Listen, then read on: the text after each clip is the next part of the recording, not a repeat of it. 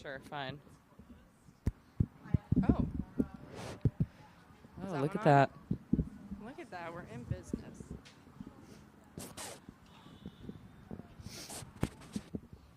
Last year I think I said good morning sports fans. Good morning Riverside. There we go. You wrote here, right? Yeah. Yeah, I do too. I'm with the sweeps team. Oh, nice. Yeah, I'm with the HPG team. Nice. I'm gonna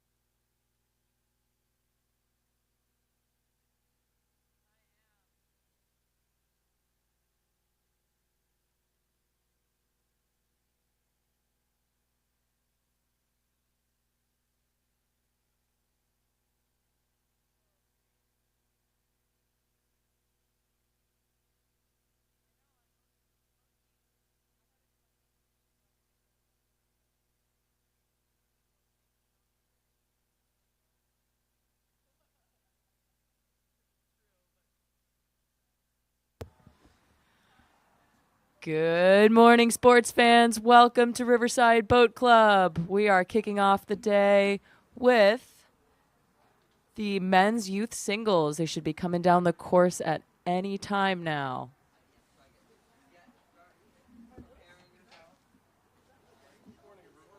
Maybe. I think so. Sounds good to you guys? Yeah.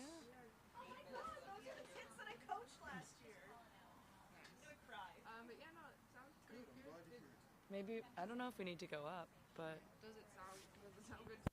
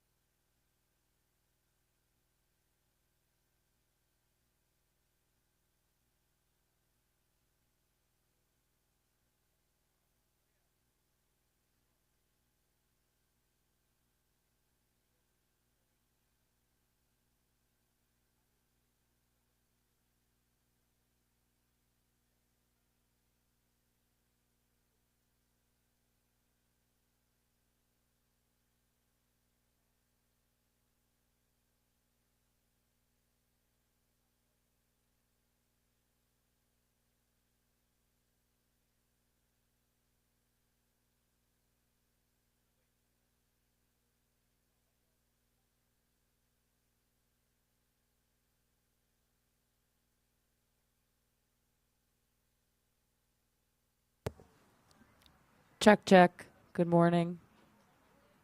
Can everyone on the dock hear me okay? Fabulous.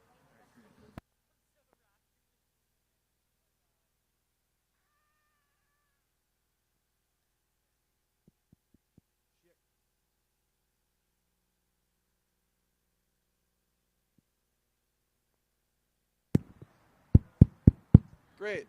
Check, check. Great. I like it. All right, you guys. I need to continue. You can just pop those off if you want. The microphones, you can turn them off.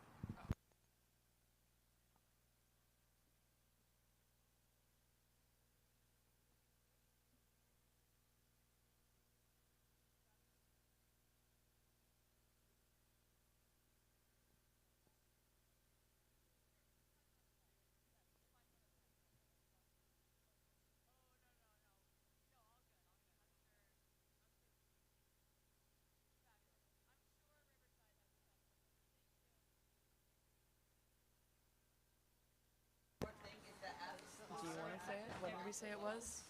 Coeur d'Alene. Coming by Riverside now, bound number 1. Elijah Harrison of Coeur d'Alene from Idaho. Closely followed by bound number 2. Redwood Scullers. Danny Gurnkov. Number 3 closing in here. Cooper Hagan of SORA from Orlando, Florida. Followed closely yet again by Henry Davison of Oakneck Rowing from Bayville, New York.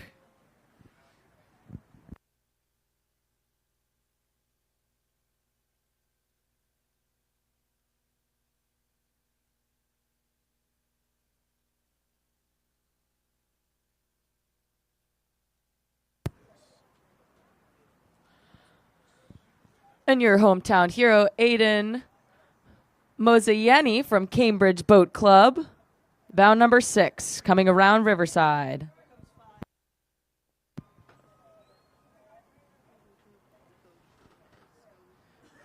Bound number 5 coming through. Luka Gotsky from Bergen County.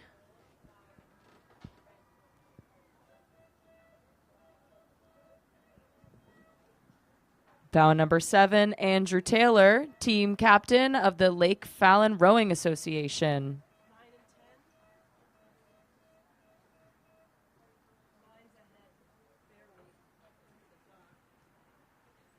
Bound number 9 coming real close to Riverside now, hugging that buoy line. We have Samuel Subramanian, Brunswick School. We have bound number 10, Grayson Lee, California Yacht Club. Bound number 11, Matthew Simmons, Oakneck Rowing Academy. And bound number 8 coming by, Redwood Scullers, Henry Slinger.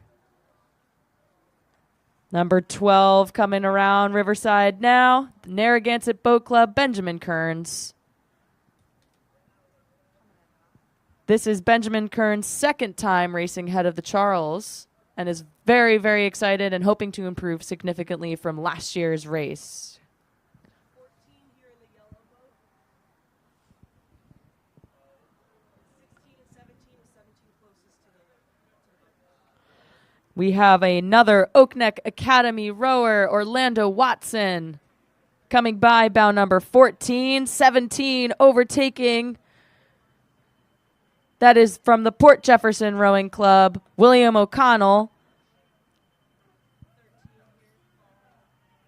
And Finn Hayes of the Brooks School. We have bound number 13 coming by from Wichita, Kansas, Aiden Myers. Aiden is the team captain of his rowing club.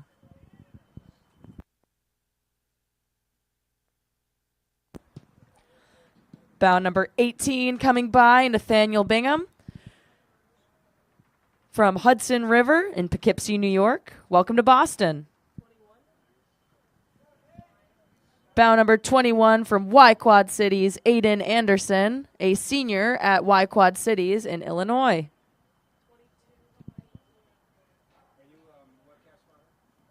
And we have bound number 22 from the Haverford School, Evan Wang. We have 20 edging out 19 here. Lincoln Park Boat Club, Jeremiah Lesniak.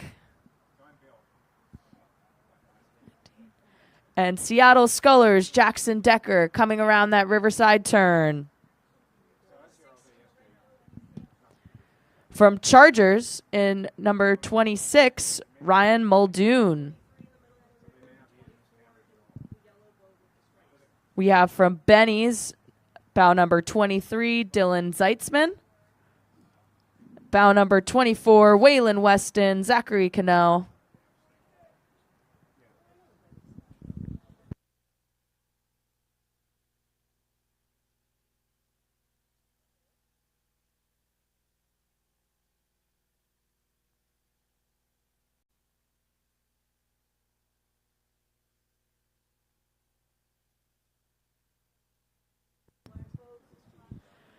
Coming around the bend now. Northwest Arkansas, Jack Meyer, who attended U.S. Rowing Dev Camp this summer. We have bow number 29, Pegasus, from Berwyn, Pennsylvania.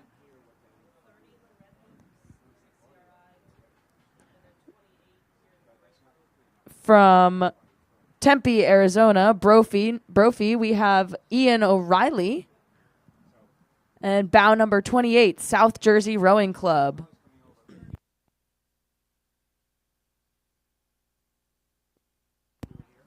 From Malvern Preparatory School, we have Luke Miller. Bow number 32, V Skulls from Old Greenwich, Connecticut, Abraham Milgram. And bow number 33, North Island Rowing Club, Ryan Deramere.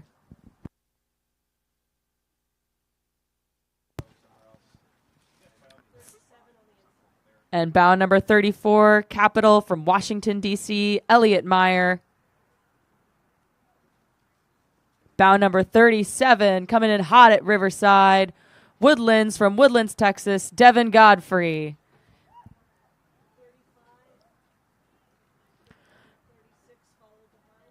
Bow number 35, Lake Leonau, Leo Lombardi.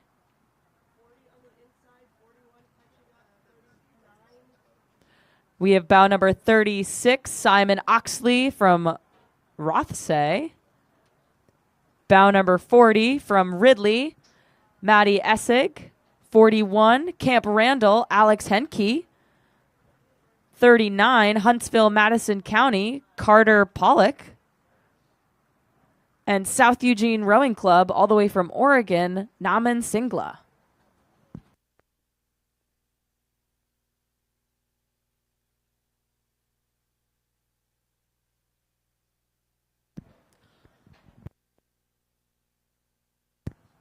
Bow number 43 coming around the turn from Leander, Canada, Braden Durkak. Bow number 42, Space Coast Crew, Joshua Ogburn. This is his third year rowing, an Eagle Scout, an athlete who's been earning his way up the team, and a team leader who works very hard. Bow number 44, Lake Oswego Community Rowing, Owen Benacasa. Owen placed third this year in the U17 single at Youth Nationals. And last but certainly not least, for the men's youth single event from Ridley, Mahmoud Radwan.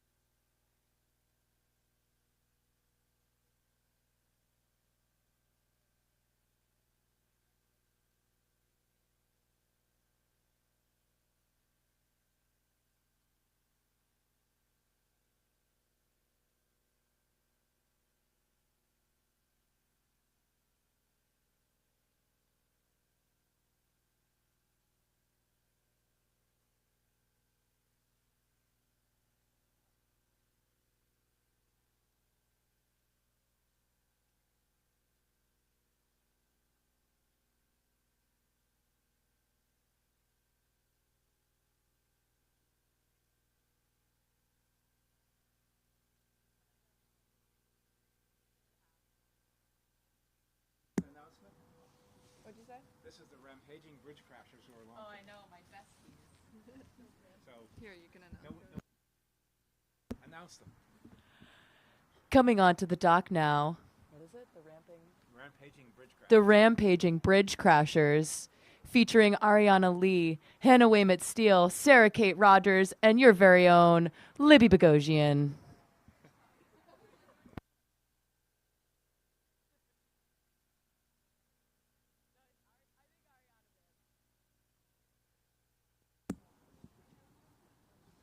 They're so funny.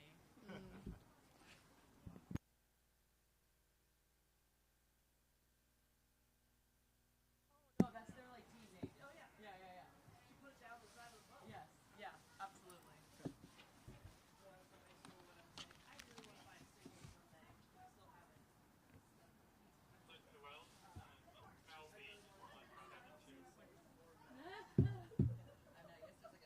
That's awesome. I do too. I would. All right, I see bout number 2 of the youth women's singles coming through. That's Autumn Crow from St. Catharines, Ontario. Bow 1 coming in towards the dock, Maeve Cohane from Narragansett. And bow number 3, Olivia Petterai from Redwood Scullers.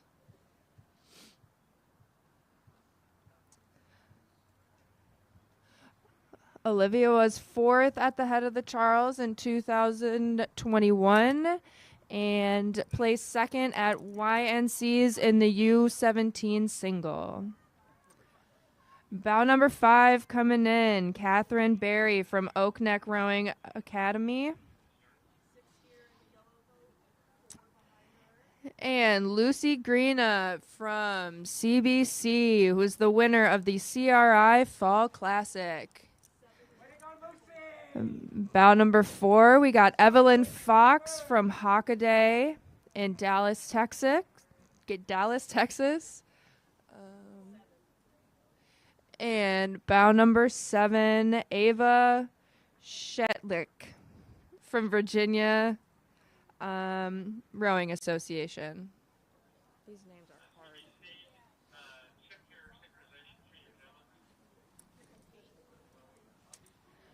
Coming in towards the Riverside dock, we got Jenna Glowacki from Potomac.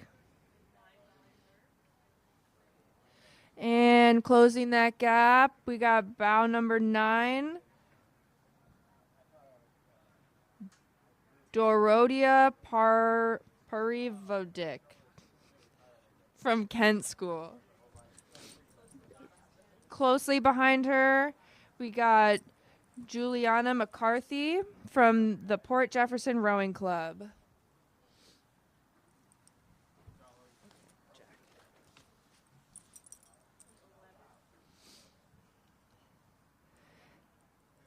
And rounding that turn towards the Riverside dock, we got Sophia Sadar-Reese from Oak Neck Rowing Academy.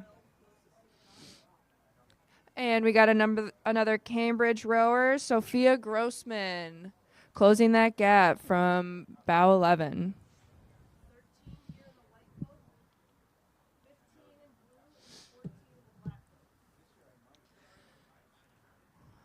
All right, in this group of 3 out front, we have Isabella Laddie from ACRI, then Anna Hotley from Waterfront, and Lauren Durkin from the Port Jefferson Rowing Club.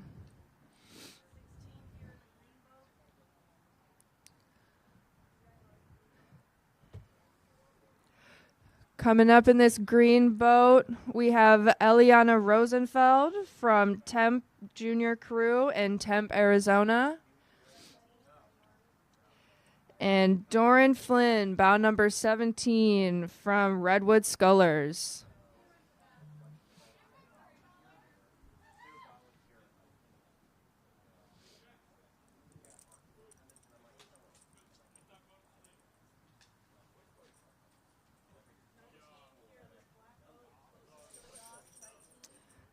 And 19, really hugging that buoy line. We've got Lily Finch from Seattle Scullers.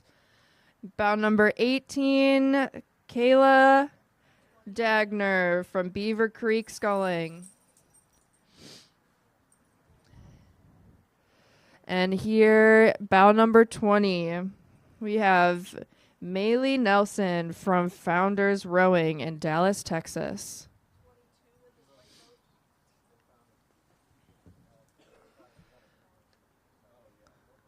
Bow number 22 coming in next, Molly McDonald from South Jersey Rowing Club. Thank you.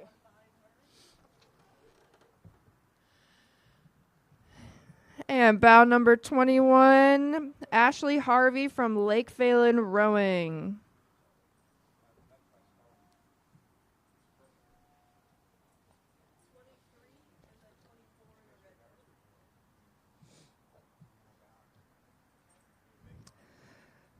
Coming in next, we got bow number 23, Enya Gilroy from Rockland. And Alexandra Baugh, bow number 24 from California Yacht Club.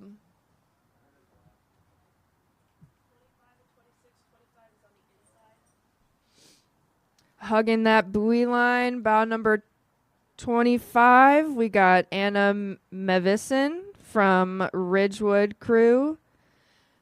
And inching ahead is bow number 26 with Finley Cicero from Seattle Scullers. I know,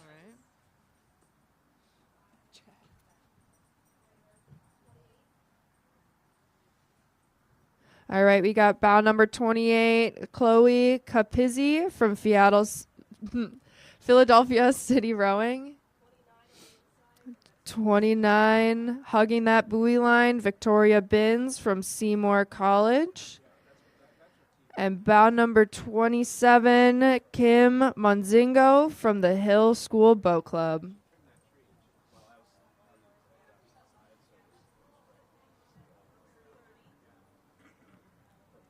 Coming around the corner here, bow number 30, Evelyn Watkins, Athletes Without Limits in Washington, D.C.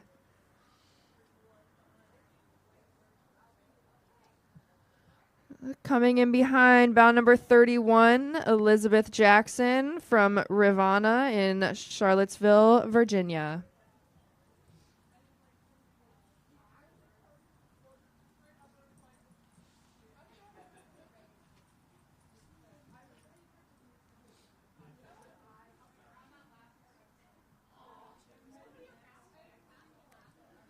Rounding that corner, bow number 32, Ava Thingpen from Hockaday in Dallas, Texas.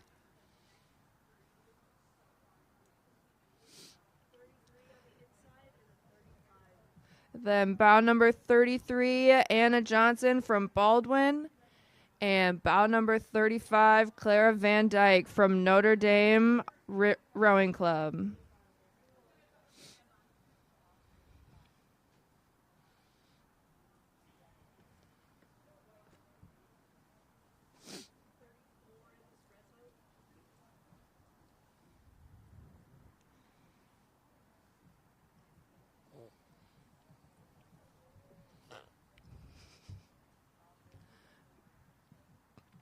Bow number 34, Cecilia Prestifilopo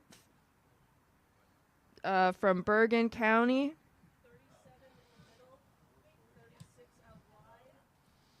Bow number 37, Claire Junis from R.A. Greenwich.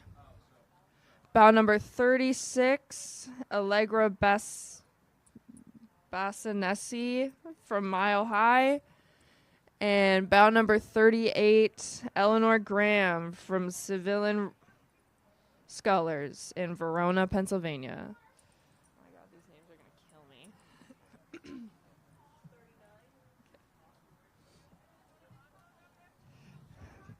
Bow number 39, Selena Hescock from Connecticut.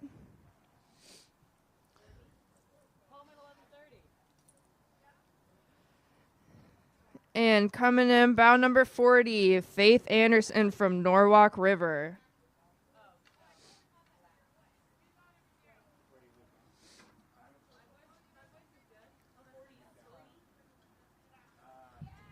Coming around that corner, bow number 43, we got Catherine Moat from Episcopal School of Dallas.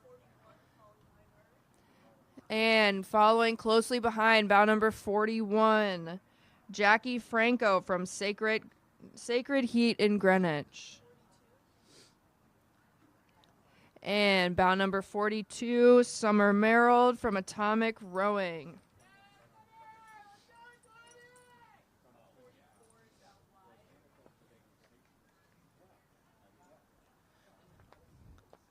Coming around that corner, bow number 44, Rachel Dowd from Red Dog Rowing.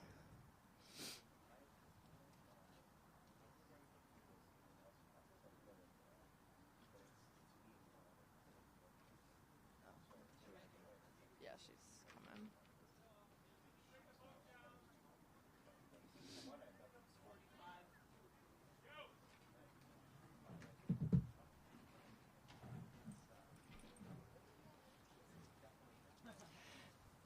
And coming around the corner, bow number 45, Gabriella Carnival from Long Island Rowing Club.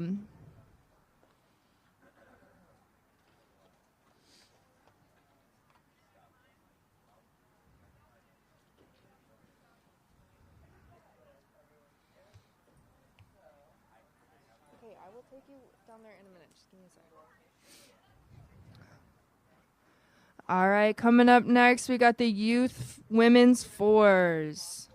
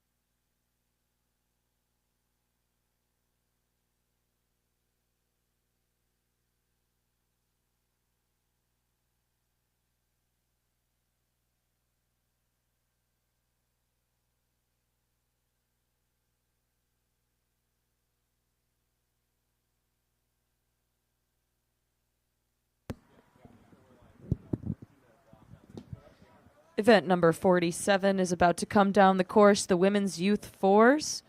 The quality of the Women's Youth 4 event continues to rise and has attracted a strong competitive field of 90 entries. Jackson Reed High School from Washington, D.C. won the event by just half a second last year in 2021. That means every single stroke counts when that margin, to pinch that margin down. They return at bow number 1 to defend their title. Bow 2 is going to be Phillips Exeter, are also back to find out if that extra half a second on the course this year, if they could overtake that. Row America Rye stands at bow number 3. They are back this year with just 1 second behind Phillips from last year, so it will be battling out for that first place finish this year. The next 5 entries with Pelham Community Rowing. Shout out to them. That is my alma mater. NorCal Crew, Connecticut, Northfield, Mount Herman, and your local Windsor School. They are all returning from 2021, so expect some tight racing down in this event. We should be seeing them any second now. Riverside, get excited.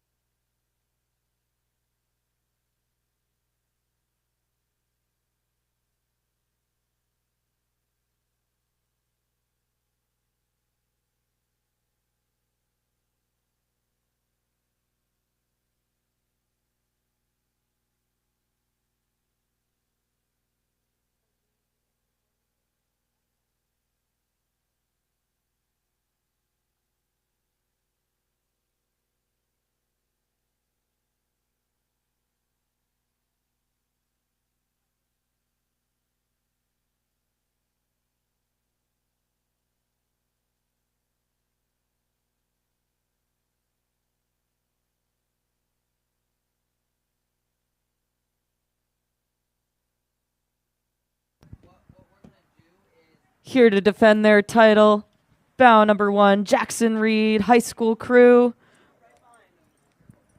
Number 2, pinching in on that margin, Phillips Exeter.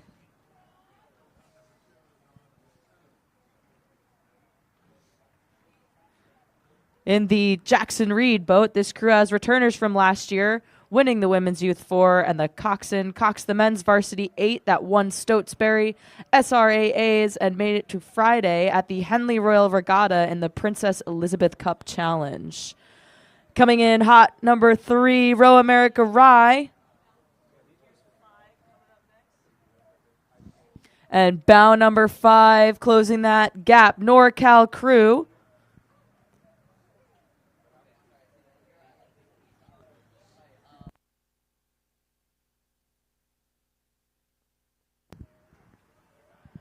Coming around the bend now, Pelham Community Rowing Association. We have quite a young crew here. The average is 15 years old, so going against some very competitive older athletes here. You have Connecticut Boat Club coming on that line, having a great course here. All 4 athletes raced at Youth Nationals in different events, and Caroline and Annika in this 4 from CBC won bronze in the Youth Nationals pair. Number 7, Northfield Mount Herman. NMH has been rowing in the men's and women's event at Head of the Charles since the early 1970s, so keeping up a nice long tradition here. 2019, the Youth Women's 4 raced to a second place finish. Number 8, coming through the Windsor School, right on the Charles River. All girls independent, located in the heart of Boston, and these girls pride themselves in both rowing and looking for a fierce start of each race. On your outside here, you have bow number 9, Morristown High School Rowing, 2022 New Jersey State Champions, placed 7th last year. And bow number 10, CRLS, Cambridge Ringe and Latin, right here on the Charles, on their home course. Bow number 11, Saugatuck Rowing. Bow number 12, Greenwich Crew. Skitty Bop Bop in their description today. Go get 'em, girls.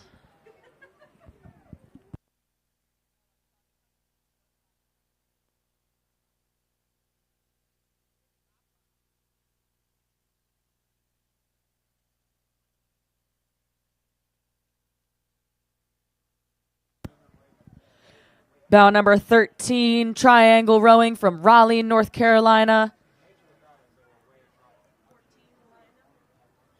Bow number 14, Three Rivers Rowing. In the Triangle Rowing boat, the 3-seat, Annalise Hall just returned from Coastal World Rowing Championships in the UK. She is also a national champion in the single last year.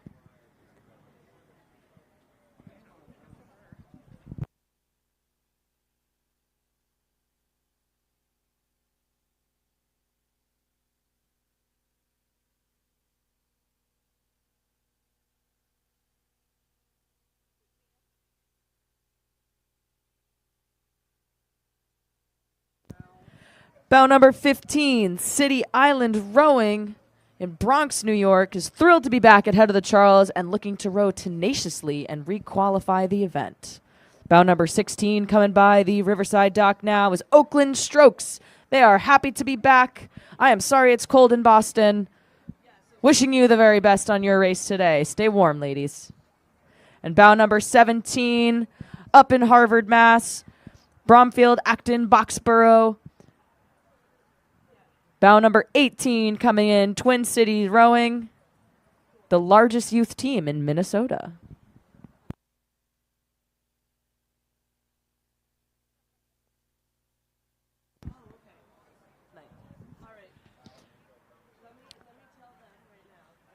And coming by the dock right now, we've got bow number 19, Ann Arbor Huron. Ann Arbor returns for its 15th consecutive year, hoping to improve their 19th place finish in 2021.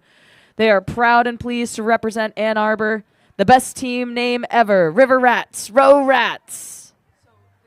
Coming by in this great King Racing shell, bow number 20, Camp Randall.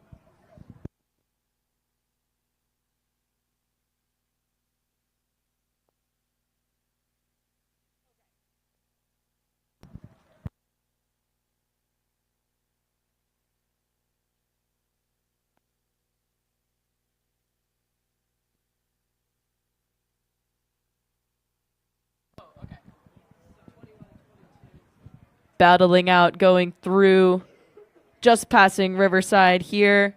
We have TBC Racing. It is the first 4 from TBC Racing. And you had Westside Rowing Club. Westside Rowing Club is excited to be back in Boston.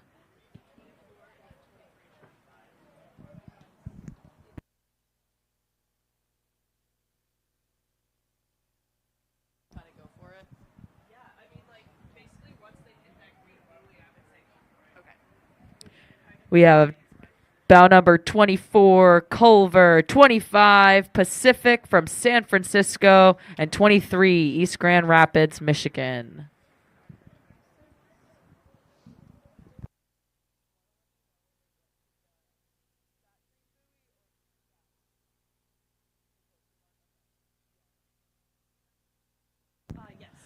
Bow number 26 coming by, Nashville, Tennessee.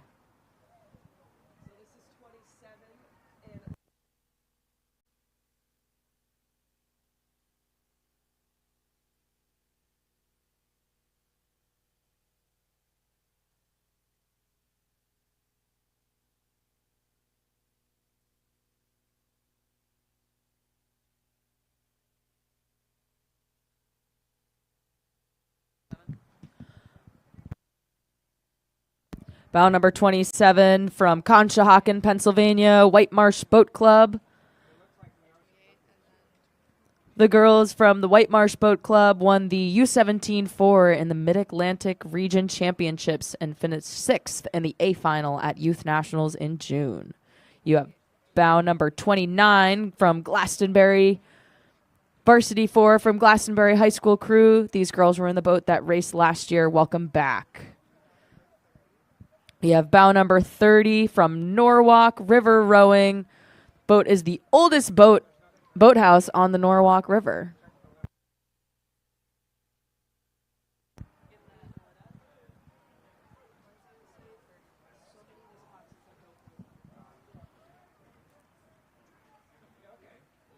It's bow number 31, Jackson Reed High School.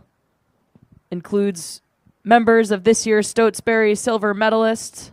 We have Holy Names Academy coming from Seattle, Washington, an all-girls Catholic school, requalified their crews since 1993.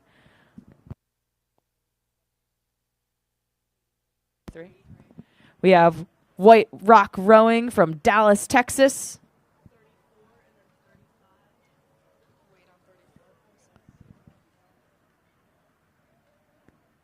We have bow number 34 coming in from Port Washington, New York. We have Port Rowing, closely followed by bow number 35, River City from West Sacramento, California.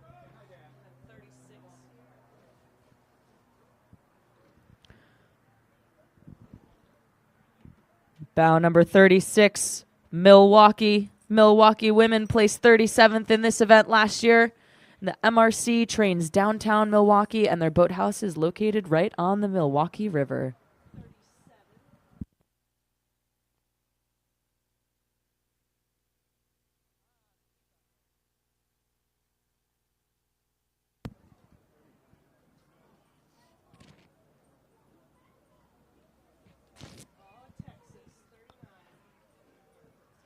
Bow number 37, Chargers with that nice bucket rig here.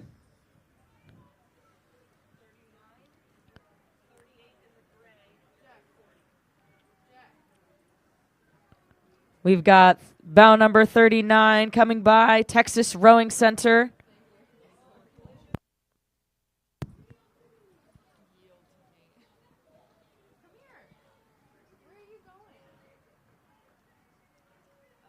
And fighting it out here, coming by Riverside, is bow 38 and 40, Hingham High School and Triangle Rowing from Raleigh, North Carolina.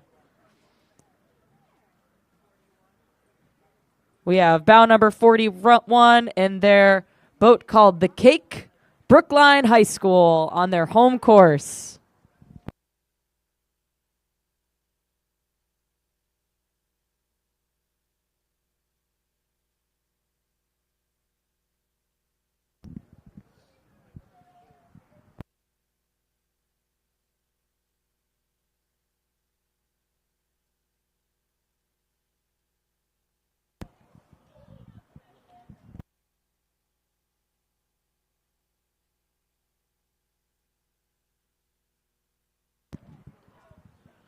Bow number 42, another local Boston crew on their home river, Cambridge, Ringe and Latin School.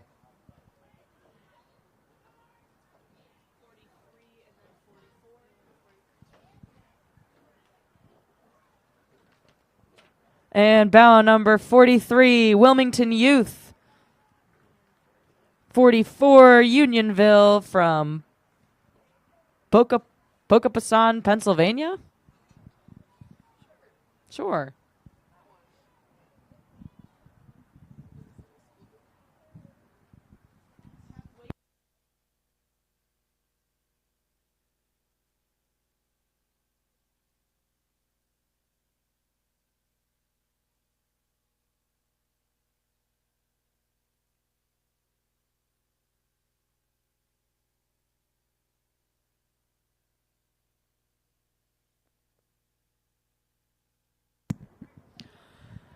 Coming by now, we have bow number 45, Buckingham, Brown, and Nichols School.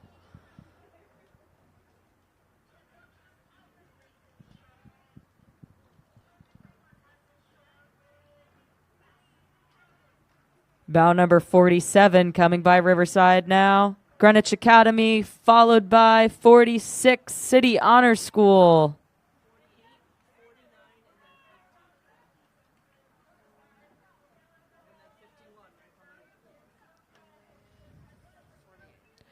And bow number 48, the Brooks School from North Andover, Massachusetts. Pinching that margin there, coming through the line at Riverside is 49, Blood Street Skulls from Old Lyme, Connecticut. And bow number 50 from Nobles, Dedham, Massachusetts.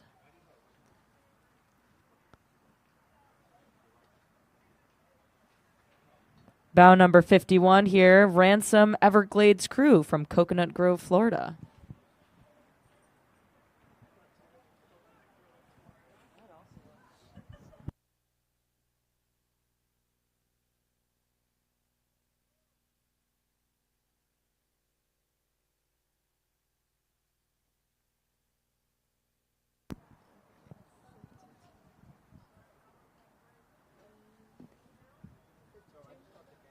Bow number 52 coming by Riverside now. We have Westford Academy rowing out of Forge Pond in Westford, Massachusetts.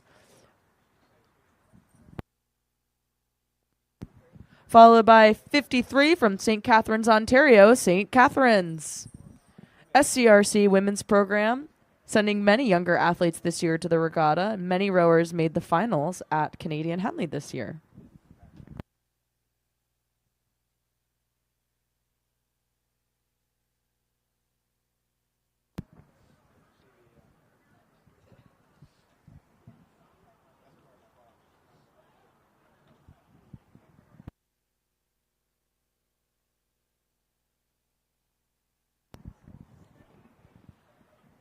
We have bow number 56 coming in hot, Notre Dame Academy Rowing Club from Toledo, Ohio.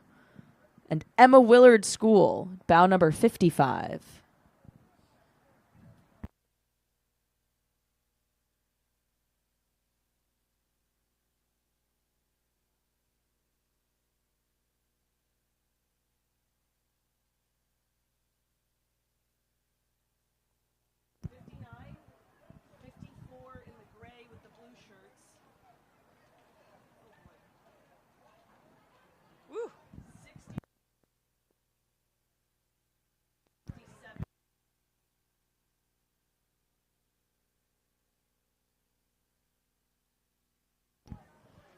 Bow number 59 coming by now, First Coast from Jacksonville, Florida. Bow number 60, St. Ignatius from Chicago. 54, Watupa Rowing Center in Fall River, Massachusetts. 58, Buffalo Seminary. And 57, Cortland Community Rowing in Verplanck, New York.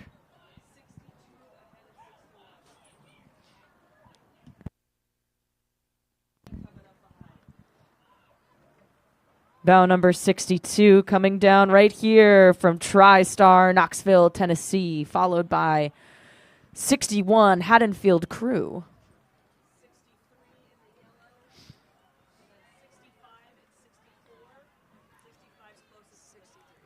Bow number 63, St. Paul's in Concord, New Hampshire.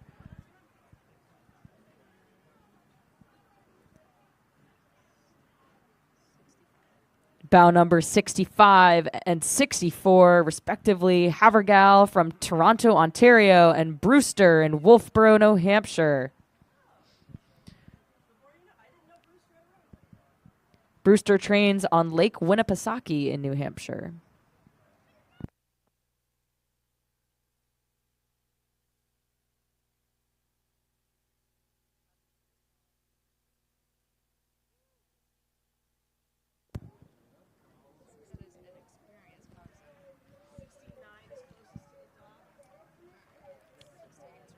Bow number 68 looking sharp here. We have OKC River Sport. And 66 coming through that line, another Brewster Academy. And 69, Nereid. And bow number 67, Terryfield.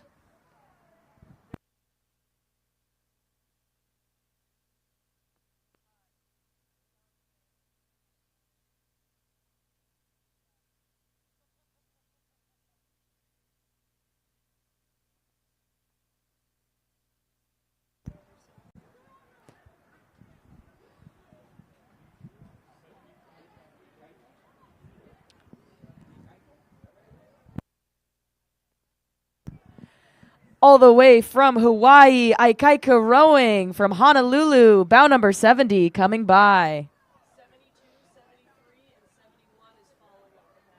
We've got a good battle coming through here. Bow number 73 inching through past Riverside, Newport from Newport Beach, California. 72 Gainesville area rowing. And bow number 71 Albany Rowing Club. So Ikaika Hawaii has the only youth rowing program in the state of Hawaii, and their small group of rowers come from all over the island of Oahu, from various water sport backgrounds with goals of rowing in college on the mainland, and they're very, very excited to be the first crew to represent Hawaii on a mainland regatta in 50 years. So really excited to have you here.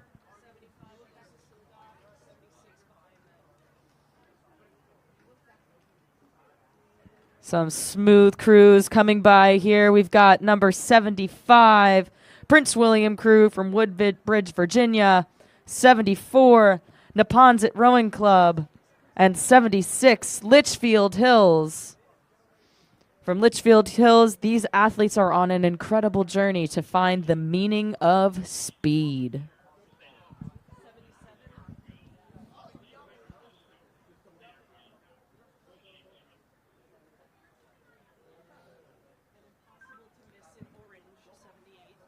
We have bow number 77 crossing by Riverside, Upper Arlington. The Crew Bears graduated half of their team last year and are very excited to showcase their rising talent.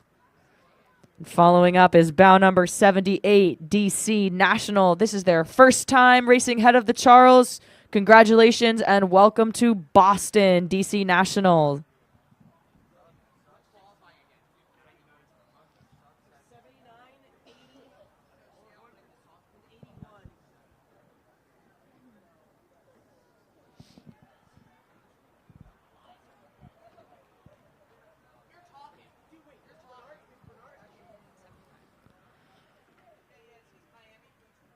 On their way down the course, we have bow number 79, St. Paul's Girls. Bow number 80, Whitman Crew from Glen Echo, Maryland. And we have bow number 81, Manhasset High School from Port Washington, New York. 79 was from London. Oh, really?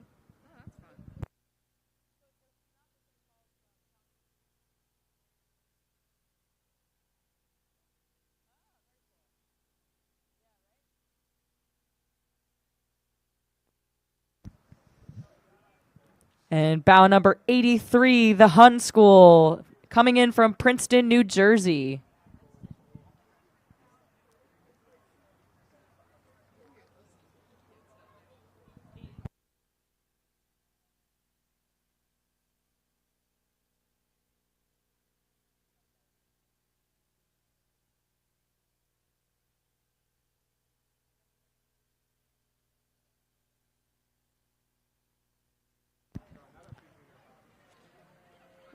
Bow number 82 coming around here, Middletown, Connecticut.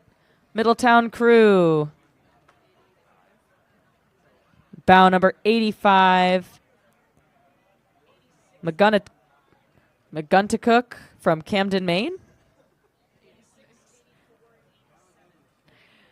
Bow number 86, South Jersey Rowing Club.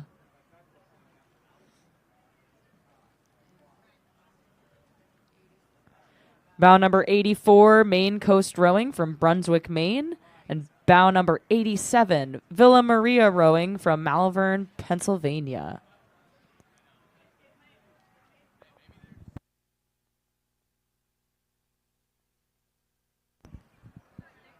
So Villa Maria is only going into its 4th year as a varsity sweep program and has had some really strong showcasings. So good luck.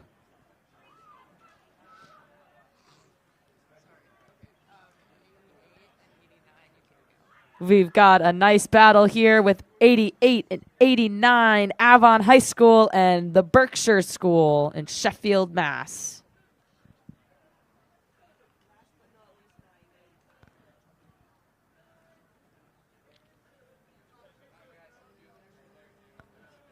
And last but certainly not least, rounding out the field for the women's youth coxed four from Lowell, Massachusetts, Lowell High School.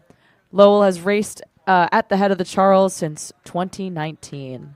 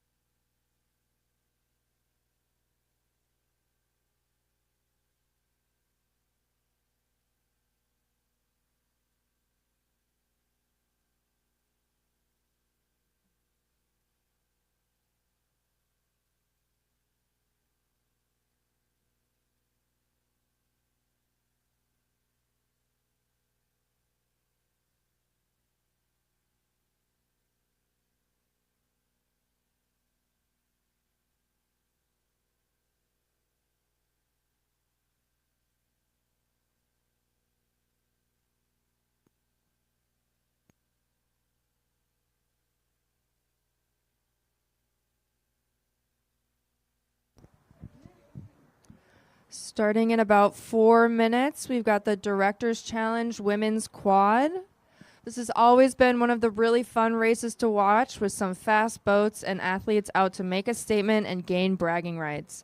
And always watch out for a few costumes. Bow 1, a composite crew with athletes roaming from several clubs, won the event in 2021 and in 2018.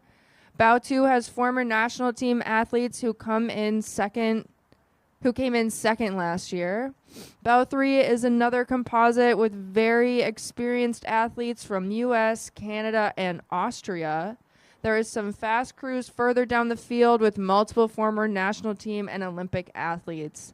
The athletes range in age from their 20s to their 70s, and the final result is adjusted for an age handicap. That's starting at 8:56, so we should be seeing them in about 10-ish minutes.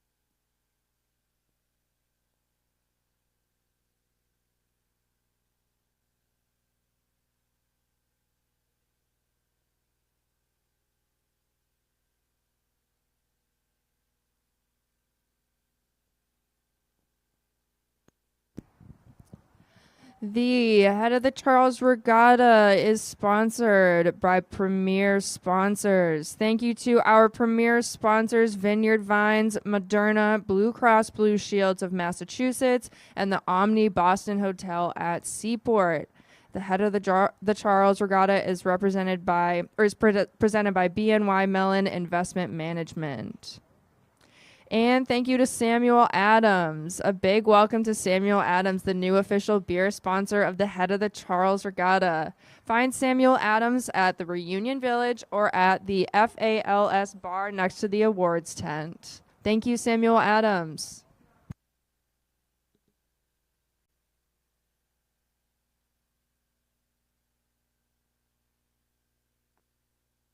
Two more in here.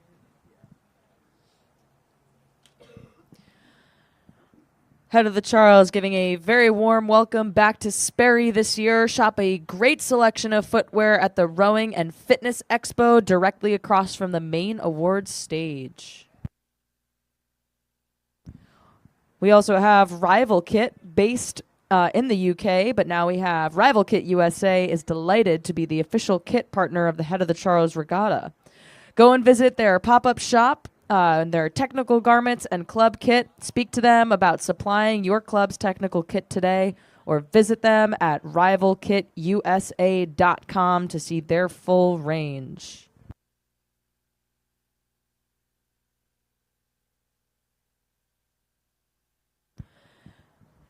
And someone that everyone is familiar with over the last few years at Head of the Charles, the BNY Mellon Investment Management. They are the presenting sponsor, is one of the world's leading investment management organizations encompassing BNY Mellon's affiliated investment management firms and global distribution companies. Thank you, BNY Investment Management. Welcome back to Head of the Charles 2022.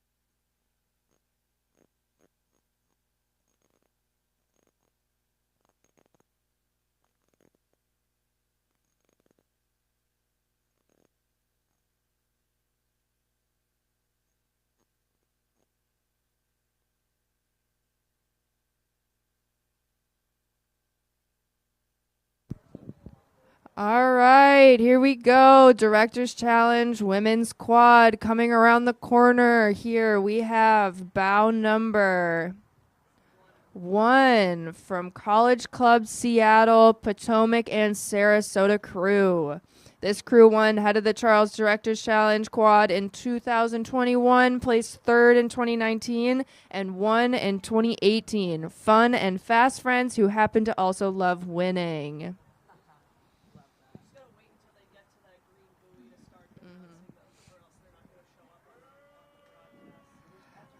All right, we got bow number 2. The 1997 National Lightweight Team Alumni Quad.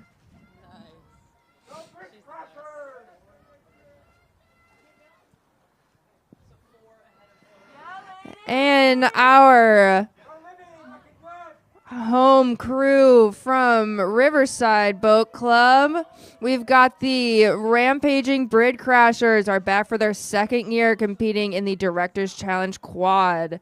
These 4 RBC athletes are primary sweep rowers, so they hope they can find their way to the finish line without a coxswain. Yeehaw!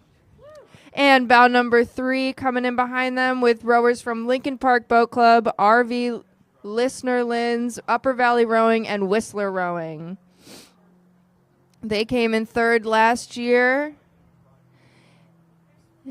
and have numerous golds amongst the 4 of them. And coming through, we have bow number 5 from Marin.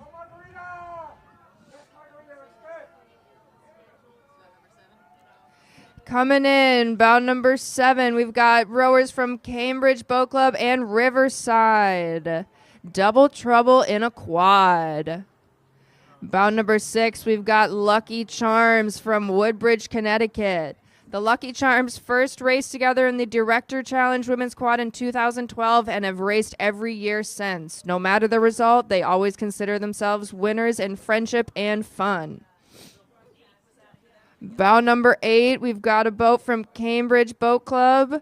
They row, ride, and travel together. One can never have enough toys, boats, bikes, skis, etc., or adventures. And bow number 9 coming in, Blood Street Skulls from Old Lyme, Connecticut. They are so happy to be back, and we are happy to have them. Bow number 10 making that turn from CRI. This group has been rowing out of CRI for a number of years. They mostly have a great time laughing and rowing hard. Bow number 11, Duxbury Bay Maritime School. They have a birthday girl in 2-seat. Happy birthday, Colleen Carroll.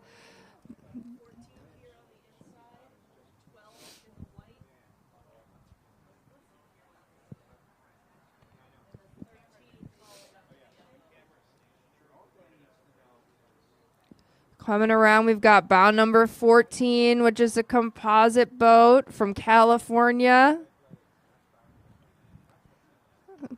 They call themselves the Bay Area Department of Arrogant Scullers Society.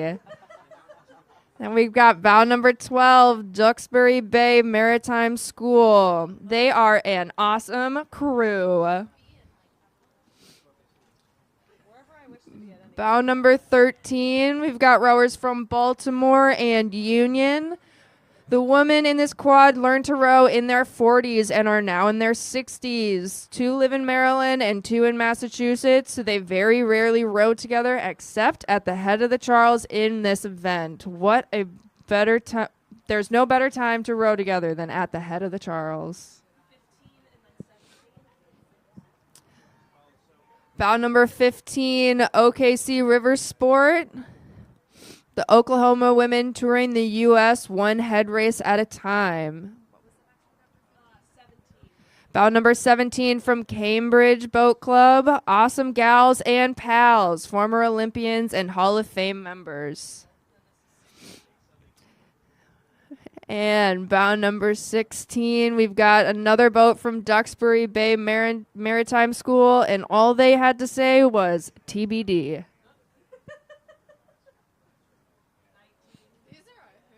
I love these. Bound number 19 coming through. This is another composite. We've got a couple rowers from Upper Valley Rowing, and they are very excited to be here. They are happy to return to the head of the Charles.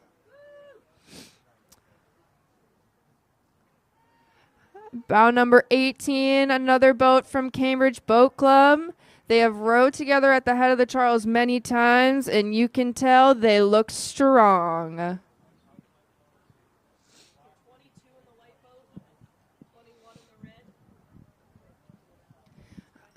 All right, this will be coming into your screens shortly.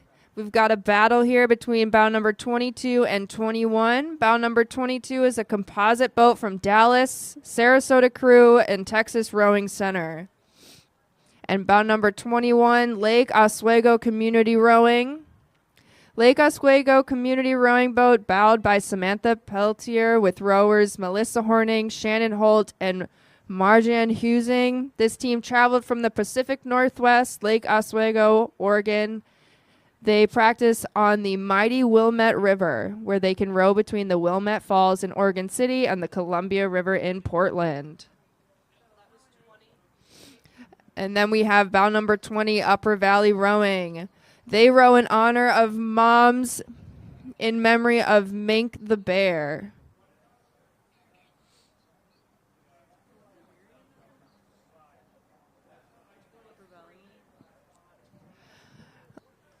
Bound number 23 coming through from Chinook and Whidbey. All four of those women have raced at head of the Charles many times in both sculling and sweep boats. They look forward to racing again and also bringing awareness to Row for the Cure. 25, 27, and then 24. Bow number 25 coming through. We've got a composite boat from PCRA, Saugatuck, and White Marsh Boat Club. They're the fastest quad in the East. Bow number 27, we got Ann Arbor Rowing Club. This quad represented the U.S. at the 2020 Sydney Olympics, finishing 5th. They have not rowed together since finishing the final in Australia. 3 of them have remained in or near Princeton, New Jersey, with ties to the national team, and 1 lives in Ann Arbor, Michigan. What was that other one? What was the one after? And bow number 24, we've got another boat from CBC. Over 80 years of sculling experience. Dang, that's impressive. We got bow number 26, Duxbury Bay Maritime School. DBMS is a nonprofit institution on Duxbury Bay providing maritime education for all ages. Bow number 28 coming through. We've got another composite boat of Charles River regulars from Cambridge Boat Club and Riverside Boat Club. Middle management has a storied history within the HOCR race committee. The boat includes the current race director, 2 former race directors, and 1 member who really wants to be the race director. They are shirking their operation duties so they can justify a second breakfast. That's really the only reason why I row too, so I feel that. All right, coming through, we've got bow number 29 from Lake Union in Seattle, Washington. They are 4 lucky ladies to be able to help support this event. And we got bow number 30 coming in behind them. Another Riverside Boat Club. This is the mother-daughter quad. Back for action in 2022. We've got 2 mother-daughter pairs in there. Bow number 32 coming through. Another Cambridge Boat Club quad. They are all head of the Charles veterans. And bow number 31 from Traverse Area Community Rowing. Their quad has been rowing together since 2021 and rowing with TACR for 6 years. Various racing experience. And bout number 34 coming through from Marin in California. O for outrageous, C for courage, T for tenacious, O for awesome women, P for powerful, U for unstoppable, S for speeding, S for strokes, and Y for Yahoo. Bout number 33 from CRI. They've got nice tight turns and tighter abs. What was after that? Is there one after that? Abs. Abs, just to be clear, ABS.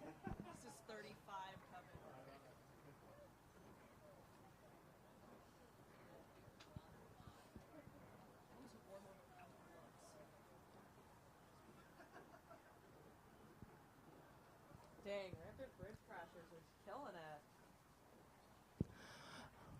All right, last but certainly not least, we've got a boat from CRI. They are a recreational but aspiring quad group, looking good, coming through Riverside.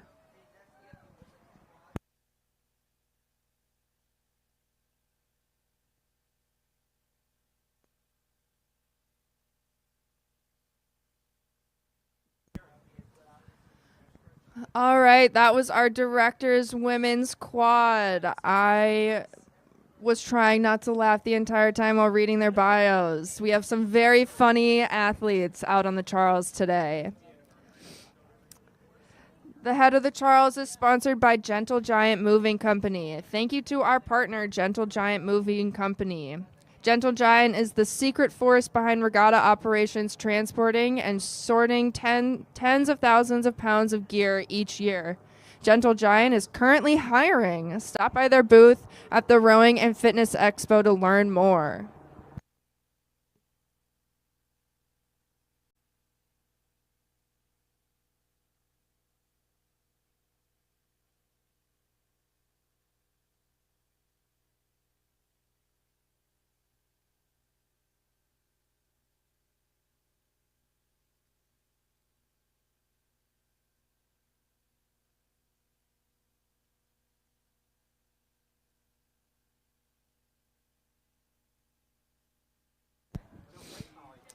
Head of the Charles is also sponsored by Hudson Boat Works. Hudson, the official gold boat builder of the Head of the Charles Regatta, will host some of the world's best rowers in the Shark Zone, located within the main expo. See how Shark Vision continues to push the pace of higher performance rowing.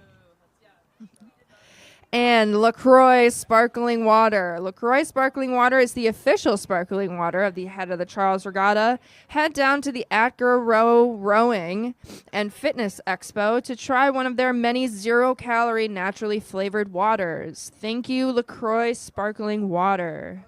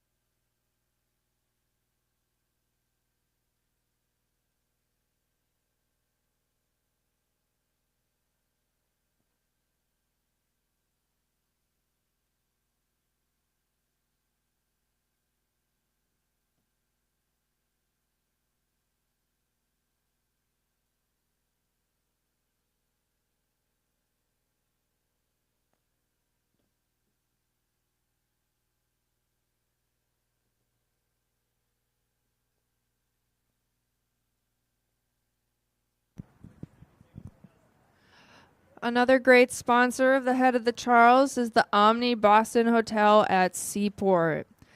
This is the official hotel of the Head of the Charles Regatta, located in the center of the bustling Seaport District, across the street from the Boston Convention and Exhibition Center, and less than 3 miles from Boston's Logan Airport.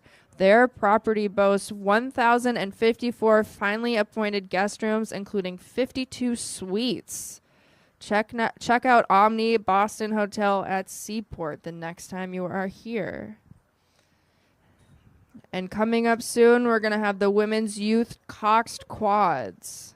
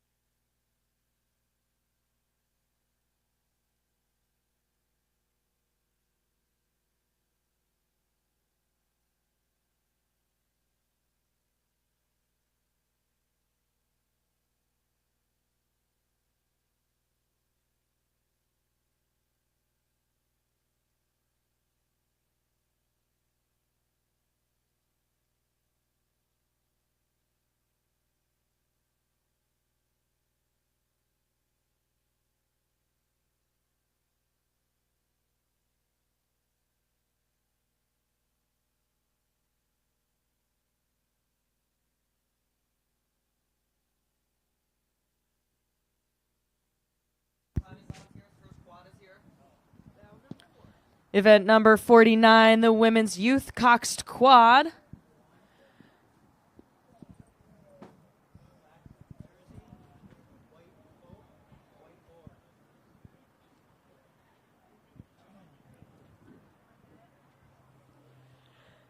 Coming by at bow number 1, Redwood Scullers. This quad returns 3 of the 4 girls from Head of the Charles 2021 gold medalist boat, as well as national champions from Youth Nationals 2021 as well.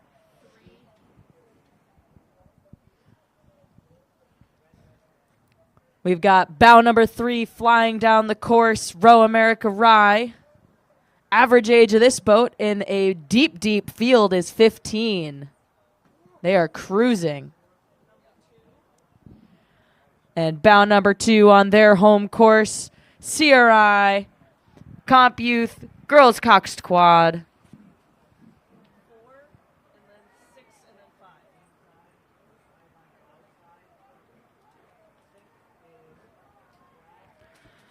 Coming by now, bow number 4, Maritime Rowing Club, a strong program. Also a fellow friend of mine, Danny Madden, is the coach up at Maritime. He coaches a great crew. Excited to see what everybody can do here. We have bow number 6 and bow number 5. Niskayuna is bow number 5 and bow number 6, White Marsh Boat Club.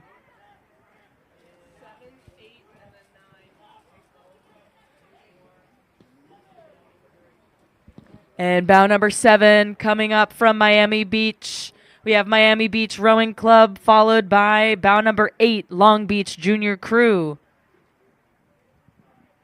Long Beach Junior Crew, quote, "We did well at Head of the Charles last year." Bow number 9 coming through, Los Gatos from Los Gatos, California.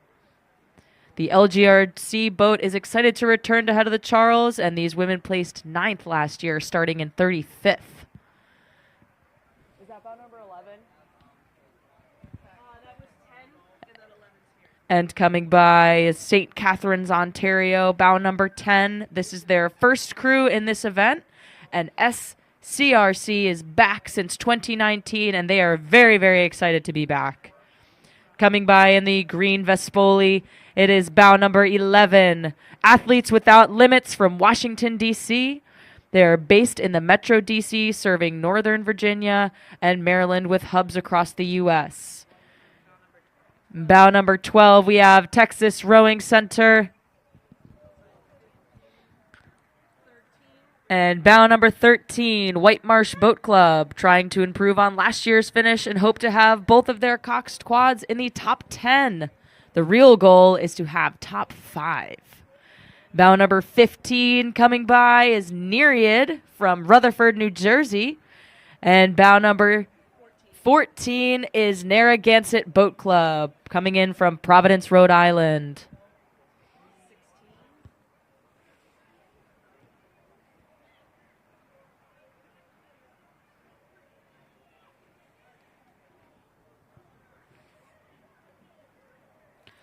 Bow number 16 in the green boat, another Athletes Without Limits.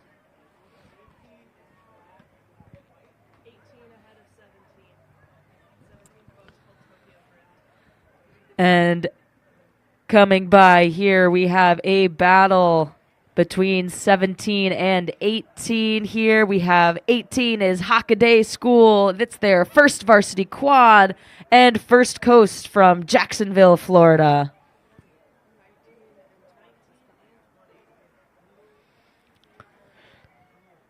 We have 20 inching by, coming near 19. Camp Randall on bow 20 and Vashon Island.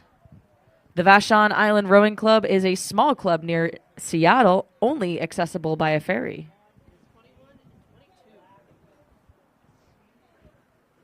Oh, I like their blades. And bow number 21 from Seattle, Washington, we have Holy Names Academy. And 22, Minneapolis Rowing Club.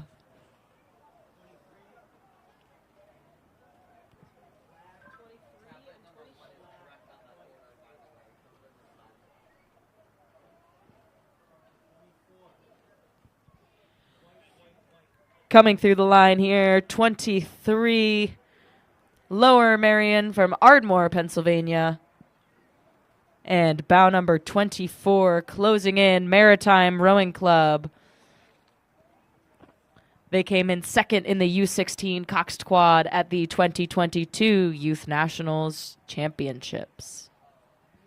Great racing down there. I saw some awesome crews this year in June, so excited to see all these athletes returning to the stage.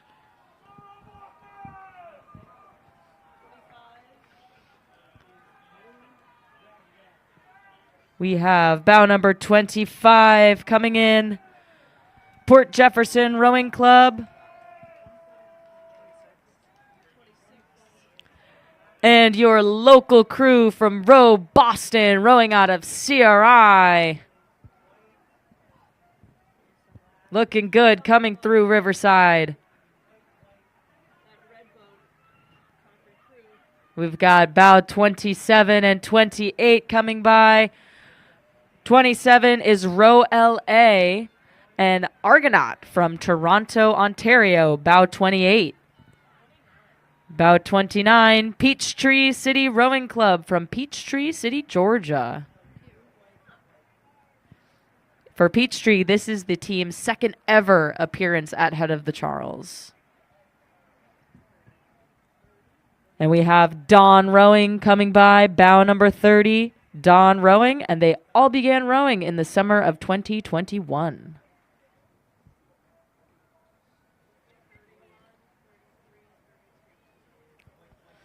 And bow number 31, another crew from Pennsylvania, Germantown Friends. Followed by bow number 33, Brentwood from Mill Bay, British Columbia.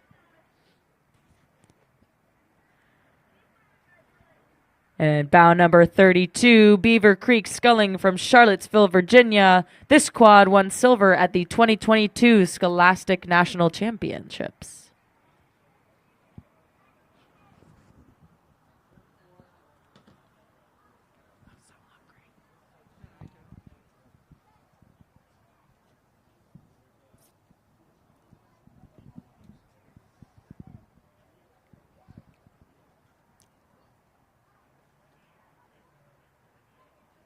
And coming through, we have bow number 34, Elmwood from Ottawa, Ontario, Canada. The average age in this crew, another young crew, is 15.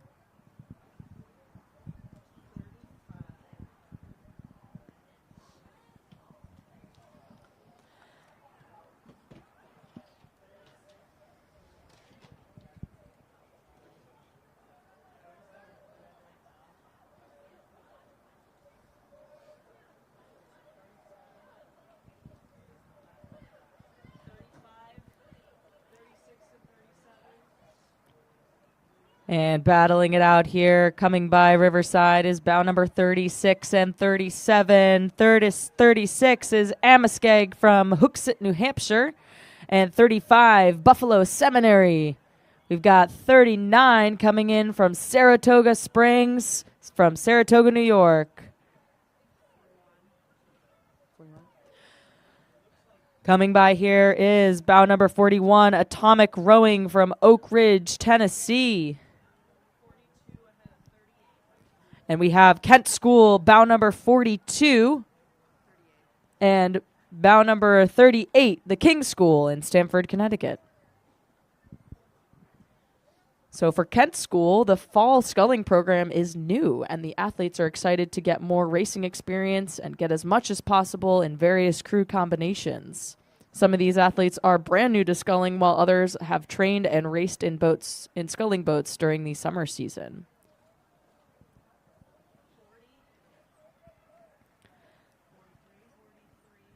And bow number 40 coming through the line is Dublin School from Dublin, New Hampshire, a small independent boarding school. And they are just starting their sculling program this year. Bow number 43, University School from South Florida. Bow number 44, Rockland Rowing. Bow number 46, Oak Neck Rowing Academy. Bow number 45, Niagara Falls from Niagara Falls, Ontario, Canada. 48, Notre Dame Rowing Club, also from Canada, from Welland, Ontario. And bow number 47, Ridley from St. Catharines, Ontario. Lots of Canadian crews coming down this year. Very, very exciting to see so many international crews racing.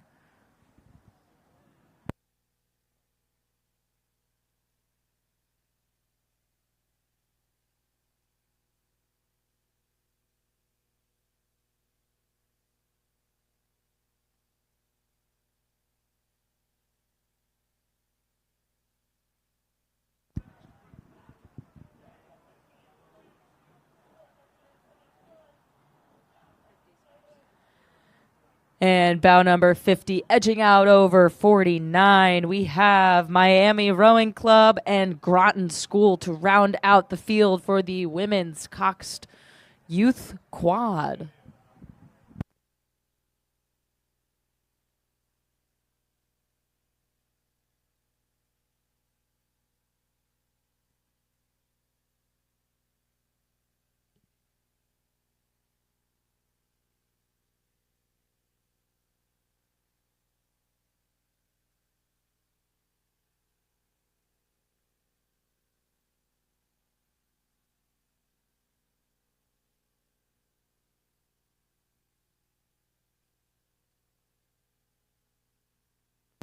And now a word from our sponsors. Italy, Boston is the proud volunteer lunch sponsor of the Head of the Charles Regatta. At Italy, we cook what we sell and we sell what we cook. We are a bustling 45,000 square foot Italian marketplace overflowing with restaurants, takeaway counters, a full grocery market, and cooking school. We invite you to eat, shop, and learn with us all season long.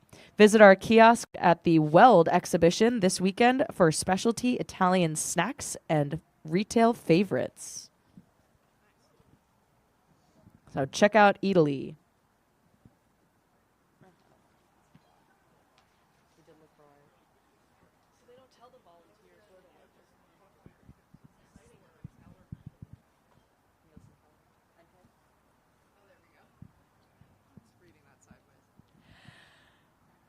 And Moderna, thank you to our new premier sponsor, who is Moderna. Looking for regatta and Moderna trivia stickers along the way, along the race course, and bridge throughout the weekend. Scan the QR code for answers.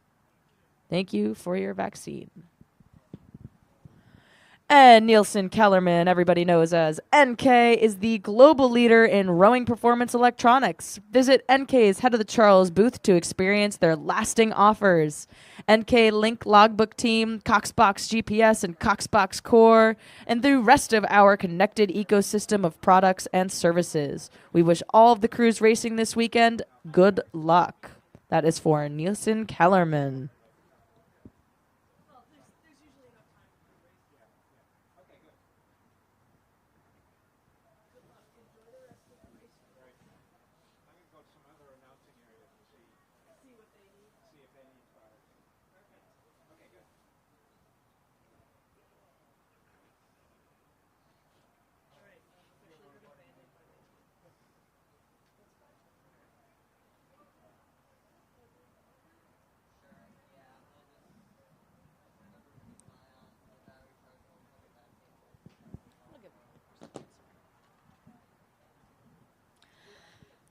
And Easy Dock is proud to be the official dock supplier and official sponsor of the Head of the Charles Regatta. We'd like to welcome every crew to this year's event and invite you to visit the Easy Dock booth to see our low-profile dock, which exceeds FISA and U.S. rowing standards and was designed specifically for the rowing community.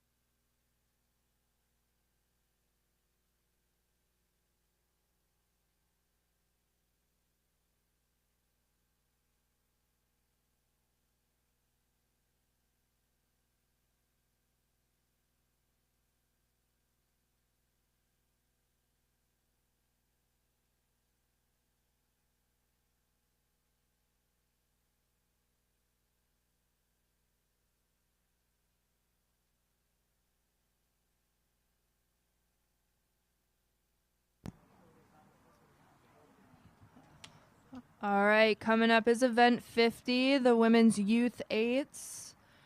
This race always attracts a deep field of top crews, and this year is no exception with 89 entries, probably a record for this event. Bow 1 Greenwich crew from Connecticut are back to defend their title, which they won by just a 3-second margin over Bow 2 Marin of Green Beret, California. Both of these crews will be chased by Bow 3 Row America Rye from Rye, New York. The top 9 crews are all returning entries, and in fact, only one crew from the last year's top 40 finishers is not returning this year. There's always some close racing, and a powerful push for taking a tight line on the course can make all the difference.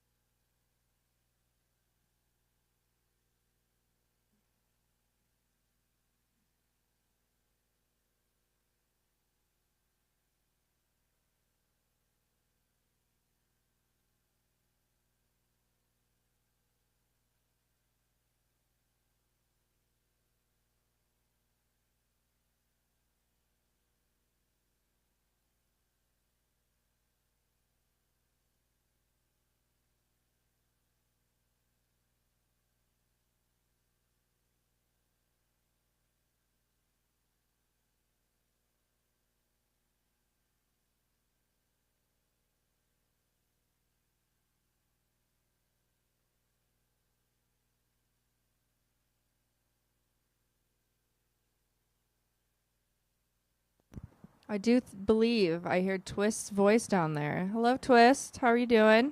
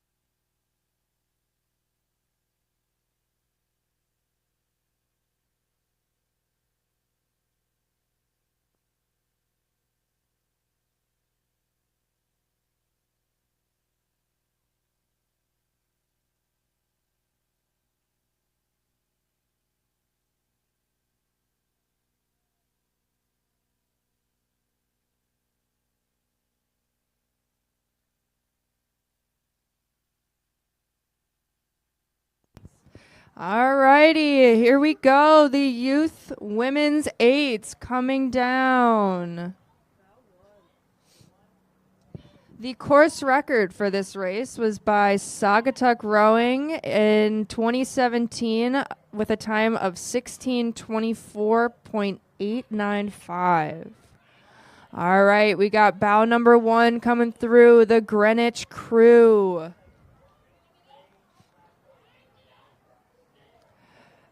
Closing that margin, we've got bow number 2 of Marin. They come all the way from the San Francisco Bay Area. I apologize, it's cold here today. Bow number 3 coming in close, Row America Rye with an average boat age of 16. And coming around, we got Saugatuck Rowing from Westport, Connecticut.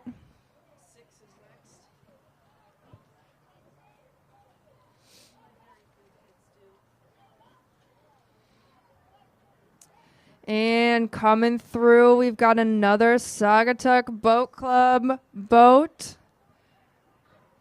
with bow number 6. Bow number 6 closing in that gap with the crews ahead of them.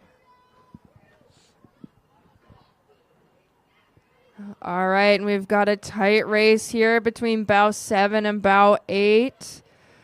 Bow 7 from Mount St. Joseph, comprised of girls from the 1V, Junior 8, and Freshman 8 from Spring 2022. And then bow number 8, Greenwich Crew. For them, jazz is a lifestyle. Make jazz, not war.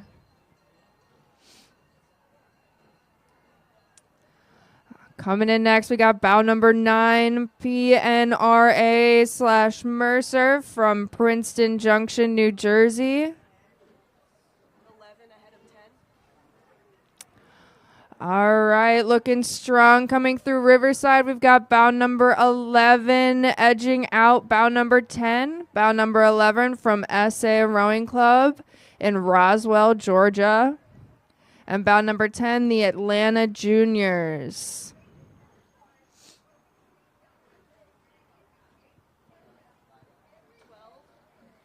Bow number 12 looking fast in their matching neon orange hats from Oakland Strokes, California.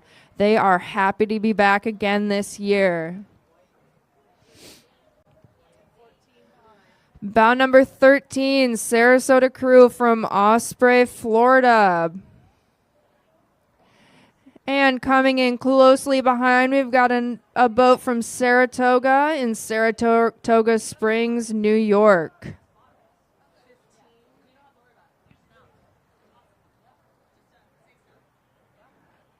Bow number 15 from Holy Names in Seattle, Washington. An all-girls Catholic school from Seattle, Washington, who has qualified crews for the Head of the Charles since 1993.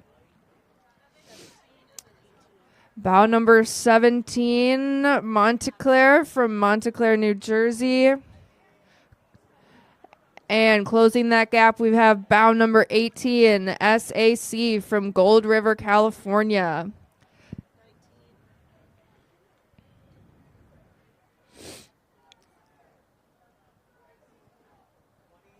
All right, bound number 19, San Diego Rowing Association in San Diego, California. Average boat age of 16. Bound number 20 from Detroit Boat Club crew. They are fire.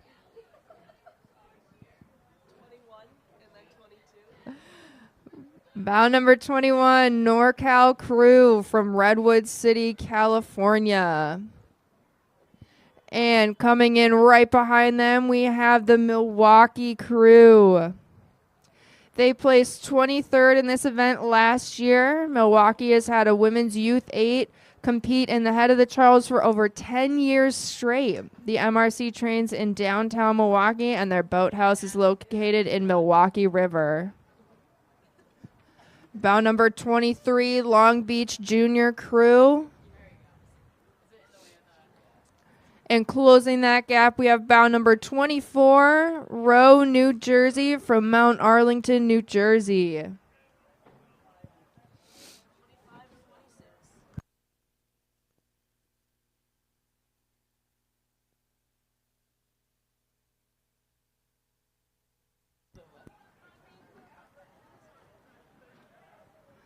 Bound number 25 from Waylon Weston. And bound number 6, Pittsford crew from Pittsford, New York. They row on the Erie Canal.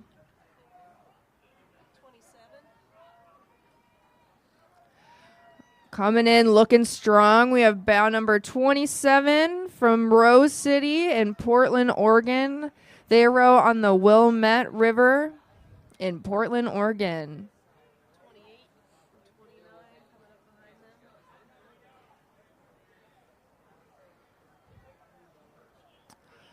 All right, coming around that turn, we've got bound number 28, Marion Mercy Academy from Marion Station, Pennsylvania.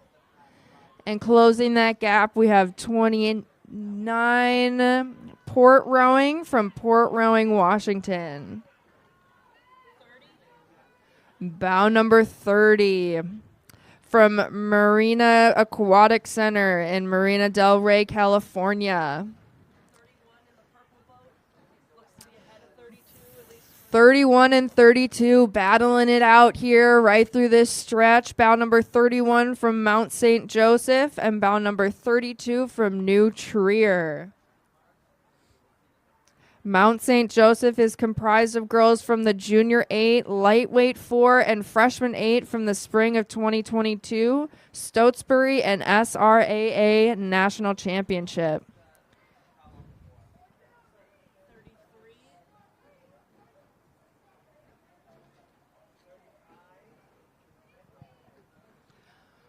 Bound number 33, Dallas United Crew. Dallas United Crew is celebrating their 20th year in 2022 and row on the White Rock Lake in Dallas, Texas.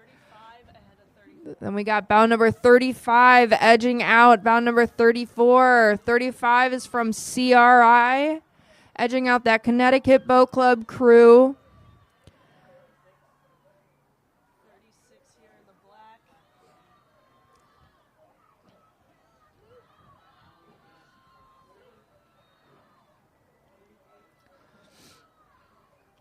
Coming through, looking long and strong. Bound number 38, Jackson Reed High School crew from Washington, D.C. This boat includes members of last year's Stotesbury Silver Medal Girls Second 8. Then we got bound number 36 and 37 battling it out. Bound number 38 from Gwendon Mercy Academy High School from Pennsylvania. 37 is Villa Joseph Marie from Holland, Pennsylvania. Coming through, bound number 40 has passed bound number 39 of Greenwich Academy. Bout number 40, Lower Marion from Pennsylvania. These girls are a mix of novices and JV. Average age of 16.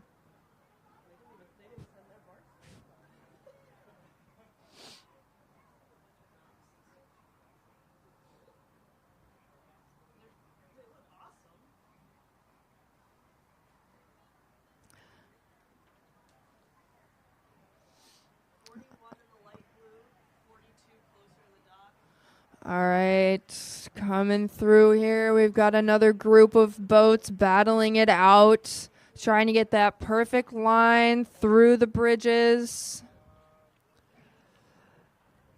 They are stroke for stroke, bow number 41 and 42. Bow number 41 from Duxbury Bay Maritime School and bow number 42 from BCC Crew. BCC Crew boat finished 5th place last year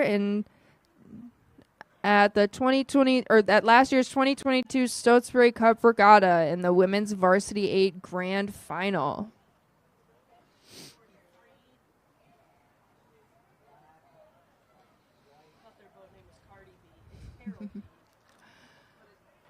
All right, bow number 43, Morristown High School Rowing from Morristown, New Jersey. Followed closely by bow number 44 from Everett Rowing Association. And closing that gap, we have bow number 45 from Mount St. Joseph in Flourtown, Pennsylvania. Bow number 46, we've got a cowboy hat featured in the Los Gatos Crew. 47, Boston Latin School, the oldest school in America. Bow number 47 coming in, we've got the Boston Latin School in Boston, Massachusetts. They're an after-school athletic club that competes with other crew teams throughout New England. Bow number 48, Miami Beach Rowing Club trying to fight off bow number 49 of White Marsh Boat Club.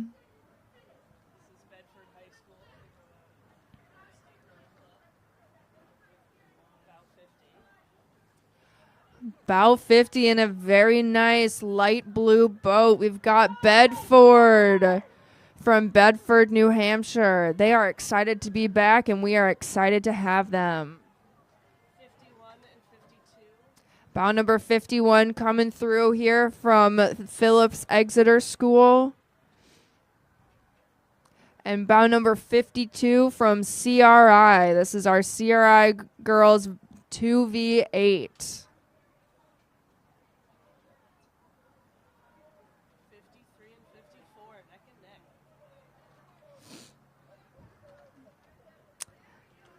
All right, we've got another battle coming through here right across the Riverside dock. Bow number 53 and 54.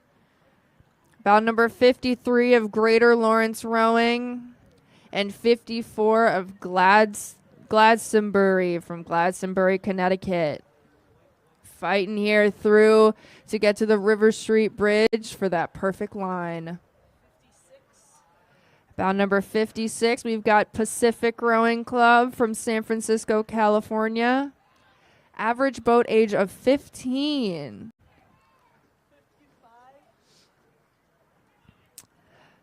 55. Bow number 55 coming through from Shrewsbury High School in Shrewsbury, Massachusetts.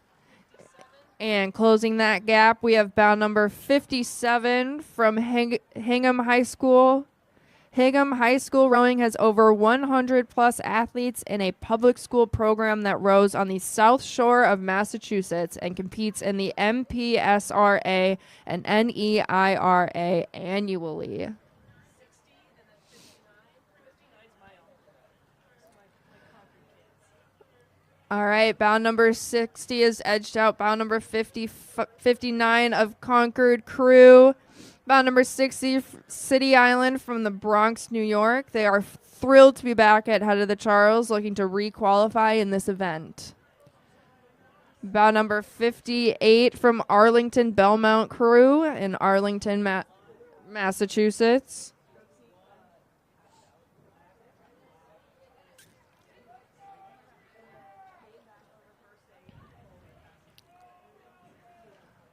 All right, we have bow number 61, WJ Crew from Bethesda, Maryland. Bow number 62, closing that gap from Newton Country Day.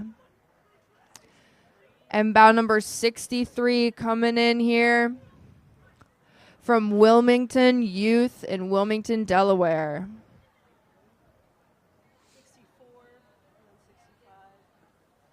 Closing that gap again, we've got bow number 64 from Oyster Bay Community Rowing. They have a strong senior class getting some backup from the up and upcoming sophomores and juniors.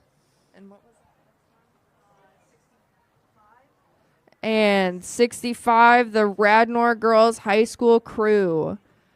This is a scholastic program in the greater Philadelphia area. The lineup is a mix of seniors, upperclassmen, and lightweights. This is the first race on the Charles for these girls. Welcome.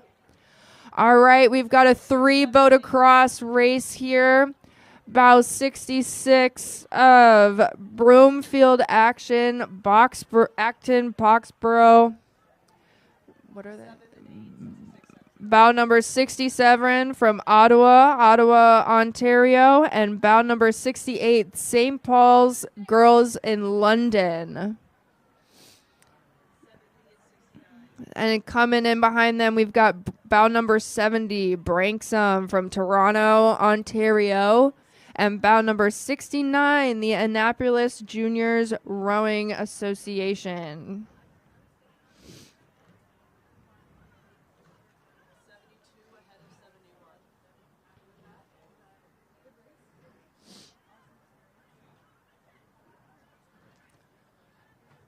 All right, we have bow number 72 coming through here from the Whitman Crew from Glen Echo. And we have 71 King's Chester from Chester, England. Welcome to USA.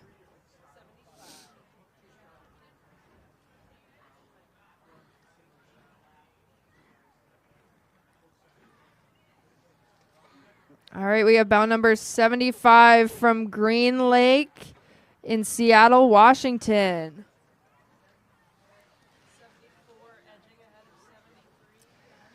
All right, and we've got a close race here between bow number 74 of E-City Crew and Avon High School from Avon, Connecticut. Avon, Connecticut High School Crew celebrates its 15th season this year. Congratulations.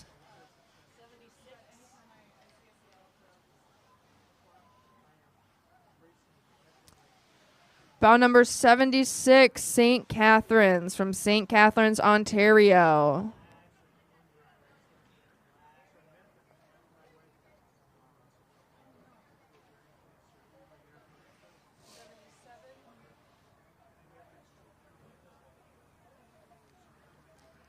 Bow number 77 from East Lyme Rowing Association.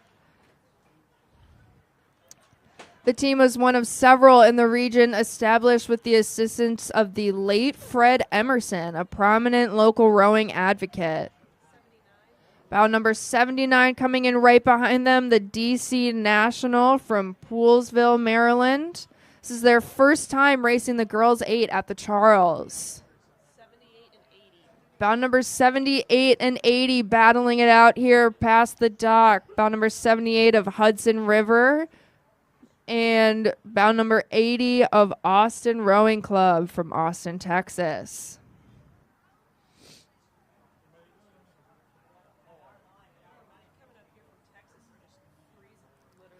It's been some great rowing so far in this event. We've got a couple more boats here battling it out.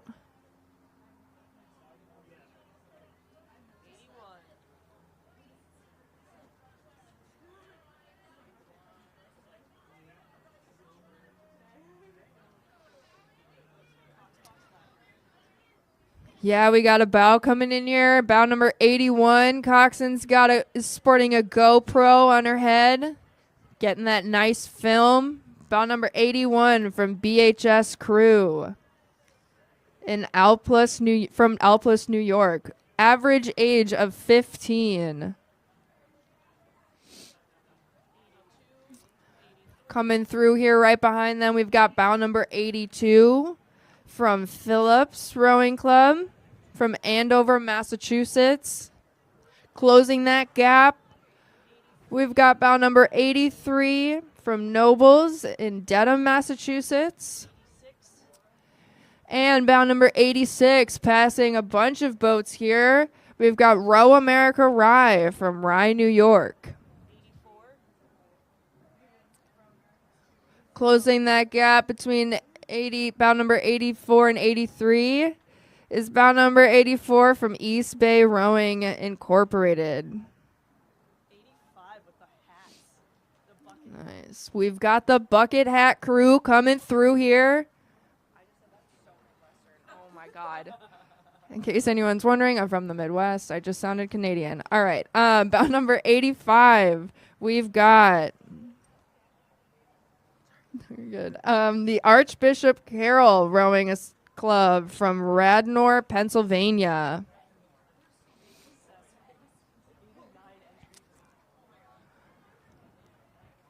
All right, looking strong here from bow number 87. We have TBC Racing from Washington, D.C. And bow number 5 coming through. Must have been a little late to the start. That's okay. We can still get our race in. Let's see. Bow number 5 is Newport from Newport Beach, California.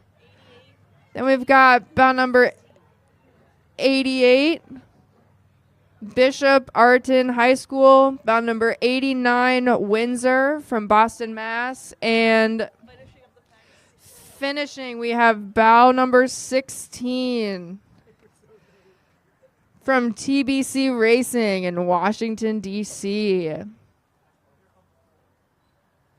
That was some neck-and-neck racing of the youth eights, the youth women's eights. Love seeing all these young people out here getting rowing and out on the Charles, some nice race experience.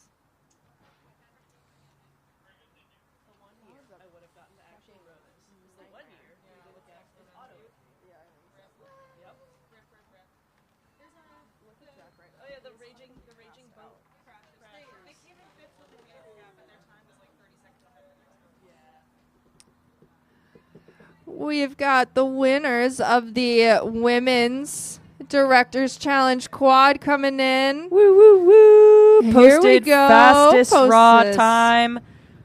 Let's And go, with- ladies. With that handicap, we have a fabulous, still very fabulous 5th place with your handicap, but overall, slay.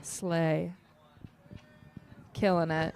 Maybe just be a little older. Just Try that. Try getting older. Or faster. Either of the two. Or both. Congratulations. Rampaging bridge crashers. Crushing it.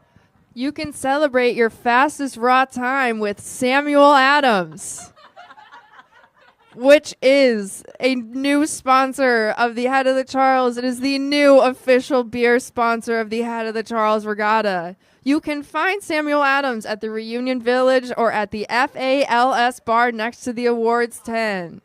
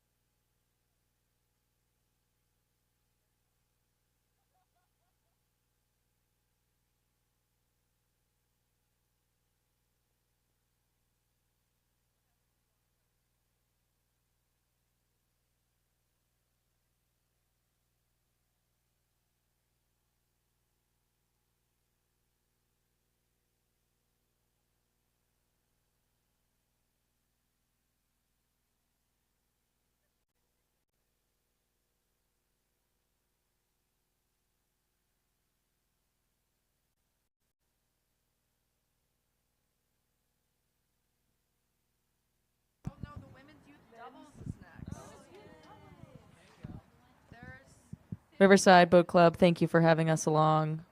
We're going to be swapping announcers now. Hope you had some great racing. Enjoy the rest of your weekend. Go see some shops. Check out those sponsors. And we'll catch you next year On the flip side. at the Falls Bar. Head of the Neds. I mean, Charles.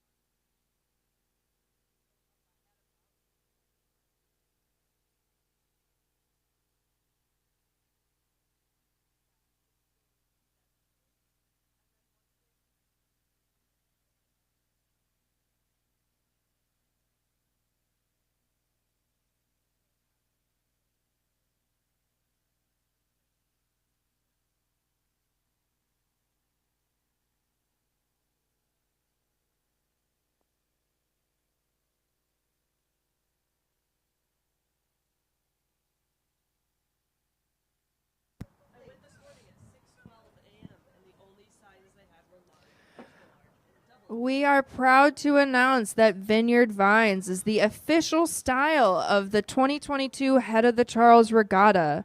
Stop by their locations at the Atger Rowing and Fitness Expo and the Weld Exhibition area to check out their limited edition gear and enter to win the Ultimate Vineyard Vines gift package. Thank you, Vineyard Vines.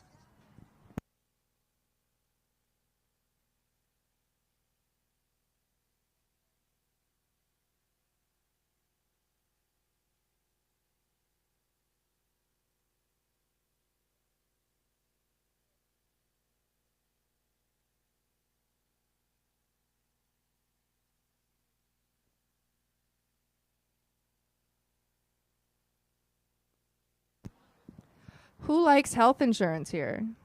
Well, Blue Cross Blue Shields of Massachusetts is a proud sponsor of Head of the Charles Regatta.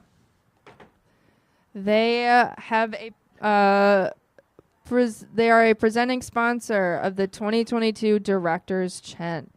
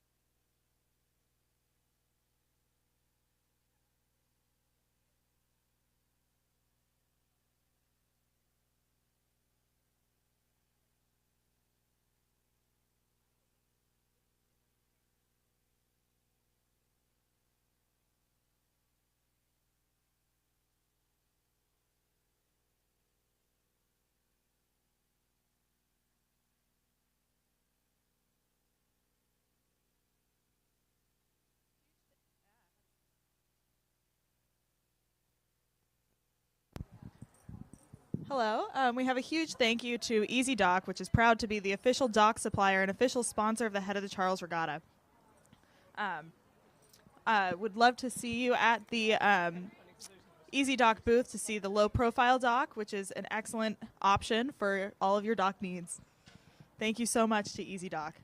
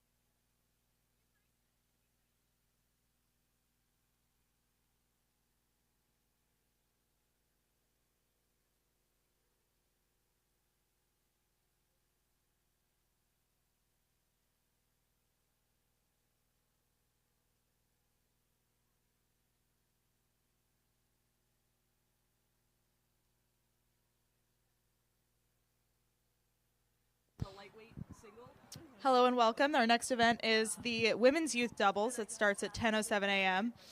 This is always an event that produces big shakeups as new young crews get together and find some speed. But crews rarely stay together for many seasons as they grow older and probably move on to crush it at the college rowing level. As a result, the fast boats can be spread throughout the entries. Maritime Rowing Club of East Norwalk, Connecticut stormed from the back of the field, starting at bow number 51 last year to win this event, but with a margin of just a fraction of a second. Bow number 2, CBC, Cambridge Boat Club, also have new crew members this year who are looking to put their stamp on this event. At bow number 3, Y Quad Cities frequently produces fast scullers and has been a powerhouse in this event since 2014. In 2019, their top youth double won this event by a 25-second margin over another Y Quad Cities double in second place. This year, their top entry has 2 young scullers who both placed at youth nationals. As with the other youth events, there is a special medal for the under 17 winner in addition to the overall winner. Excited to see some racing.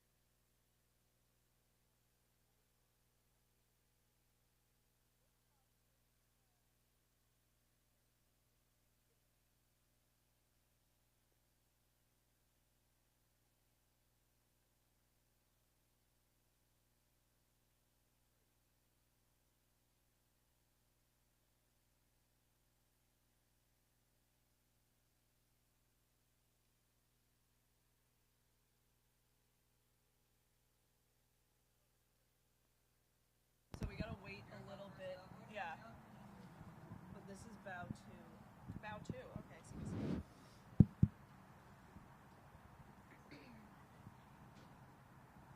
Someone tell me when to say something. Or do you want to say something? You can say the first one.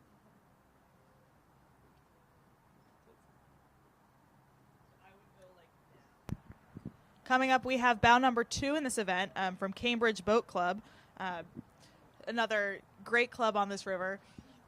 I don't know what to say. No. There can be silence. It doesn't have to be continuous. And coming up now, we have Maritime Rowing Club with Piper Bittner and Kate Sullivan, one of whom is a U16 athlete. And here comes bow number 3, Y Quad Cities. Alexa in this boat placed 4th at in the quad at 2022 Youth Nationals, and Erin took bronze in the double. All right, here you go. So this is where it gets like squirrely. What? Number 5 is ahead of Just do both. All right, coming up, we've got number 5, Narragansett Rowing Club. We have Maud Smith Montross and Lindsay Williams. Followed closely by CBC, pushing into them. Next is bow number 7 and bow number 6. Bow number 6 is California Yacht Club, followed by Litchfield Hills. Very close racing here. A dynamic duo of undersized torque monsters who has been cutting up each body of water they've touched together. And coming up now in bow number 9, we have Oak Neck Rowing Academy, followed closely by Lake Vegas Rowing Club. Ella Guzik came in 6th at U.S. Rowing Nationals. Coming up, we also have bow number 10 from Potomac Boat Club with Rebecca Estevano and Juliana Davis. And bow 11, Gordon Rowing with Liliana Hopkins and Sarah Kinlock. And coming up fast with bow number 12 is Oak Neck Rowing Academy. They are pushing in. 14, I guess. Oh, hi. Thanks, Katie. I love you. Wait, it's your birthday? It's my birthday. What? Wait, do you have the jacket? Oh. You want to do this one? All right, coming up next, we have bow number 14 with from Founders Rowing in Dallas, Texas. This is Olivia Knight and Sophia Rhodes. And coming up fast is bow number 15, the Sylvan Scullers from Verona, Pennsylvania. Oh, okay. You want to do that one? And now we have a battle between bow 16 from Y Quad Cities in Illinois and bow 13 from Lower Merion in Pennsylvania.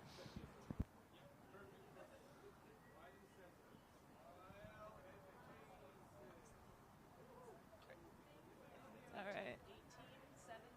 And coming back past the dock is number 18, South Jersey Rowing Club, followed shortly by Connecticut Boat Club. Connecticut Boat Club, both crew members raced at Head of the Charles last fall and at Youth Nationals. We also have bow 19 coming up with Eden Alfie and Sabrina Fernandez from Miami, Florida. Representing Row House. And here comes bow number 20. We have Redwood Scullers. Ilaria was a member of the UX Canada-Mexico team over the summer. Ooh, and we have some tight racing here. We have bow number 24, which is Notre Dame Rowing Club, bow number 22, which is Litchfield Hills, and 21, which is Nassau Rowing Club. Some tight racing past the dock. We've also got bow number 23 from the Port Jefferson Rowing Club and from Port Jefferson, New York. This is comprised of Sophia Martinez and Katie Chambers. This has been a way more exciting race. I know, it's been tight. It's a lot more close. You want to do this one? Sure. This is fun. There's some spacing. And all the way from London, we have bow number 26, the Tideway Scullers. This is Orla Harvey and Alice McCarthy. These girls won the championship girls double at National Schools Regatta 2022 and were finalists in the junior double at Henley Women's Regatta in 2022. And coming past the dock looking strong is bow number 28, New York Athletic Club. Nice racing, ladies. Let's see. You do for 20. Now coming past the dock, we have bow number 25, all the way from Honolulu, Hawaii, from the Ikaika Hawaii Rowing. Jenna Jaff and Sophia Smith are racing really well today. Nice job, girls. Welcome from Hawaii.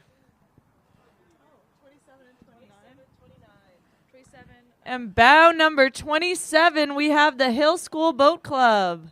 That is Nora Lake and Paige Barnett. And 29, passing the dock, is Potomac Boat Club. That is the oldest rowing club in the D.C. area, and the crew comprises of Ella Dowley and Emma Cox.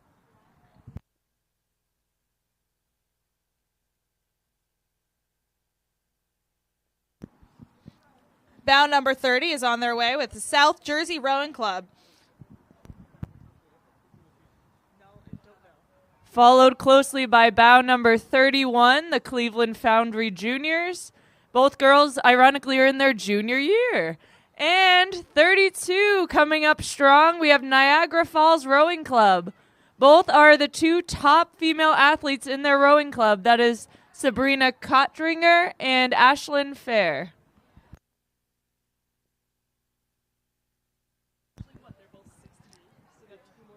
And bow number 34 is coming up.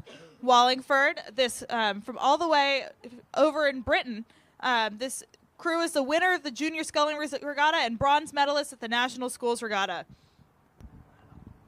We also have bow number 33 coming up, Germantown Friends. This crew is comprised of Lucy Yanella and Lila Donovan. And coming up strong is bow number 35, the Minneapolis Rowing Club. This club rows the beautiful Mississippi River Gorge. Next up, we have bow number 37, which is just edged out bow number 36. 37 is from Albany Rowing Club, and 38 is from Lake Phelan Rowing from Minnesota.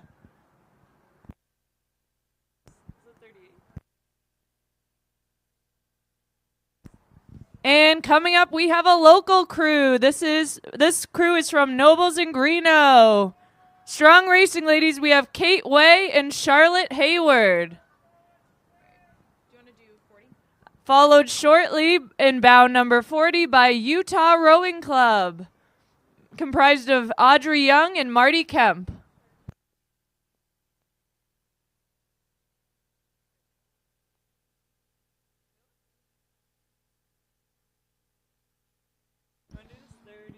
All right, next we have bow number 39, looking sharp in those green striped unis.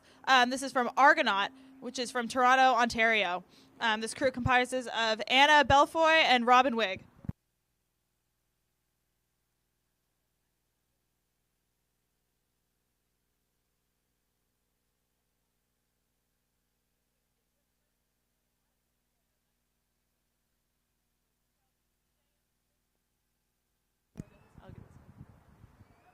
And coming up very strong with bow number 41 is Burton Beach Rowing Club. They are from Washington, and they are the first women's youth doubles boat to row at HOCR from this rowing club. Taylor Huffman placed 8th at Youth Nationals while rowing on the U17 women's quad. 44, 45, 42, 43. Oh, wow. Some tight racing here. Right now we have bow number 44 from Thunder Crew. Pushing next is 45 from Don Rowing, followed shortly by 42 from Bonner and Pendergast, and then 43 from Springside Chestnut Hill. Some exciting racing so early on in this course.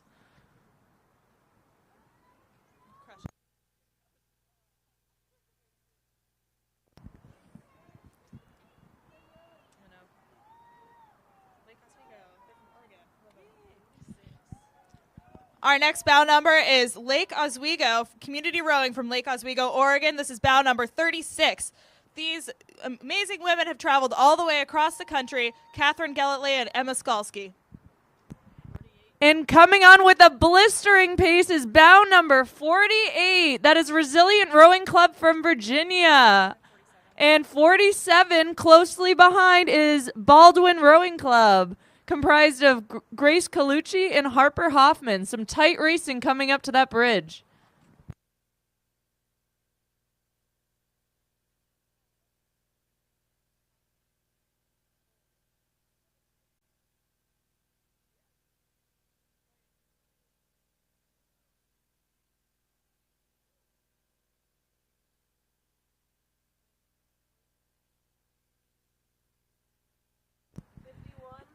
And coming up in bow 49, we have a local crew from Lake Quinsigamond, a small but growing rowing program in Worcester, Mass.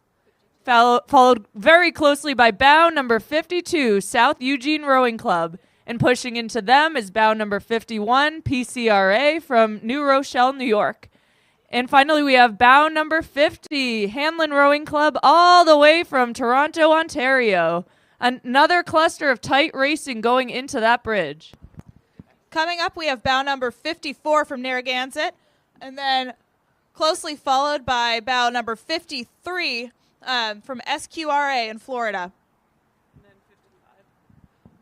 And finally, last but not least, we do have 55 from the Kent School. This amazing crew, comprised of Ella Kalmbach and Jane Leahy, has come all the way from Connecticut to race here. Ella is one of the team's captains this year and spent the summer training and racing with Row West. She learned to row at Oakland Strokes and is new to sculling. Jane Leahy is a new student at Kent School and a new athlete in sculling boats, having competed with Saugatuck for the early part of her career. Let's go, Kent.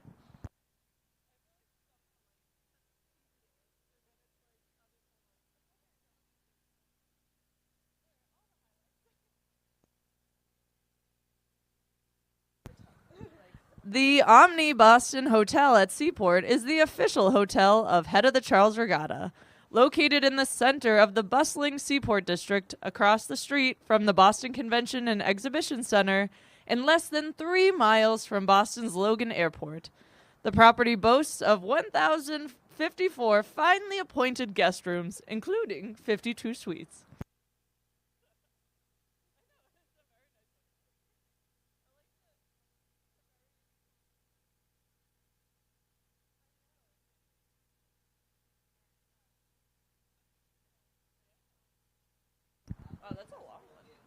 New from Peloton, we have the Peloton Row, which is an ultra-efficient and incredibly motivating experience. Come check out the Peloton tent at Attiger Row to experience it for yourself and meet our rowing instructors, Ash, Alex, and Adrian.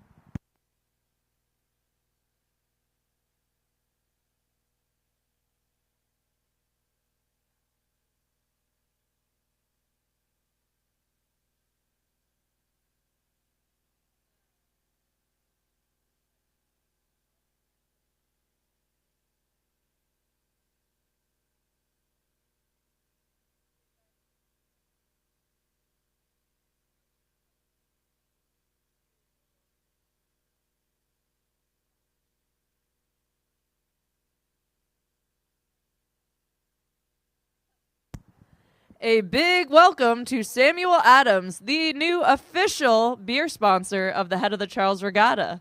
Find Samuel Adams at the Reunion Village or at the Falls Bar next to the awards tent.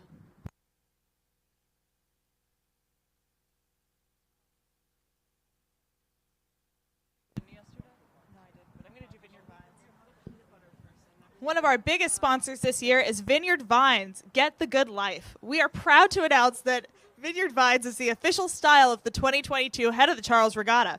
Stop by their locations at the Attiger Rowing and Fitness Expo and the Weld Exhibition area, and check out their limited edition gear and enter to win the ultimate Vineyard Vines gift package.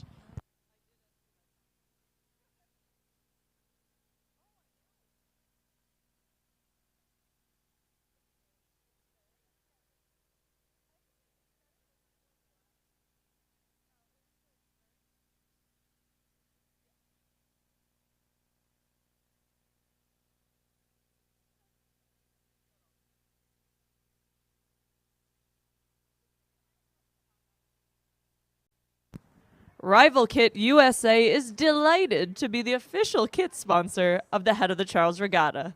Come and visit our pop-up shop to shop our technical garments and club kit. Speak to us about supplying your club's technical kit today, or visit rivalkitusa.com to see our full range.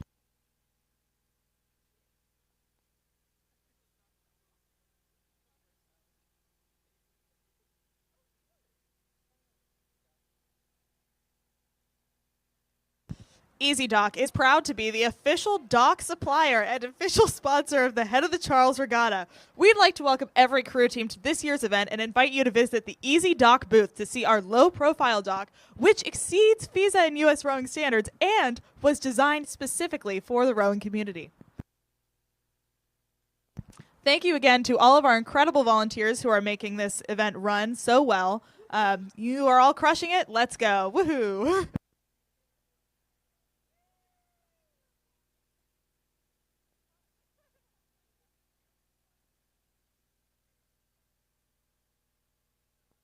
The vests were supplied by Vineyard Vines. Thank you, Vineyard Vines, for this neon pink jacket. Really appreciate it. It is very warm. And roomy.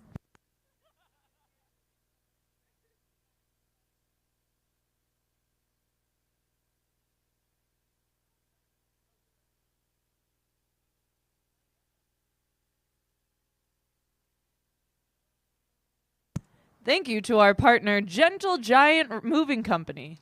Gentle Giant is the secret force behind regatta operations, transporting and storing tens of thousands of pounds of gear each year. Gentle Giant is currently hiring. Stop by their booth at the Rowing and Fitness Expo to learn more.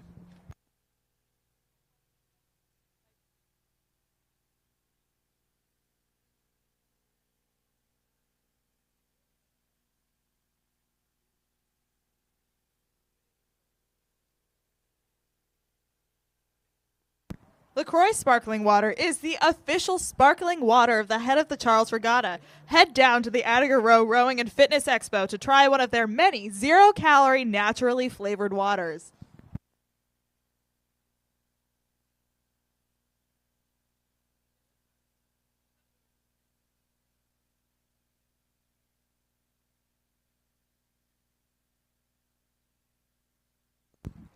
Thank you to our premier sponsors, Vineyard Vines, Moderna, Blue Cross Blue Shield of Massachusetts, and the Omni Boston Hotel at the Seaport.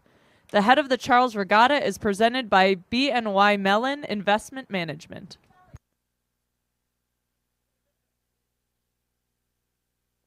BNY Mellon Investment Management, our presenting sponsor, is one of the world's leading investment management organizations, encompassing BNY Mellon's affiliated investment management firms and global distribution companies. Thank you, BNY Investment Management, for investing in this regatta. Jumping off that point, thank you to premier sponsor, Blue Cross Blue Shield of Massachusetts, the presenting sponsor of the 2022 Director's Tent.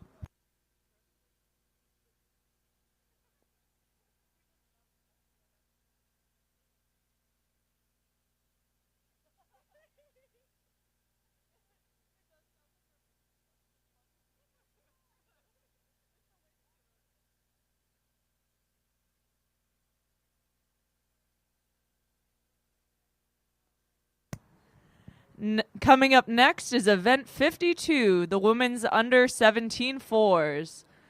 A brand new event for 2022 has clearly proved to be popular with with 21 entries. These athletes are at the start of their rowing career and are mainly 14, 15, and 16-year-olds. So please give them a big cheer as they race down the course.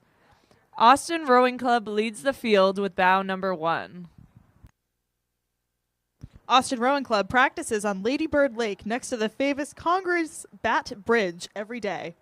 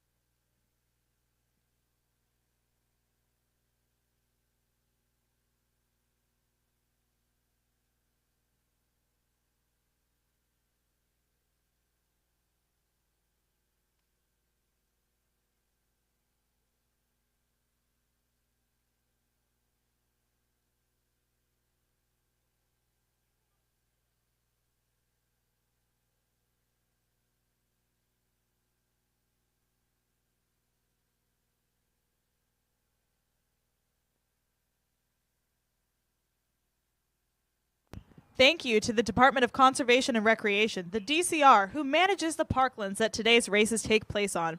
The head of the Charles has been in partnership with the DCR since 1965 and could not pull out off the race without the incredible support we receive from their organization and hardworking staff. Thank you to the DCR.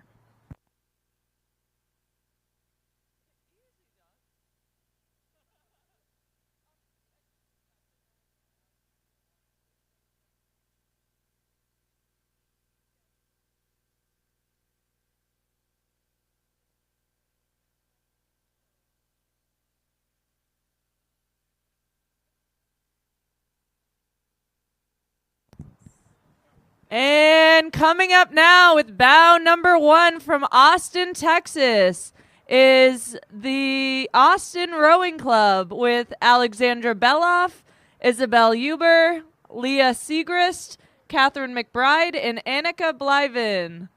Some fast racing for this first event of this category.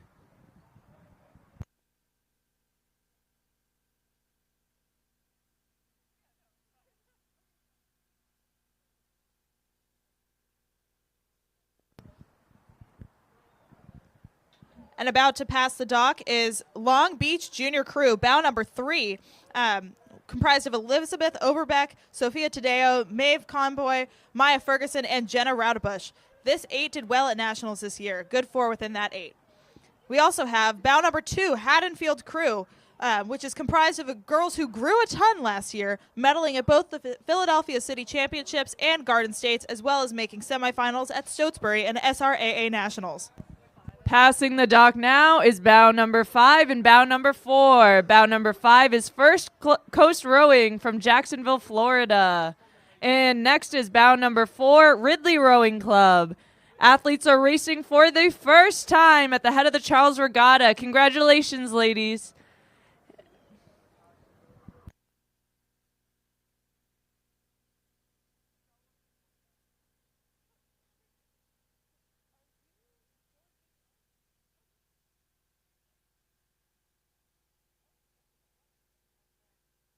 All right, coming past the dock right now, we have bow number 6, Greenwich Country Day School from Greenwich, Connecticut, followed closely by bow number 8 from East Grand Rapids, Minnesota. Then we have bow number 7 from Mile High in Colorado, followed by bow number 9, Northfield Mount Hermon. Northfield Mount Hermon has been rowing in the men's and women's events at the head of the Charles since the early 70s.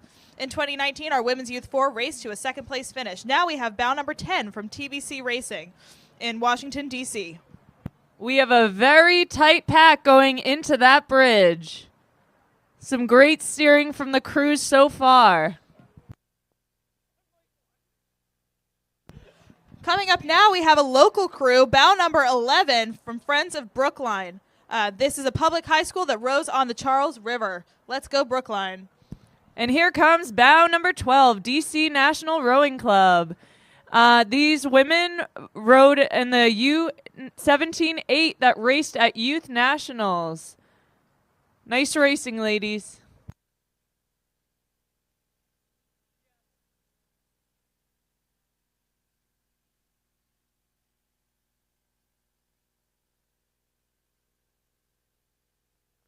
Next up, we've got bow number 13 from Rowe, New Jersey, from Mount Arlington, New Jersey. And then coming up, we have bow number 14 from Villa Joseph Marie in Holland, Pennsylvania. Comprised of Julia Hobson, Annalise Carlson, Kristen Taylor, Kelly Christensen, and Grace Condon. And bow number 15, here comes Pittsford Crew. Pittsford Crew rows on the Erie Canal near Rochester, New York. Love a good upstate New York crew. Let's go Erie Canal rowers. And here comes bow number 17. Pushing in past Riverside, we have White Marsh Boat Club.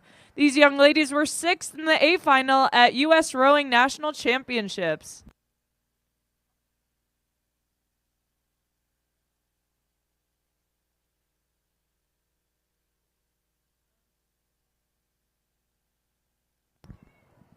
Coming past the dock now, we have bow number 16, the Arlington Belmont Crew.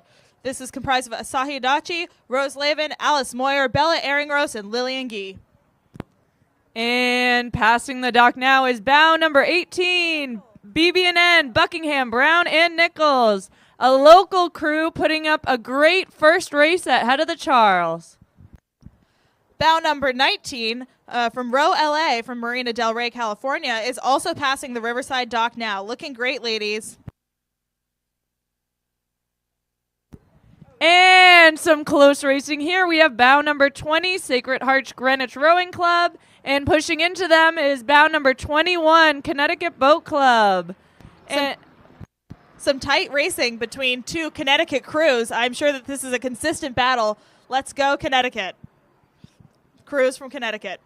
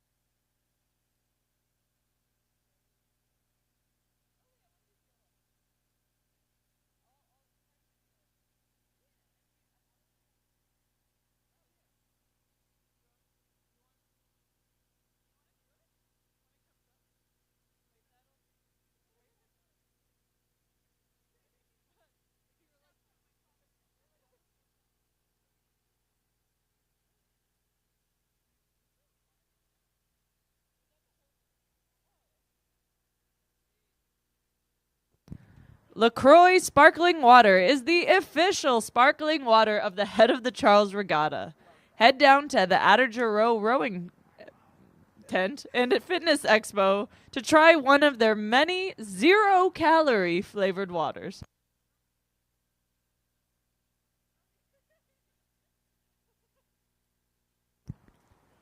Thank you to Nielsen Kellerman, which is the global leader in rowing performance electronics. Visit NK's Head of the Charles booth to experience our latest offerings, the NK Link Logbook Team, the Coxbox GPS, and Coxbox Core, and the rest of our connected ecosystem of products and services. We wish all of the crews racing this weekend good luck. And passing by the Riverside dock is a crew of volunteers. Thank you to our Head of the Charles volunteers who make this event go, and we couldn't do this without him, especially my incredible announcer in my co-announcer, Megan Lyden, my pair partner and partner in crime. Happy birthday to Catherine Buckley.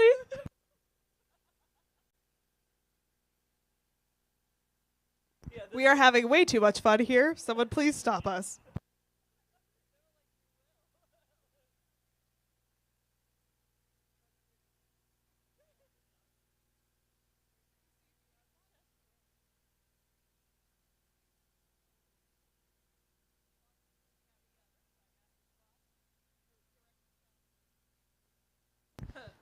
Launching now, we have the Riverside Directors Challenge Quad. These incredible men are going to crush it this year on the course. Good luck, Riverside. Go Stripes. Go Stripes.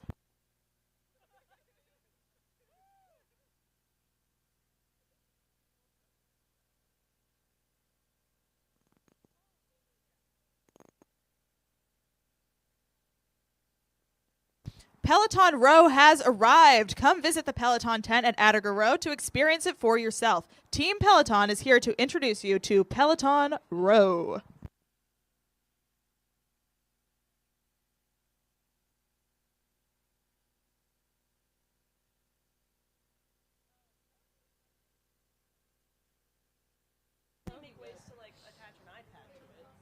Get the good life. We are proud to announce that Vineyard Vines is the official style of the 2022 Head of the Charles Regatta. Stop by their locations at the Attager Rowing and Fitness Expo and the Weld Exhibition Area and check out their limited edition gear and enter to win the ultimate Vineyard Vines gift package. I myself can attest that they make a great Yeti coffee mug. Vineyard Vines branded, of course.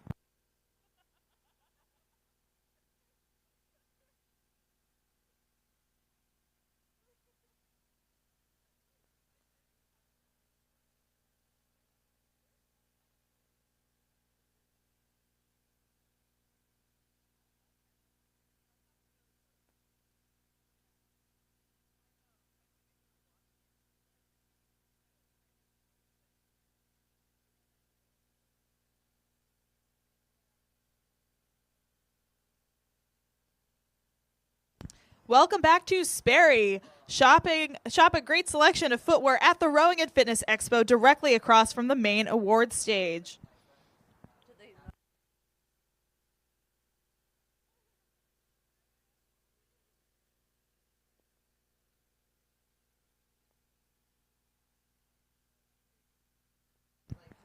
BNY Mellon Investment Management, our presenting sponsor, is one of the world's leading investment management organizations, encompassing BNY Mellon's affiliated investment management firms and global distribution companies. Thank you, BNY Investment Management. Imagine if we just did it. Let's go, Stripes. Bow number 5. Let's go, Stripes. In the Director's Challenge Quad, they are going to do very well. We are wishing them the best of luck. Woo! Let's go, Stripes.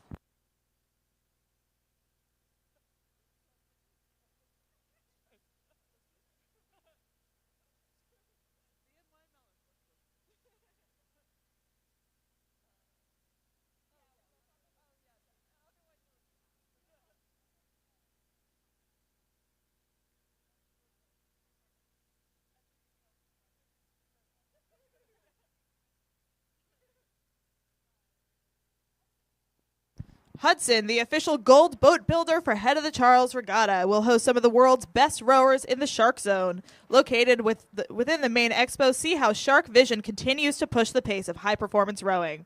Love those Hudson boats. Let's go. Be a shark.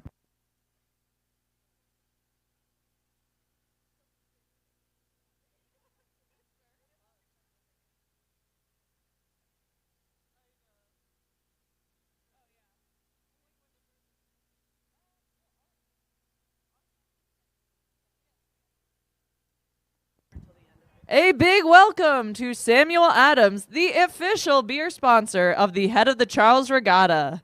Find Samuel Adams at the Reunion Village or at the Falls Bar next to the awards tent. Go Stripes.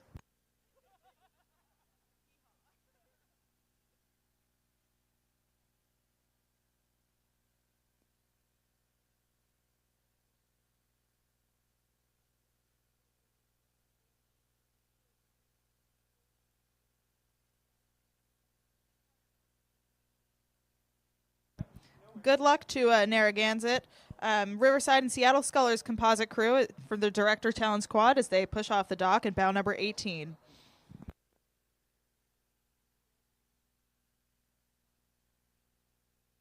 And Potomac Boat Club. So sorry to miss that. We have Narragansett, Potomac, Riverside, and Seattle Scullers.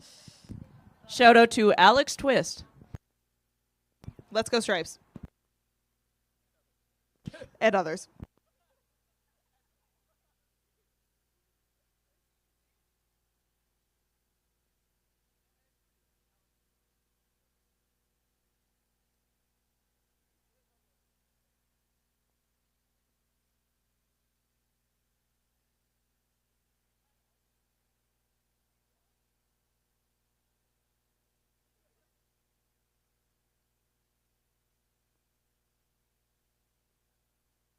Let's go bow number 18. Or fast racing bow number 18. Go get him.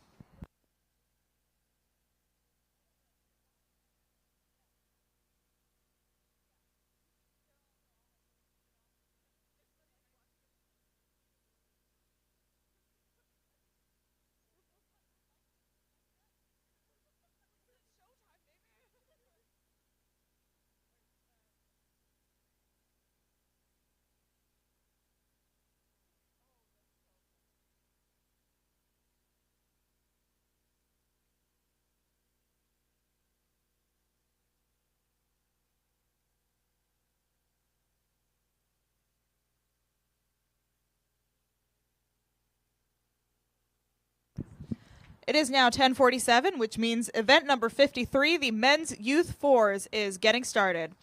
The course record is held by South Niagara in a time of 16 minutes and 12 seconds, .9, done in 2017. There are 90 competitors in this event, which is a lot of competitors. Good luck to everyone.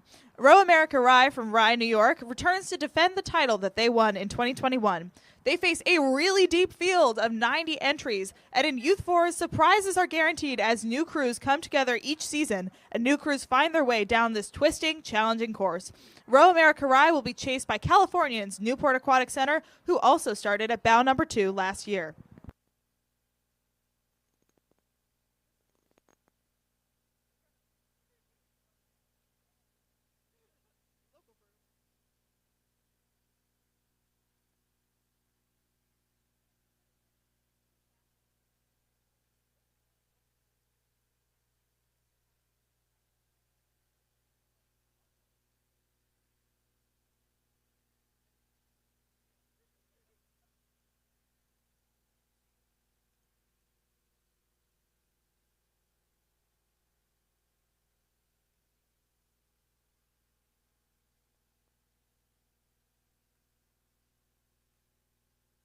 Rival Kit USA is delighted to be the official kit partner of the Head of the Charles Regatta.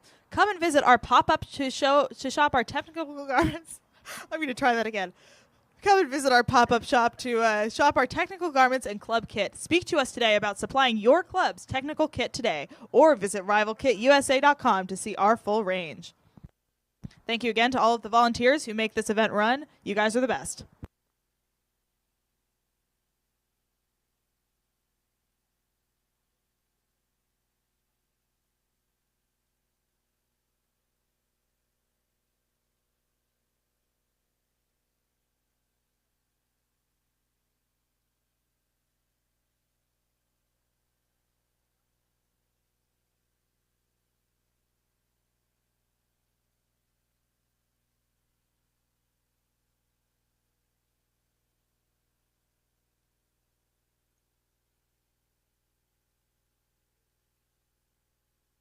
So great weather for racing today, and this cloudy skies and flat water.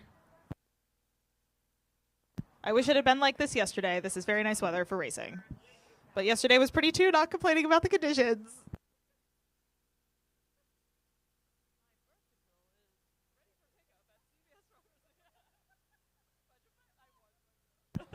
All right, in bow number 1, coming through, we have Row America Rye, the defending champions. This crew of Bella Padone, Alexander Yanchelev, Edward Mangan, William Kearns, and Thomas Sumakis is coming past the dock right now, looking strong in bow number 1. And here comes bow number 2, Newport Rowing Club out of Newport Beach, California. They are chasing Row America Rye and putting up a very good pace right now, passing Riverside Dock. Kian and Travis prepared for this event by rowing a coxed pair, while Augie and James had a summer of fun with Zeno Muller. All of them would like to thank Taryn.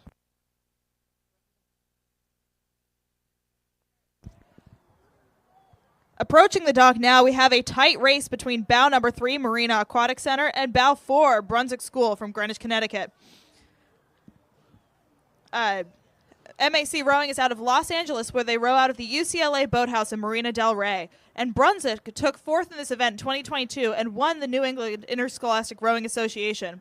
Some tight racing from both crews today. And here comes bow number 6, putting up a strong pace, passing the dock. Los Gatos Rowing Club. All athletes made the A final at YNC Stroke Bow and Cox and won the U17-4 at Nationals. Some strong racing. And very close racing here, passing the dock. We have bow number 7. Bow number 7 is SAC Rowing Club, followed closely by bow number 5, Unionville Rowing Club. Let's go U. And bow number 8, PNRA/Mercer Rowing Club. Very, very tight racing going into that bridge. Also passing the dock now, we have bow number 9, Greenwich Crew from Connecticut. followed closely by bow number 10, Oakland Strokes, all the way from California, who finished 10th at the head of the Charles last year. Bow number 10. And down on the dock, we have Andre, our famous rowing coach. He is the head coach at Simmons College Rowing and is the head coach of Riverside Women's Suites. Passing the dock now, we have bow number 11, Culver, followed tightly by number 12, St. Joseph's Prep. Rowers in that crew were champions in the Senior 4 event at last year's Stotesbury Cup Regatta.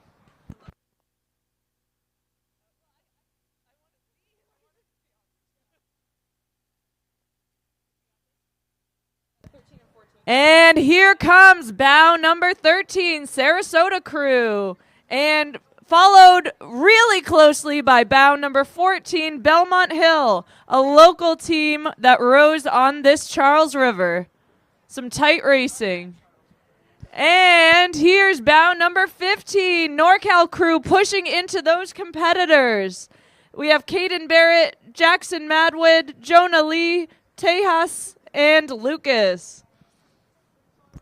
Bow number 16 is also passing the dock now from Northfield Mount Herman. Northfield Mount Herman has been rowing in the head of the Charles since the early 1970s. And pulling into Riverside is bow number 17, Phillips Exeter. This is the Fall Club crew program comprised of Ryan Kim, Wei Huang, Rohan, and Michael and William. We also have the Brooks School in bow number 18 from North Andover, Massachusetts, comprised of Natalie Ho, Evan Sahalnik, Forrester Clark, Gordon Gibbons, and Zebediah Stewart. And here comes bow number 17 in that beautiful yellow hull. We have 19. We have Bellin Jesuit crew. The boys on this boat have national experience. Nice job, team. Bow number 20, Blood Street Skulls from Old Lyme, Connecticut, is passing the dock right now, followed by number 21, Lake Oswego Community Rowing from Lake Oswego, Oregon. This crew raced and got 21st in 2021, and they are excited to go even better this year. Good luck, LOCR.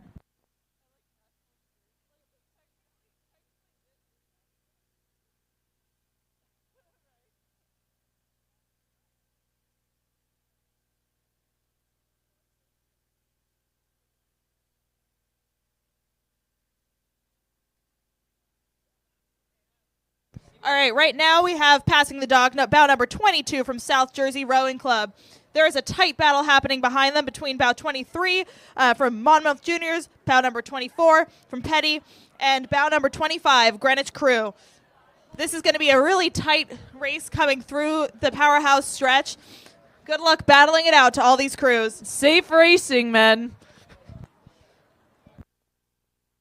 And here comes bow number 26, Triangle Rowing Club from Raleigh, North Carolina. Triangle Rowing Club is located in Research Triangle Park in Raleigh, North Carolina, a business and tech hub adjacent to NC State and Duke University. And coming past the dock is CRLS, Cambridge Ringen Latin School, a local team that knows this Charles River well. Let's go. Bow number 27 and 29 are coming through right now. Bromfield, Axton, Boxborough, and bow number 27. And bow number 29, Milwaukee. The Milwaukee Youth men placed 29th in this event last year. And the Bromfield, Axton, Boxborough is a composite public high school program representing the Bromfield School and Acton, Boxborough.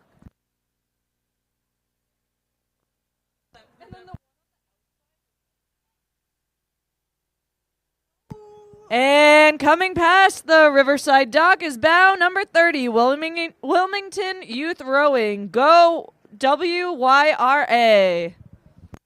Bow number 31 coming through, the Christian Brothers from Lincroft, New Jersey.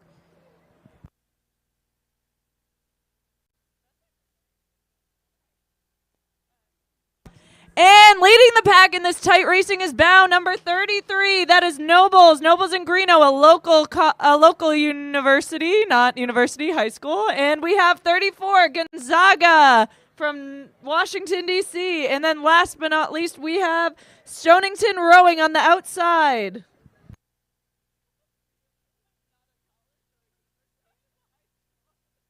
Bow number 37, OKC Riversport, is passing the Riverside dock now.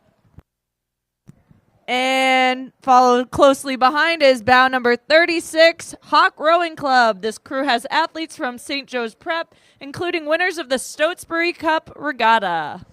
Passing the dock right now, we have bow number 38, Berkshire School, who has just passed bow number 35, Duxbury Bay Maritime School from Duxbury, Massachusetts. And putting up a strong pace and pushing into the pack is bow number 39, White Rock Rowing, all the way from Dallas, Texas. They are going Stroonie, and we appreciate their bravery on this cold day.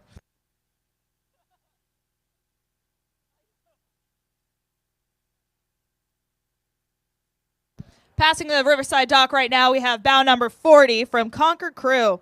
They row on the Merrimack in Concord, New Hampshire, and this crew is comprised of Finley Krutzinger, Etienne Follamon, Caden Quayle, Jackson Conway, and Andrew Blagden.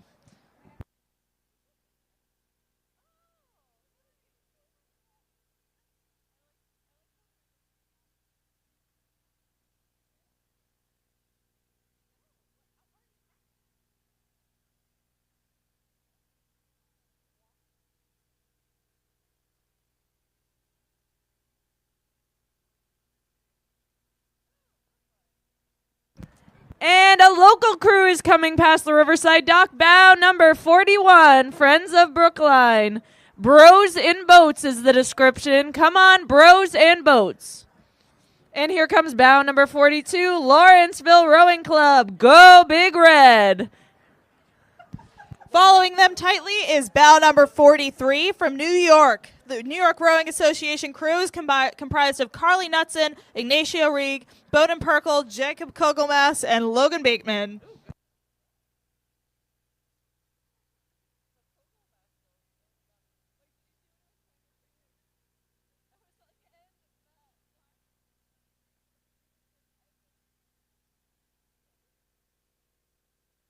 In a gorgeous boat coming through, we have bow number 44 from Central Ohio. This crew finished in the top 10 of the pack as a U17-4.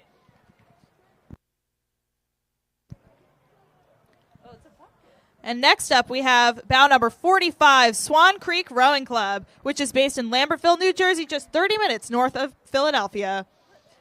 Another New Jersey crew passing the dock, bow number 46, Row, New Jersey. They won 2 silver medals at 2021 Youth Nationals. Followed very closely by bow number 47, pushing into them, Gun School. Gun School is competing in HOCR since 1972. What a history. We've also got bow number 48 from the Groton School. Passing the Riverside dock right now, the members of this 4 rowed in an 8 at Henley last summer, winning events at the Reading Amateur Regatta before the racing began at Henley.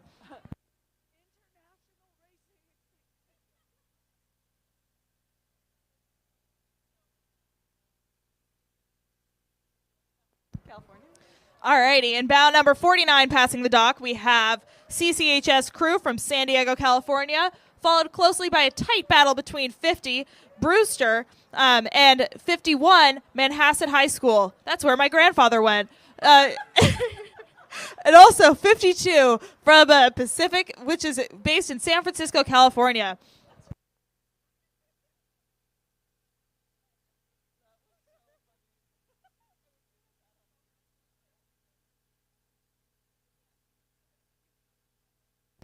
And putting up a blistering pace is bow number 55, the Ukrainian crew. Give them a big cheer as they pass the Riverside dock, putting up a blistering speed. Let's go, Ukraine.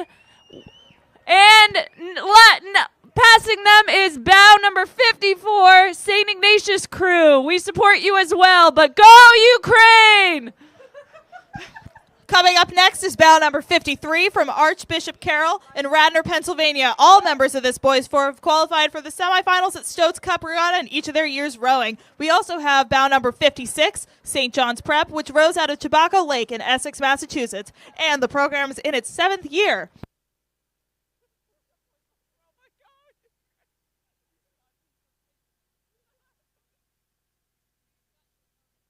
We have bow number 58 coming up from St. Ignatius from San Francisco, California.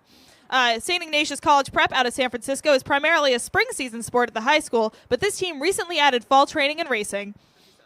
We also have passing the Riverside Dock Manatee County Youth Rowing from Parrish, Florida. And bow number 60, St. Catharines from St. Catharines, Ontario. This program is back after a 2-year hiatus. Welcome back. We also have bow number 59, Canisius from Buffalo, New York. And bow number 61, Pinecrest from Fort Lauderdale, Florida, which placed 12th in this event in 2019.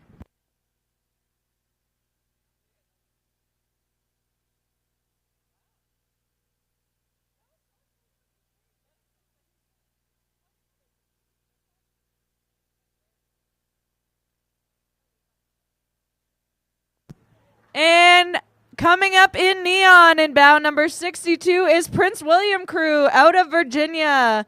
They row on the Occoquan Reservoir. Occoquan, my apologies, in Virginia. And here comes bow number 63, Camp Randall. Followed by bow number 64, Upper Canada from Toronto, Ontario. This is a boys' prep school located in Toronto, Canada, making their return since 2019. Welcome back. And coming up at a great pace is bow number 66, Argonaut Rowing Club, also another Canadian crew out of Toronto, Ontario. We got Ella Hastings, Andrew Gordienko, Joshua Holmes, Calvin Polo, and Charlie Sampson. All right, coming up next, we have a tight battle between... Here comes Boston Latin, a local crew. Go Wolfpack! And followed closely behind is bow number 65 from the Hudson River Rowing Club from Poughkeepsie, New York. Let's go, Pack.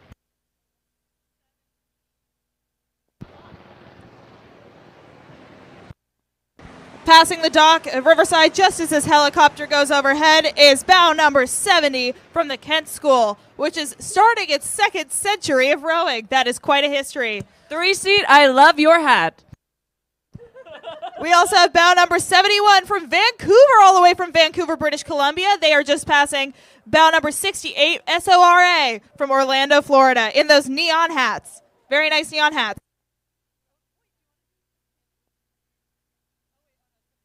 Bow number 72 is Notre Dame crew. Followed closely behind is bow number 69, Avon High School. Avon High School celebrates its 15th season today.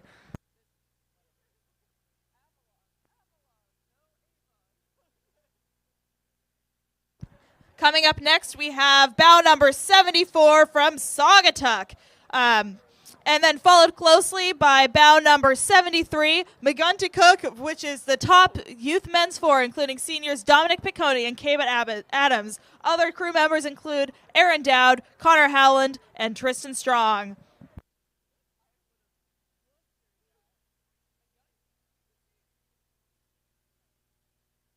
And coming up with a great strong pace is bow number 77, Westminster School. This crew will be based on the bronze medal winning Champ 4. And then bow number 75 is Gentle Giant, our local crew from Somerville, Mass. Go Gentle Giant. Let's go Gentle Giant. And then coming up also we have number 76, Lincoln Park Boat Club, all the way from Chicago, Illinois, which was founded in 1910. And then we have bow number 78, Whitman Crew from Glen Echo, Maryland.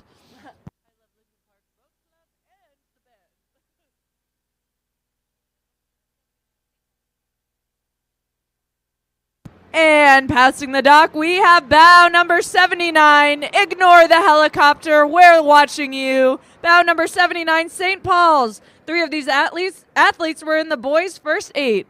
Following shortly behind is bow number 80, Kings Wimbledon from London, UK. Coming a long way to participate in this Head of the Charles Regatta.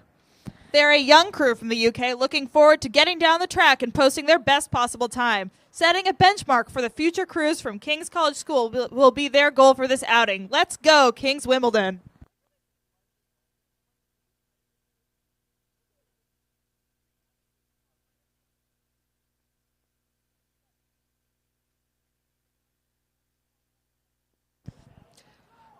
Coming up past the Riverside dock now is bow number 82. We have Neponset Rowing Club, which provides learn-to-row and competitive rowing for juniors and adults in Milton, Dorchester, Mattapan, and other communities around the lower Neponset River. And then we have bow number 83 from Greenwich Country Day School.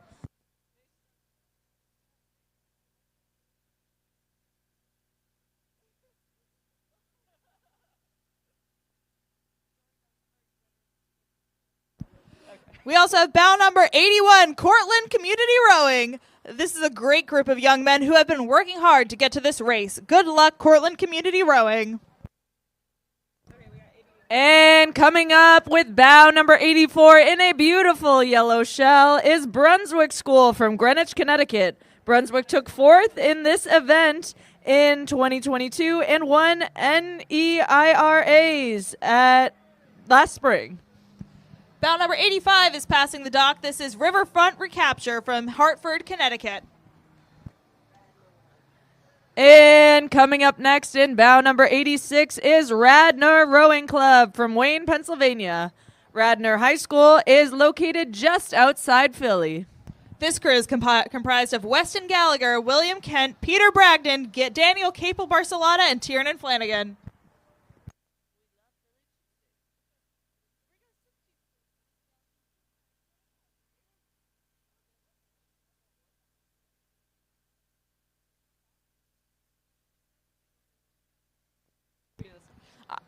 Coming up past the Riverside dock now, we have bow number 87, St. John's College High School. This is our men's varsity four, comprised of Philip Omohundro, Aaron Luchtfield, Simon Lake, Henry Frick, and Finian Knight. And coming past the dock is bow number 89, Seton Hall Prep from West Orange, New Jersey. Seton Hall Prep is located in West Orange, New Jersey, and the team practices on the Passaic River.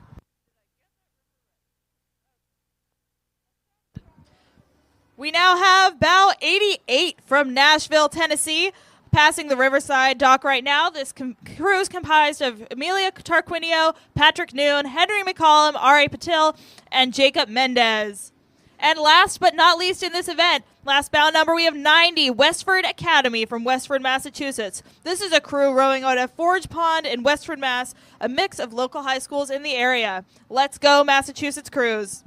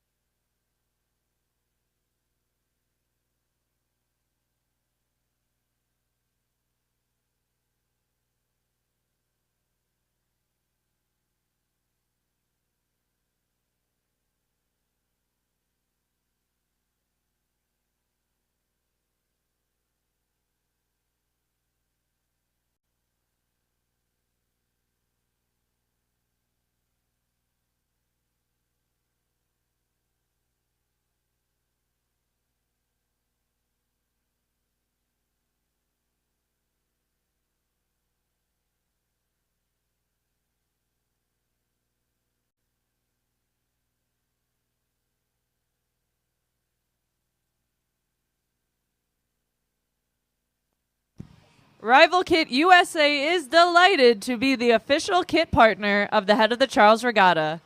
Come and visit our pop-up shop and see our technical garments and club kits. Speak to us about supplying your club's technical kit today or visit rivalkitusa.com to see our full range.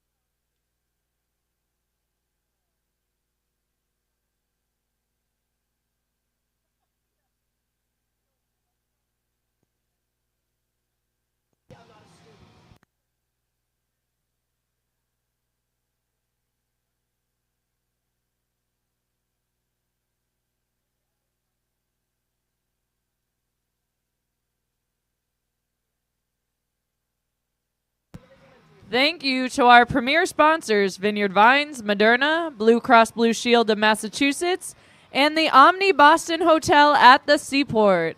The Head of the Charles Regatta is presented by BNY Mellon Investment Management.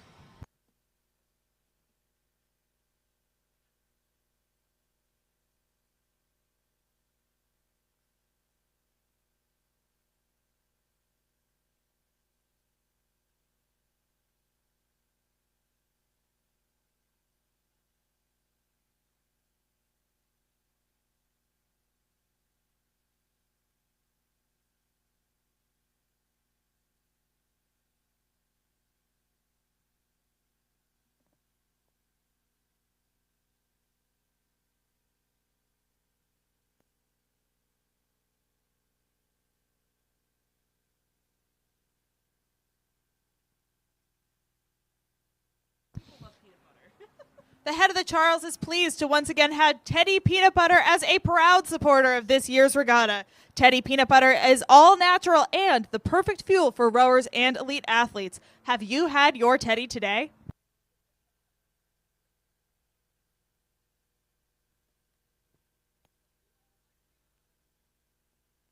Get the good life. We are proud to announce that Vineyard Vines is the official style of the 2022 Head of the Charles Regatta. Stop by their locations at the Adager Rowing and Fitness Expo and the Weld Exhibition area and check out their limited edition gear and enter to win their ultimate Vineyard Vines gift package.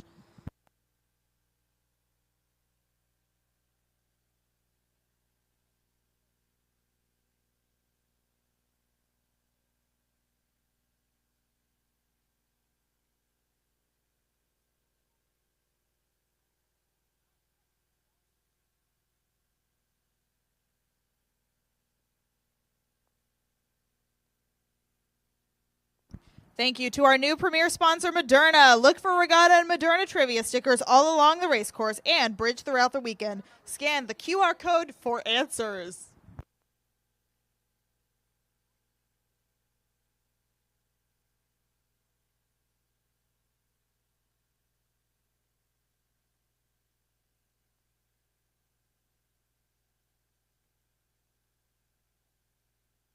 Easy Dock is proud to be the official dock supplier and official sponsor of the Head of the Charles Regatta. We'd like to welcome every crew team to this year's event and invite you to visit the Easy Dock booth to see our low-profile dock, which exceeds FISA and U.S. rowing standards and was designed specifically for the rowing community. Currently from the Riverside dock, we can see many boys' youth quads getting ready to row. Good luck to all of them. Go get them. Stay safe out there.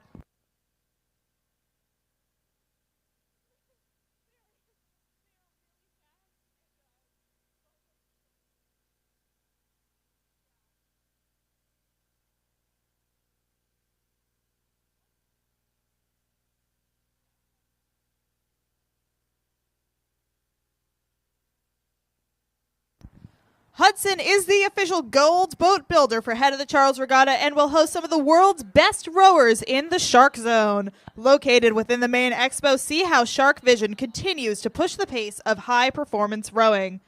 Be a shark.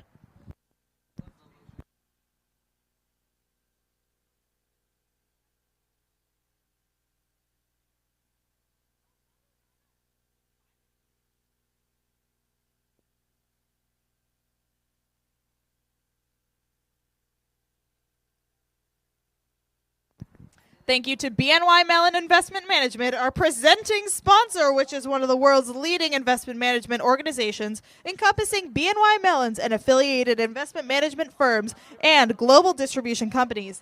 Thank you, BNY Investment Management, for investing in this regatta.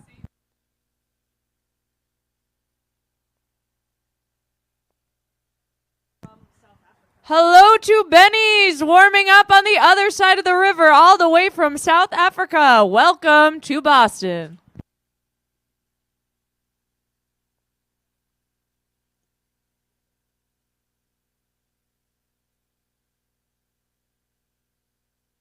Italy Boston is the proud volunteer lunch sponsor of the Head of the Charles Regatta, and I am excited to eat. At Italy, we cook what we sell, and we sell what we cook. We are a bustling 45,000 square foot Italian marketplace, overflowing with restaurants, takeaway counters, a full grocery market, and cooking school. We invite you to eat, shop, and learn with us all season long. Visit our kiosk at the Weld exhibition this weekend for specialty Italian snacks and retail favorites. Sounds delicious. I am hungry.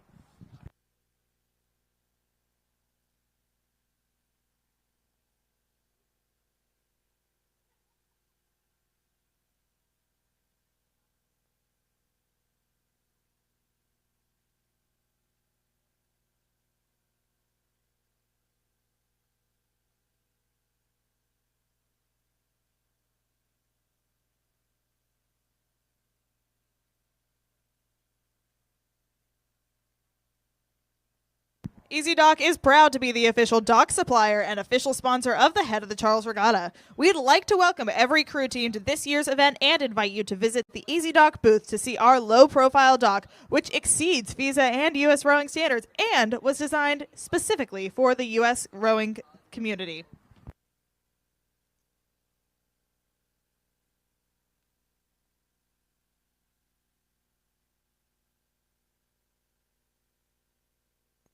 The Omni Boston Hotel at the Seaport is the official hotel of the Head of the Charles Regatta.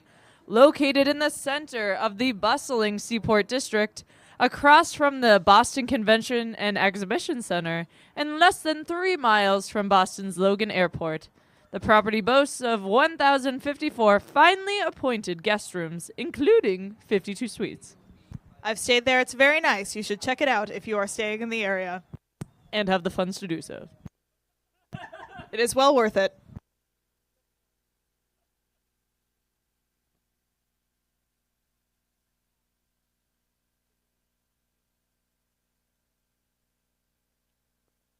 Rowers and fans, meet Peloton. We are excited for our first trip to Head of the Charles. Come say hi to Peloton's latest product, Peloton Row at Attacher Row.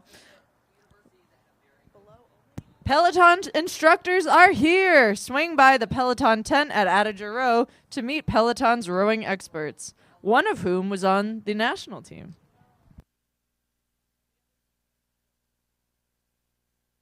Rival Kit USA is delighted to be the official kit spot partner of the Head of the Charles Regatta. Come and visit our pop-up to shop our technical garments and club kit. Speak to us today about supplying your club's technical kit or visit rivalkitusa.com to see our full range. A big welcome to Samuel Adams, the new official beer sponsor of the Head of the Charles Regatta. Find Samuel Adams at the Reunion Village or at the Falls Bar next to the awards tent. It is unfortunate that they are not closer to Riverside Boat Club. Their biggest fans.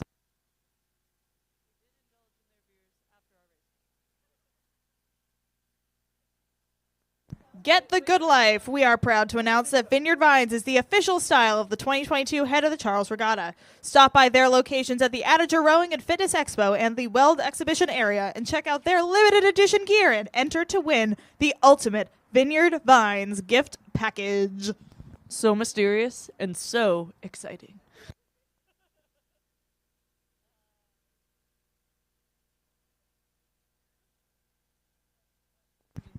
Coming past the Riverside dock right now, we have a boat in it's incredibly painted with a full American flag. That is a gorgeous boat, and the boys look pretty good. The name of the boat is Valor. Very patriotic. Those colors are beautiful. We salute you, boys.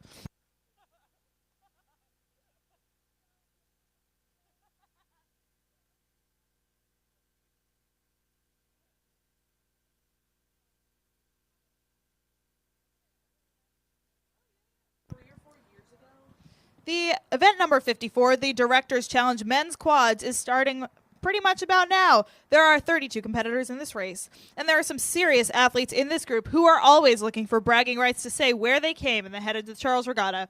There are multiple former national team members spread across these crews, and athletes range in age from teenagers to experienced scullers in their 80s. Where else do you get that range of competition in one event? Finishing times are adjusted to account for the average age of the crews.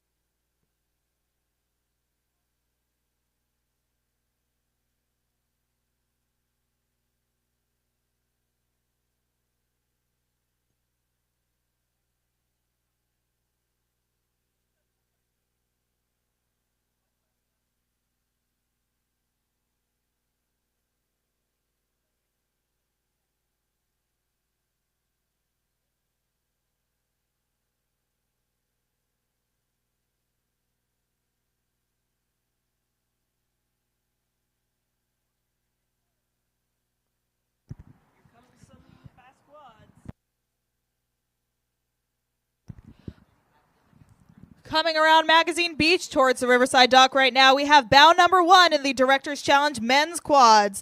This boat boasts multiple Head of the Charles championships in the single, double, and fours among the 4 racers.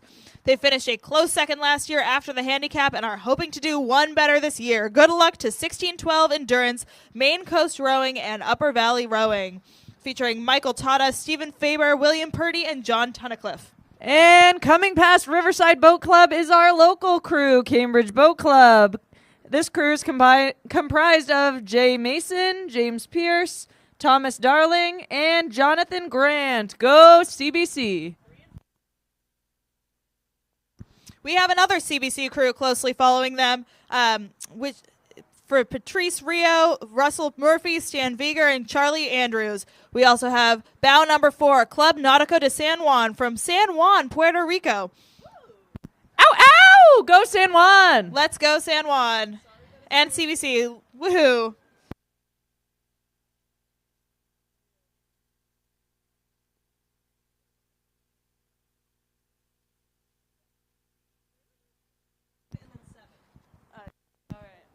We have bow number 5 coming through with those stripy blades from Rocky Mountain, Aurora, Colorado. They train at 9,100 feet elevation. And we also have bow number 7, Conshohocken, from Conshohocken, Pennsylvania. Sam Cunningham, a 7-time USA national team athlete. Austin Veld, Malvern Prep Yale lightweight captain, 2-time U23 national team. Jim Sinkovich, Malvern Prep, 2-time Scholastic National Champion, Princeton Lightweight. 1-time USA Junior Worlds, Alice Stotzkos, 3-time Scholastic National Champion, Malvern Prep, Trinity College. And passing by Riverside Dock is bow number 6, Dartmouth Rowing Club. These are Dartmouth class of 1979 alums racing together for 46 consecutive years, including CBC members and Olympians Kurt Somerville and Tom Hull. We have a little bit of a battle coming through with bow number 8 and 9. Bow number 8 is All-American Rowing Camp from DeLand, Florida, and bow number 9 is CRI from right here in Boston, Massachusetts. We also have another CRI boat coming through Bow number 10. Go, Jane!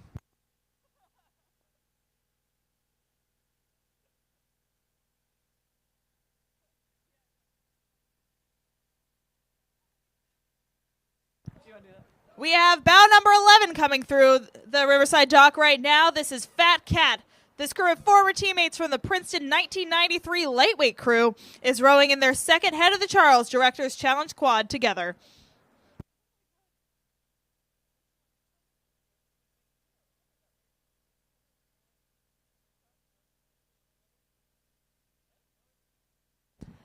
And bow number 12 is Long Pond Rowing Club. 4 dads rowing out of Long Pond in Plymouth, Mass. We love a dad boat. Let's go, Long Pond. Shout out to my father who is listening right now outside this boat club. Yay. Love you, Steve.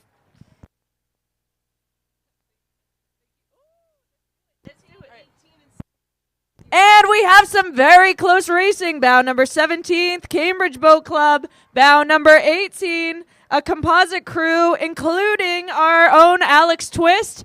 And bow number 16, Consahawken.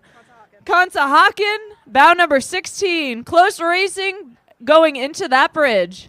Bow number 15 is coming up. This is San Diego Rowing Club from San Diego, California. And we also have bow number 19 from Oklahoma City. Coming past is bow number 14, Litchfield Hills Rowing Club. This is Chris and Steve's first Head of the Charles. Welcome, Chris and Steve. Bow number 13, Harvard UBC. These are Harvard lightweight oarsmen from the 1960s. You're still looking great, men.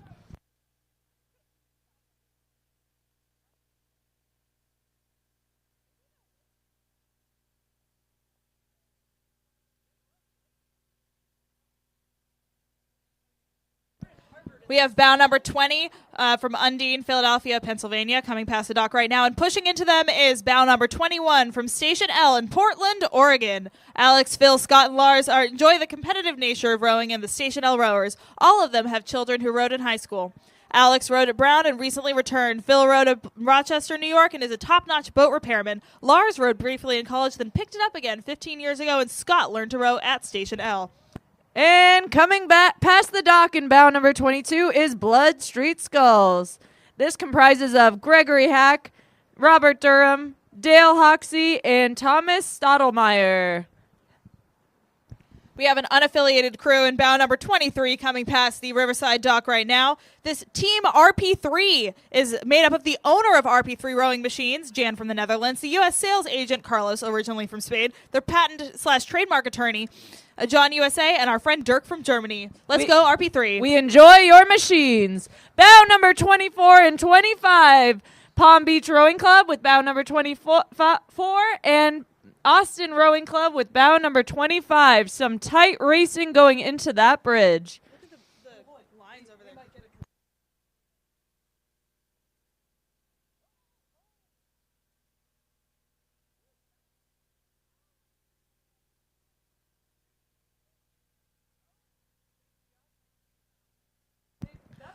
Coming up on the dock, we have bow number 26 from CRI. This boat of relatives and friends is returning after a year's absence because of missed deadlines, rotator cuff tears, and sundry afflictions. We look forward once again to represent CRI and its exceptional programs for Boston area youth. Let's go, CRI. Bow number 27 is coming past the Riverside dock right now. This is Mohawk River from Amsterdam, New York. They are 4 friends rowing together from upstate New York. Let's go, Mohawk River Rowing. And coming up, bow number 28, CRI, comprised of James Hadley, Lawrence Stock, Cyrus Roof, and Richard Lynch. Go CRI.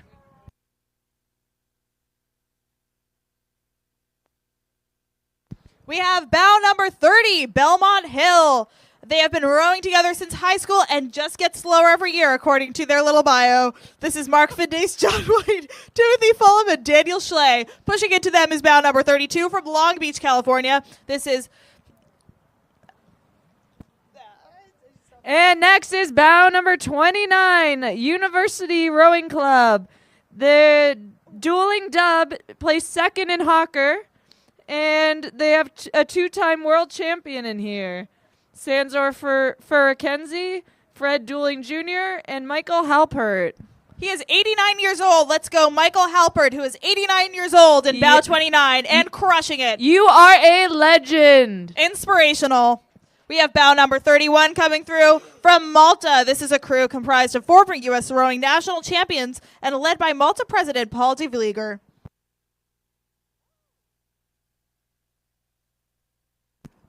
Go, Paul! I rode with your daughter, Kate de Vlieger. Let's go, Malta, from Philadelphia, Pennsylvania.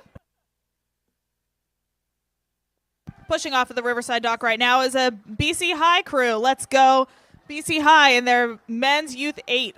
Those hats are guaranteed free speed. Oh.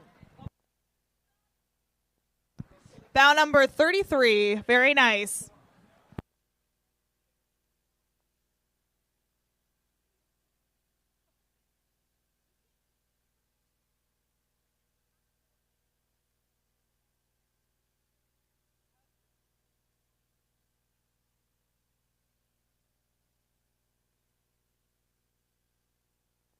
Launching quickly here, we have another BC High Youth 8.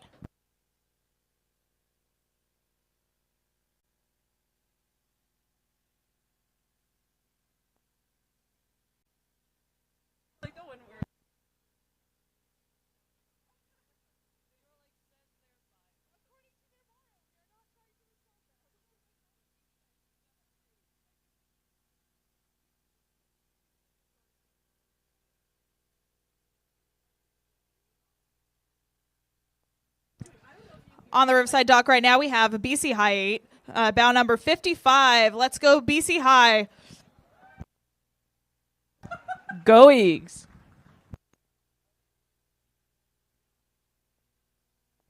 They were looking strong warming up earlier to some great 80s music, and I'm sure that that will power them through to an incredible event.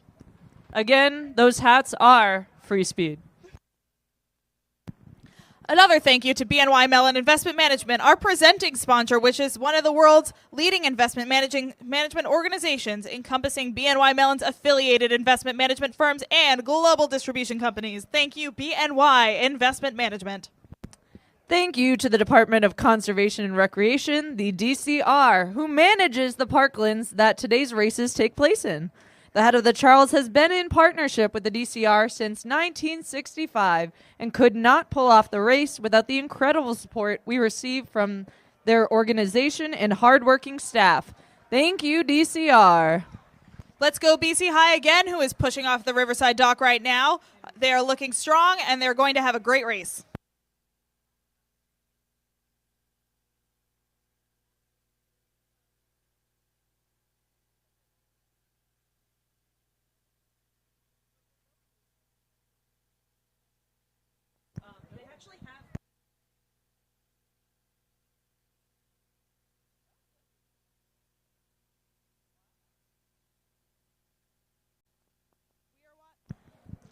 We are watching some men's youth 8s going past the Riverside dock right now on their warm-up. Good luck and safe rowing to all of those 8s out there. Please be safe and yield when needed.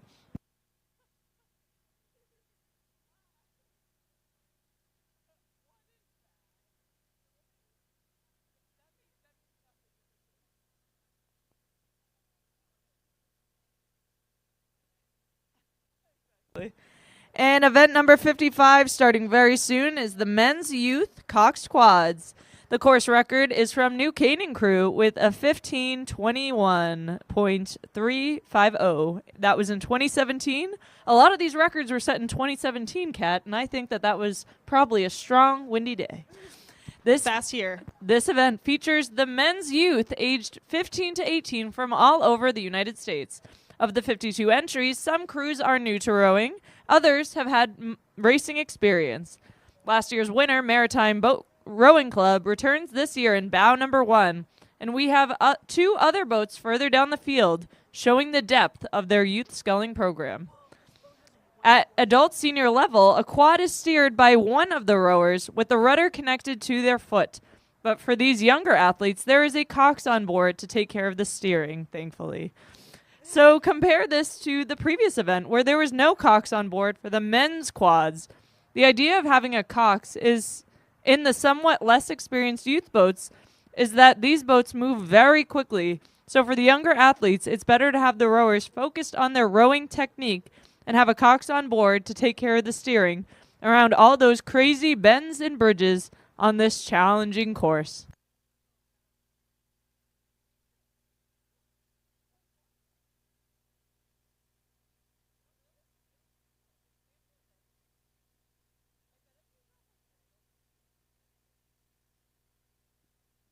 And a huge shout out to my high school, Brentwood College School, which is bow number 30 in this youth quads event. I am so excited to watch them race, as I was not expecting a crew from all the way out in Vancouver Island, British Columbia to make it here. Go Brentwood!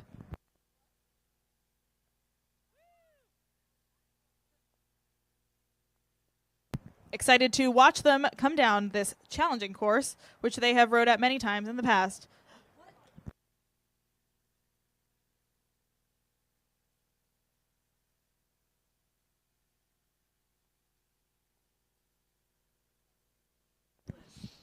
Shout out to Easy Dock, which is proud to be the official dock sponsor, dock supplier, and official sponsor of the head of the Charles Regatta. We'd like to welcome every crew team to this year's event and invite you to visit the Easy Dock booth to see our low-profile dock, which exceeds FISA and reduced rowing standards, was designed specifically for the rowing community.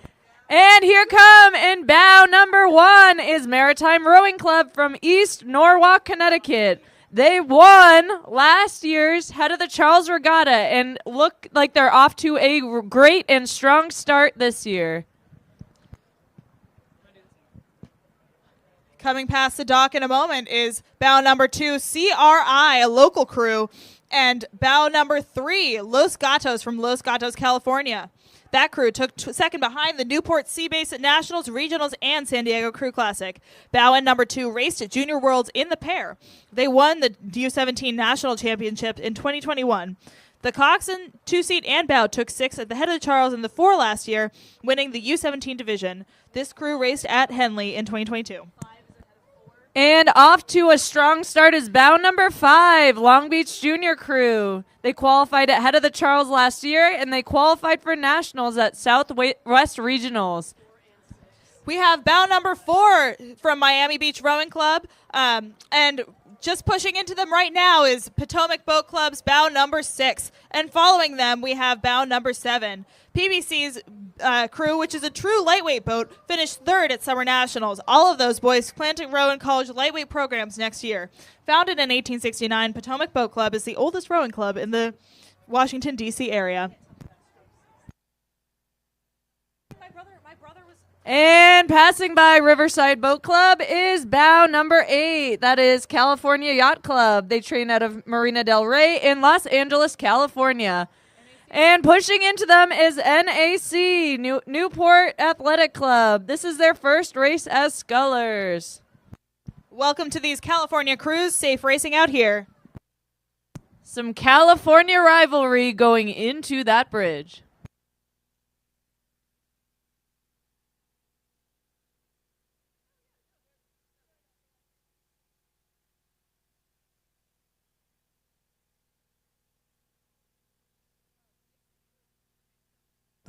We have bow number 10, Nixa Una from Nixa Una, New York, followed closely by bow number 12, Maritime Rowing Club. And then pushing into them from bow number 11 is Athletes Without Limits from Bethesda, Maryland, and Camp Randall from Madison, Wisconsin. Safe racing out there. And coming past Riverside Dock is bow number 14. That is Redwood Scullers from Redwood City, California. They are called in their description super flyweights, but they look as good as any heavyweight. Good racing, boys. Coming up, we have bow number 15 from TriStar from Knoxville, Tennessee. TriStar was founded in 2019. This is TriStar's second appearance at head of the Charles with 3 returning athletes. And coming into Riverside Boat Club is bow number 16, Three Rivers from Pittsburgh, Pennsylvania. Dylan is a U17 medalist from the Youth National Champs. And both Jack and Phil raced in the Youth Nationals finals. Bow number 17 is coming through from Saratoga Springs, New York. Saratoga Rowing Station is from Saratoga Springs, New York, and these boys are looking great. Coming up is another upstate New York crew from Canisius. This is a young crew who has some success primarily at local regattas. Well, welcome to Head of the Charles. Best of luck racing here. And some tight racing. Coming up first is bow number 20, Manhasset High School from Port Washington, New York. Pushing into them is bow number 19, some fight from Christian Brothers from Lincroft, New Jersey in the Cox Quad. Up next, passing is Maritime Boat Club, which has a history of having a strong rowing sculling program. And bow number 22, coming past the Riverside dock, is Nereid from Rutherford, New Jersey. These boys are back with a whole new boat and looking to improve. They are looking great out on this course with their whole new boat, and best of luck racing. We have bow number 24 coming past the Riverside dock in a moment. NRS, Niagara Rowing School, is a newer rowing club in the Niagara region from Canada. And here comes past Riverside Boat Club, bow number 23, BB&N, Buckingham, Brown, and Nichols, a local crew out on this Charles River. And here comes bow number 25, Serbia Rowing Club from Miami Beach, Florida. The two of these crew members won the European and World Champions this year in the pair. Looking good, men. Another international crew coming through, and bow number 26 from Westminster School in London, England. This crew is half of the Westminster Junior 16-8 that were fourth at the British National Schools Champs in May 2022. We also have bow number 27, Dawn Rowing from Mississauga, Ontario. They were Henley finalists.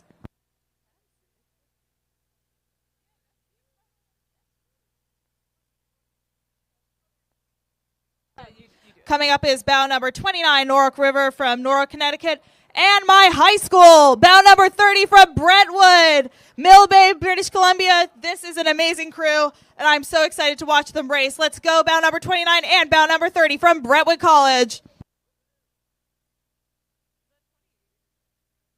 And here comes bow number 28. They launched from Riverside today, King's Chester. They are all the way from Chester, England. This crew has raced on the UK National Circuit with notable performances at National Schools Regatta and Schools Head. The crew will be competing at the Henley Royal Regatta later this month. And here comes bow number 31, Great Bay Rowing Club. Great Bay is a community team based in Dover, New Hampshire. Welcome to Head of the Charles. We have a local crew coming past the Riverside dock right now in Nobles, bow number 32. This crew is comprised of Mara Dubois, Noah Peters, Edward Winslow, Charlie Hall, and Ben Gunther. And some exciting racing coming up. Bow number 34 pushing into the pack. Bow number 34 is St. Catharines from St. Catharines, Ontario. And followed closely behind is bow number 33, Rockland Rowing Club from Nyack, New York. We also have bow number 35 from Argonaut, also from Toronto, Ontario, passing the dock right now. They have very cool stripy unis. So many strong Canadian teams out there today. Bow number 38 is coming up. This is Athletes Without Limits from Alexandria, Virginia. Followed closely by bow number 36, Detroit Boat Club from Detroit. And then also bow number 37, Greater Lawrence Rowing from Lawrence, Massachusetts.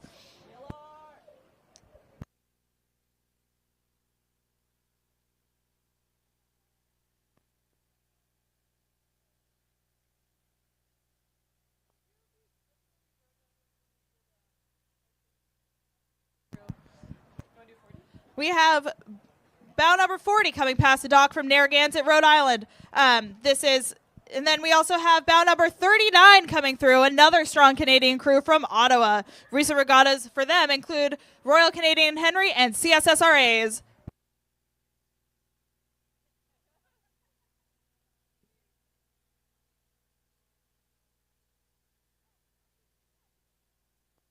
And coming into Riverside Dock is bow number 41, Vero Beach Rowing Club. They placed second at Southeast Regionals in the men's quad.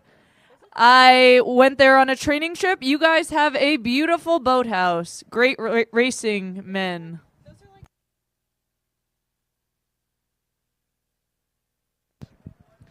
We have a tight battle coming up at the Riverside Dock between bow number 43, which is St. Catherine, or the Miami Rowing Club from Miami, Florida, and bow number 42, which is Golden State Rowing Club from Oakland, California. St. Catherine's School is coming up from St. Catherine's, Ontario. This is bow number 44, featuring Daniel Phillips, Wyatt Ritchie, Tristan Marion, Val Hudson, and Flynn Kerwin. And here comes bow number 46, Endeavor Racing Alliance from Scottsdale, Arizona.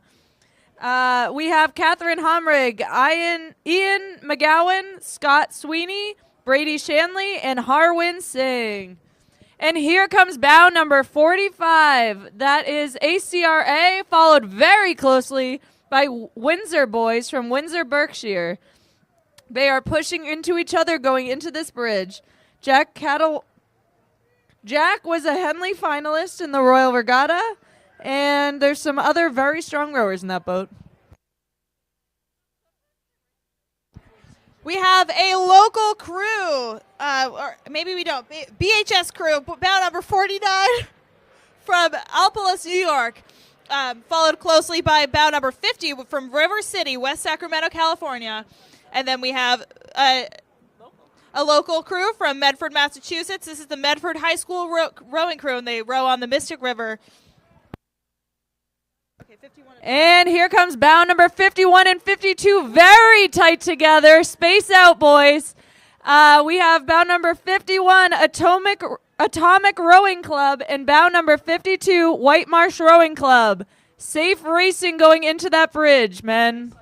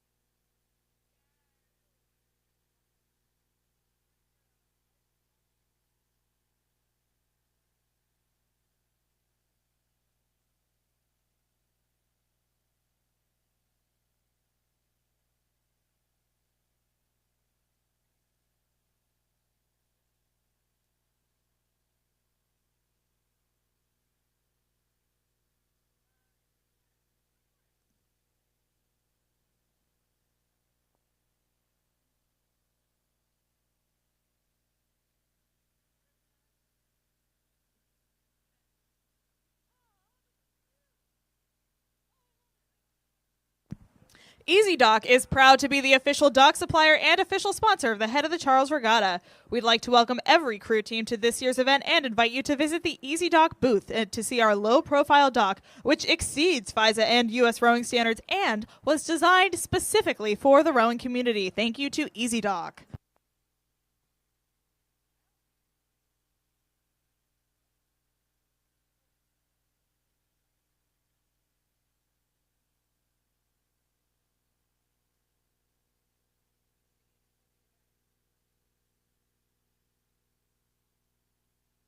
Wishing safe racing to all these men's youth 8s who are warming up past our dock. It is a tricky course out there, and best of luck with the navigation. Have a great race.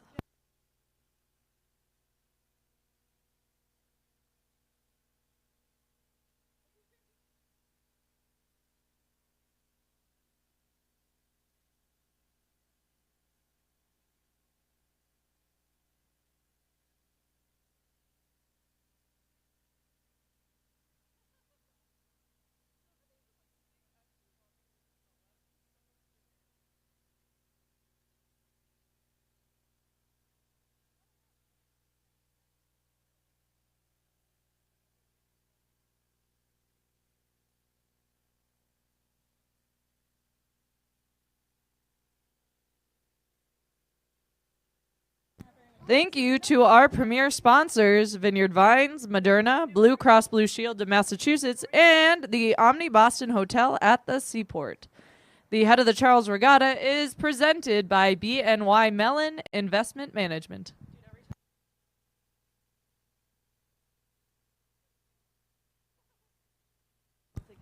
A big welcome to Samuel Adams, the new official beer sponsor of the Head of the Charles Regatta. Find Samuel Adams at the Reunion Village or at the Falls Bar next to the awards tent.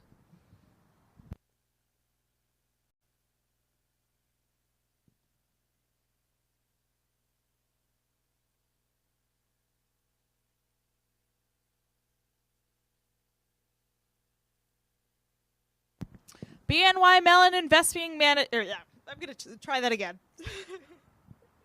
BNY Mellon Investment Management, our presenting sponsor, is one of the world's leading investment management organizations, encompassing BNY Mellon's affiliated investment management firms and global distribution companies. Thank you, BNY Investment Management. And a huge thank you to all of the incredible volunteers who are out here making this race happen. This race could not run without you, so massive thank you to everyone, from the people putting the course down to picking it up and everything in between. Thank you so much. And especially the announcers, especially me, who it is my birthday. This is my birthday present to myself, is announcing, and I'm very happy to be here. I hope you, everyone who's listening, thinks I'm doing a good job, because I need that affirmation. We are having way too much fun up here. I am joined by Megan Leiden, pair partner of Catherine Buckley, whose birthday it is today. We are having way too much fun. Kat is a very much a theater kid, so this is right up her alley to just be talking and announcing and giving her opinions on things. So this is Kat's ultimate birthday gift. My thoughts and opinions are free. I will share them with anyone. Give her a microphone and she will talk. Speaking of talking, I would like to say a big thank you to our premier sponsor, Blue Cross Blue Shield of Massachusetts, which is the presenting sponsor of the 2022 Director's Tent.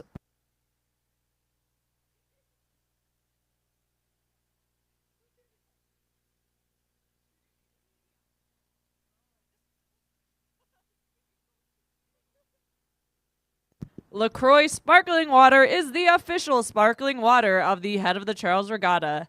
Head down to Attager Row and Fitness Expo to try one of their many zero-calorie naturally flavored waters.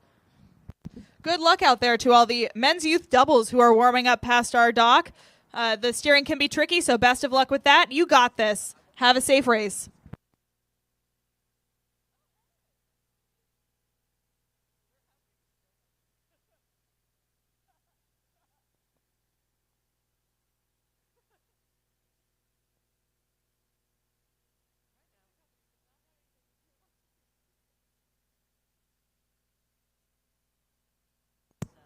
Right now, we are joined by a gold medalist from yesterday's Head of the Charles Racing, Clarissa Coveney. She steered a wonderful race in the Women's Club 8.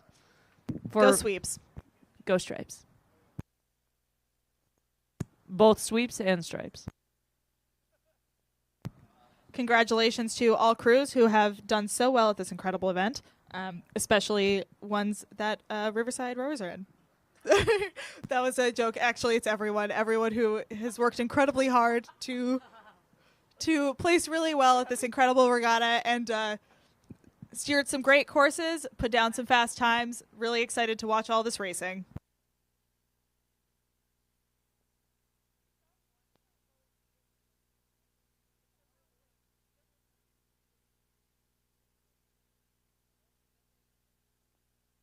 Thank you to our partner, Gentle Giant Moving Company. Gentle Giant is the secret force behind regatta operations, transporting and storing tens of thousands of pounds of gear each year. Gentle Giant is currently hiring. Stop by their booth at the Rowing and Fitness Expo to learn more. We have a Riverside rower, Tori, who works for Gentle Giant and speaks very highly. So, shout out to Gentle Giant.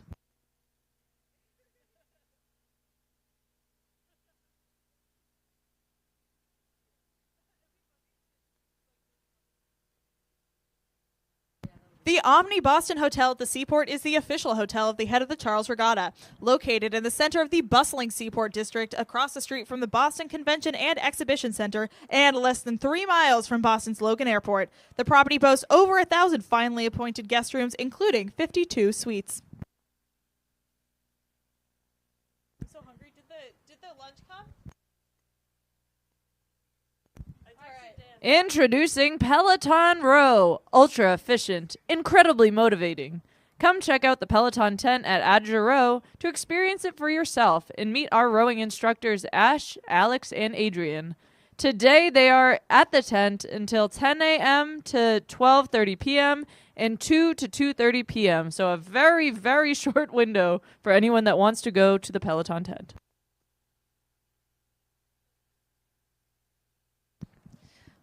Best of luck and safe racing to all these men's youth doubles who are warming up outside, as well as what looks like a men's youth 4, who I'm sure has just completed racing and done very well. Congrats to that 4. And congrats and safe racing to all of the competitors out here. I don't know what I'm saying. Someone please stop.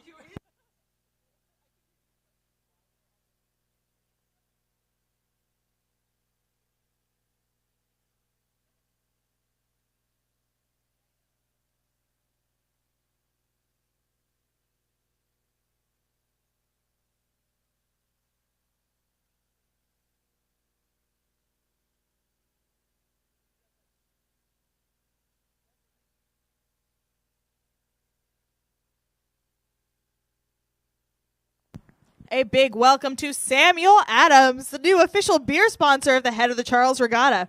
Find Samuel Adams at the Reunion Village or at the Falls Bar next to the awards tent. I know I will.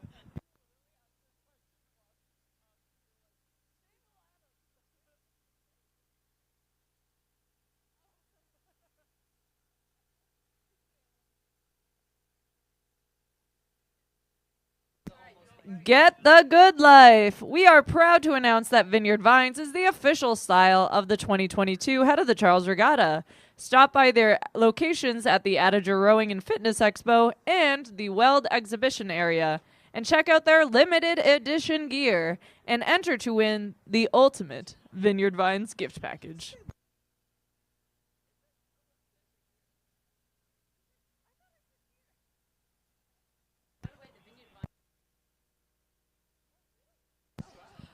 It is 11:59 a.m., which means that event number 56, the Men's Youth 8s, is about to start. The course record is currently held by St. Paul's School with a time of 14 minutes and 12 seconds from 2017. That is blazing fast. There are 90 competitors in this event. It is always a popular event with 90 entries from all over the U.S. and international entries from Canada, Great Britain, and South Africa. Bow 1, Greenwich Crew, won with a 3.5-second margin last year after starting at bow number 2. They also won the 2022 Youth Nationals. Chasing them are bow number 2, St. Joseph's Prep from Philadelphia. This is a fast boat class, the 8s, and this is a challenging course with younger competitors always producing some exciting racing with some dramatic moves. Reputations will start to be built. Please, everyone, race very safely, be careful around those turns, and make sure to yield if you need to.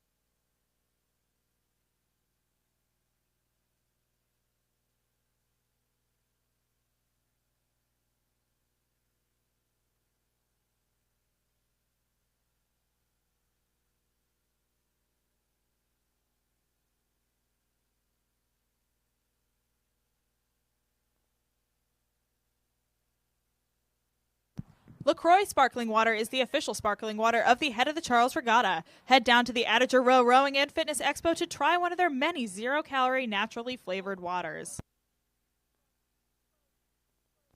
And now we have bow number 1 coming up near the Riverside dock. This is Greenwich Crew. The Greenwich Crew won the 2021 Head of the Charles in the Youth 8 and U17 8 last year. This is a defending champion boat coming through. They also won the 2022 Youth National Championship in the Men's 8. And coming into the Riverside dock is bow number 2, St. Joe's Prep. This crew is returning from last year, having placed fourth at U.S. Rowing Youth Nationals. 2 rowers are bronze medalists at the Junior World Championships in the U.S. Junior 8. Coming up on the Riverside dock, we have bow number 3. This is Row America Rye.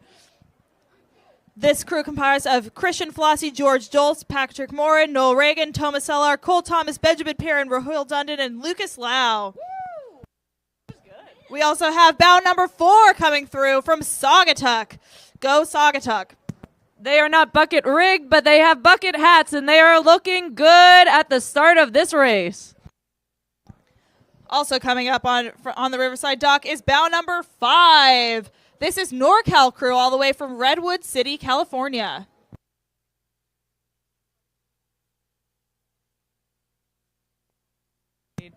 Here comes bow number 6, Marin Boat Club from Green Bay, California. Marin is from the San Francisco Bay Area. Looking good, men. We also have bow number 7, Sarasota crew, coming up from Osprey, Florida. They're looking strong, great racing.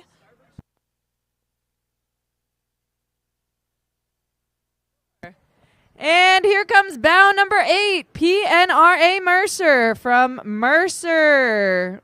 They are from Princeton Junction, New Jersey, looking strong. Also coming up, we have a local crew, bow number 9 from CRI. This is the Competitive Boys 1v8. Bow seat has incredible hair, and that is only free speed. We've got bow number 10 coming through the Riverside dock right now. This is Oakland Strokes from Oakland, California. They came 10th last year and had the Charles and 14th at the National Championships. We also have bow number 11 coming through, Gonzaga from Washington, D.C. That boat consists of 5 juniors and 4 seniors, and they are coming off a very successful 2022 spring season. And coming into the Riverside dock, we have some tight racing. Bow number 13, Montclair Rowing Club from Montclair, New Jersey, followed closely by bow number 12, Maritime Rowing Club, a strong program. That's all they say. Strong program and strong racing going into that bridge. Looking strong out there.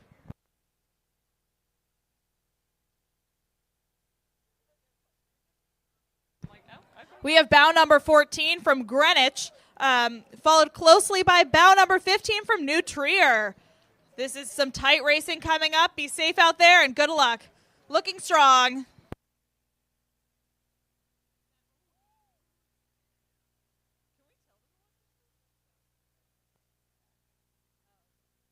We have bow number 16 coming up on the Riverside dock from Milwaukee. The Milwaukee Youth men placed 17th in this event last year and has had a men's Youth 8 compete at Youth Nationals for the past 2 years.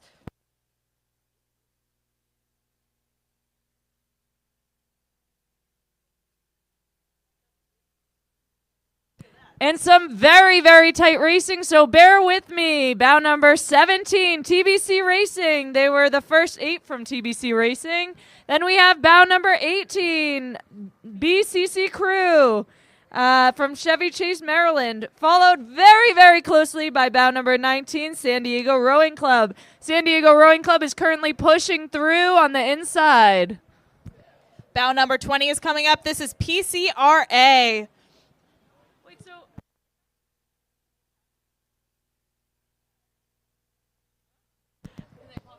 Bow number 21, we have St. Ignatius from Cleveland, Ohio. The St. Ignatius Cleveland rows on the Cuyahoga River.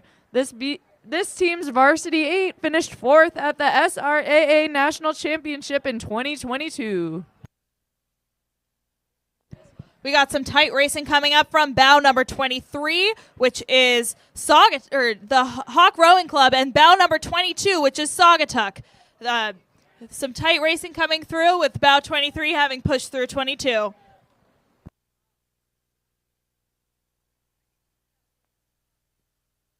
And here comes bow number 24, putting forth a very nice pace, Dallas United Rowing Club.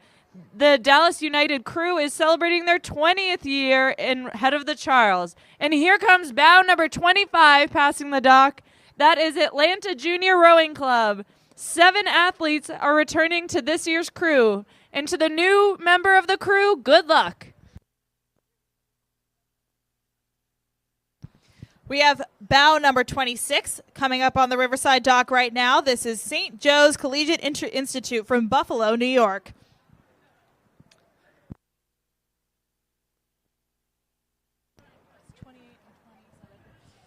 Coming up on the Riverside dock, we have bow number 28. This is Texas Rowing Center, and they have passed, but still looking strong, number 27, which is Jesuit College Prep of Dallas. Ooh, some Texas rivalry happening right here.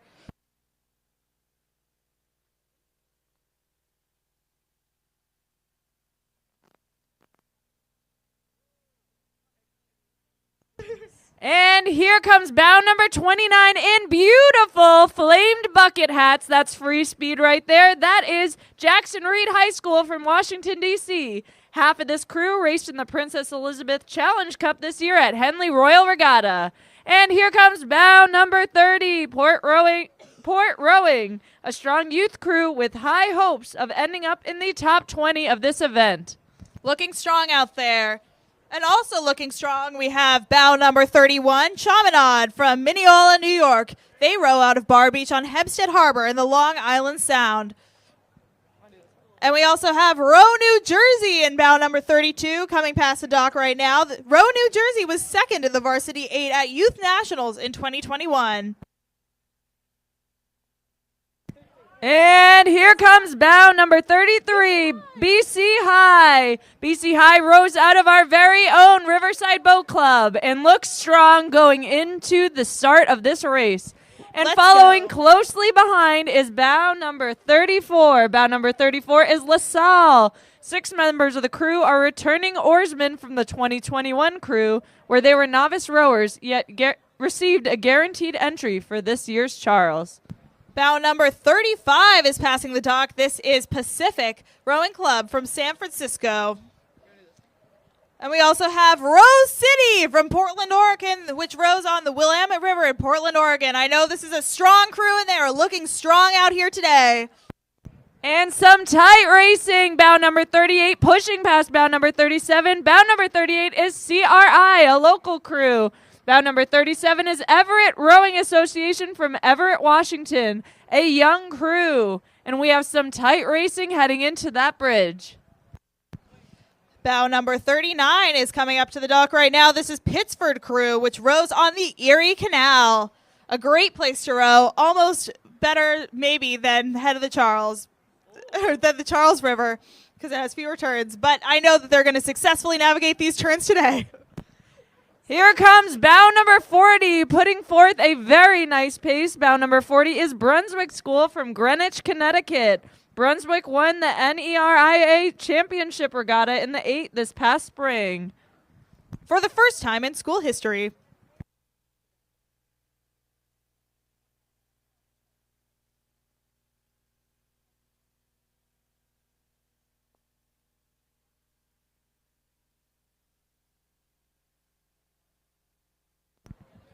We have bow number 41 coming up on the dock right now. This is St. Peter's Prep from Jersey City, New Jersey.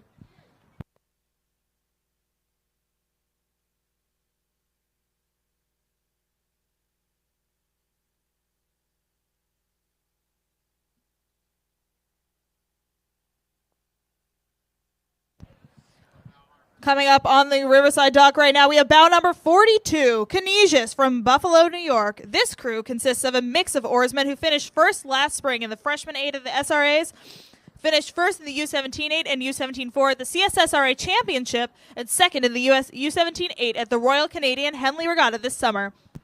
And some tight racing heading into this dock. We have bow number 44, which is Bellin Jesuit crew.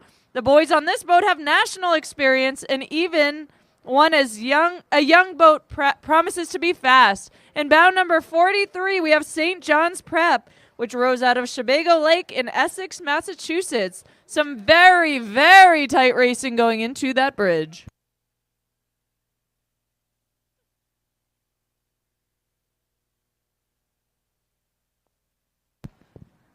Coming up on the Riverside dock right now, we have 46, bound number 46, Annapolis Junior Rowing, which is a youth club program from Annapolis, Maryland. Following closely is bound number 45, the White Marsh Boat Club from Conshohocken, Pennsylvania. And coming into Riverside Boat Club is bound number 47, a local crew, Hingham High School. Hingham High School Rowing have over plus athletes that train on the South Shore of Massachusetts and compete locally. And here comes bound number 48, Phillips Exeter from Exeter, New Hampshire.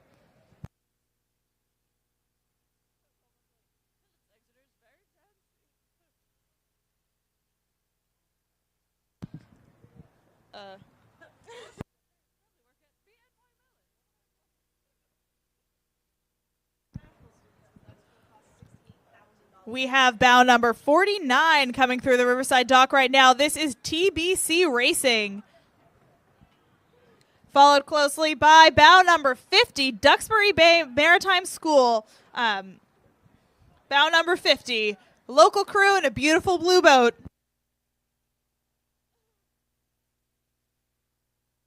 And you cannot miss this boat, folks. This is bound number 51, Glastonbury from Glastonbury, Connecticut. Look at that patriotic boat. And pushing into them is bound number 52. 52 is Bedford crew from Bedford, New Hampshire. They said that they are thrilled to be racing here, and they are currently pushing forward before that bridge.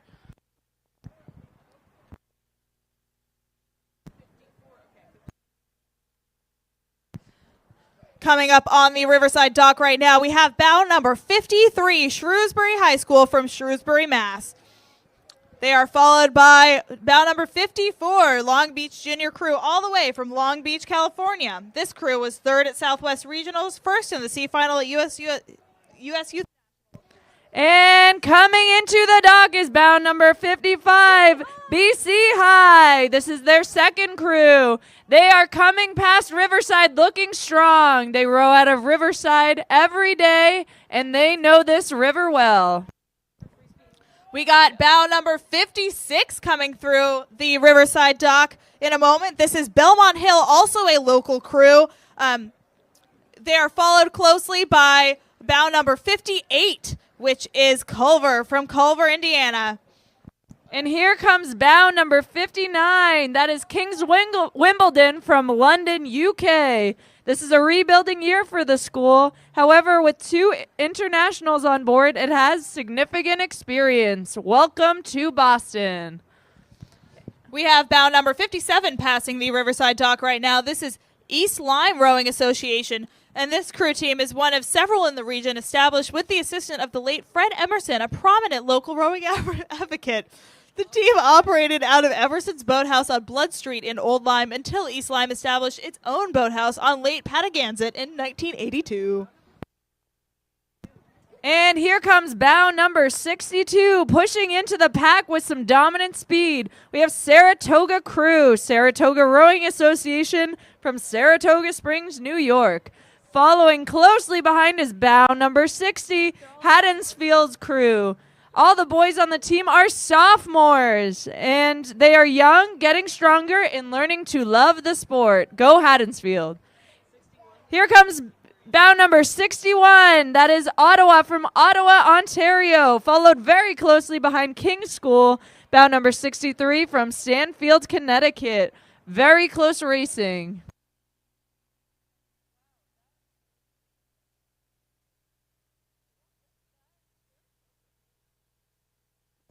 We have a Seattle crew coming through in bound number 66. This is Green Lake from Seattle, Washington. This boat club was founded in 1848. And here comes bound number 65, New York Rowing Association / St. Peter's Prep School composite boat. And here comes El Guapo. That is bound number 64 from East Bay Rowing Incorporated. I love the name of your boat. We have a British crew coming through in bound number 67. This is King's Chester. And bound number 68, also coming through the Riverside dock in a moment, is Ann Arbor Huron from Ann Arbor, Michigan. The Ann Arbor Huron River Rats celebrate its 15th consecutive appearance in Boston this year. Each year, we leave in our crews with upcoming rovers hungry to experience Charles. And here comes bow number 69, BHS crew from New York. And pushing into them is bow number 70, DC National from Poolesville, Maryland. This is their first time racing in the Boys 8 at the Charles. Here comes the South Africans, bow number 71, St. Benny's. They're from South Africa, and they have raced in 28 consecutive national championship titles with 3 South Africa School Sports Team of the Year awards. Go South Africa.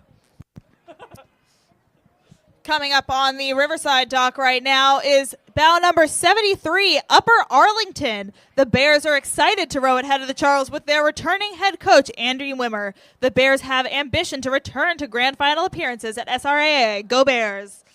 We also have bow number 72, East City Crew from Elizabeth City, North Carolina. Coach Carol Terryberry rowed at the Charles during the 80s and 90s and is thrilled to return with the newly formed Elizabeth City Rowing Club. Here comes bow number 75. That is Whitman crew from Maryland. Pushing into them is bow number 74, the Chargers from Liverpool, New York. And very close racing from bow number 76, Westminster School from London, England. Welcome to Boston. Very tight racing going into that bridge.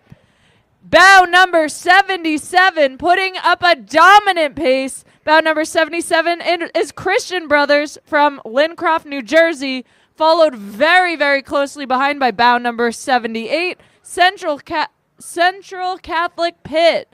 Central Catholic is a college prep school in Pittsburgh, Pennsylvania.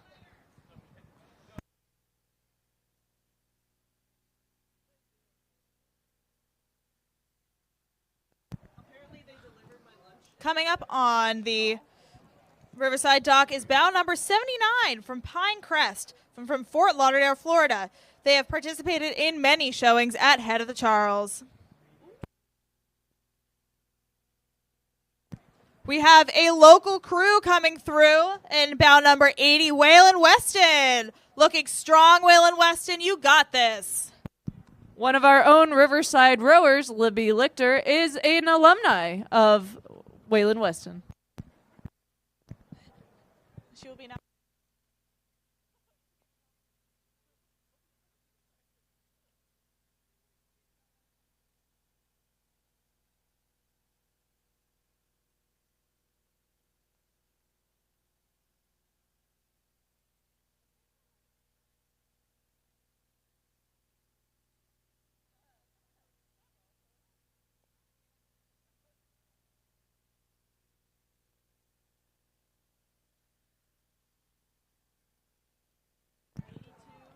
All right. Coming up on the Riverside dock, we have bow number 82. This is Oyster Bay Community Rowing. They won a guaranteed entry during one of the virtual rows. And then following them is bow number 83, Fairfield College Preparatory School from Fairfield, Connecticut. And then we have some tight racing. Bow number 81, which is Avon High School, is currently being passed by bow number 84, Bromfield Acton Boxborough from Harvard, Massachusetts. And coming into the Riverside dock is bow number 85, Los Gatos from Los Gatos, California. This crew has 2 national championships in the U17-4 and another 2 Southwest medalists in the U27 quad. Nice, tight racing. We have bow number 86 and 87 coming through the Riverside dock very tightly. Right now we have 86 is Bishops from Cape Town in South Africa. And number 87 is Mount Baker, Seattle, Washington. They look like they're racing into a PBC boat. Go Mount Baker and go PBC. And also go Bishops all the way from South Africa. Welcome to Boston. And coming up is bow number 88. That is Miami Beach Rowing Club from Miami Beach, Florida. And pushing into them is bow number 89. That is the Haverford School from Haverford, Pennsylvania. The Haverford School has a strong returning group, with athletes returning from the Varsity 4, Junior 4, and Varsity Quad. We expect very competitive racing in this 8 event.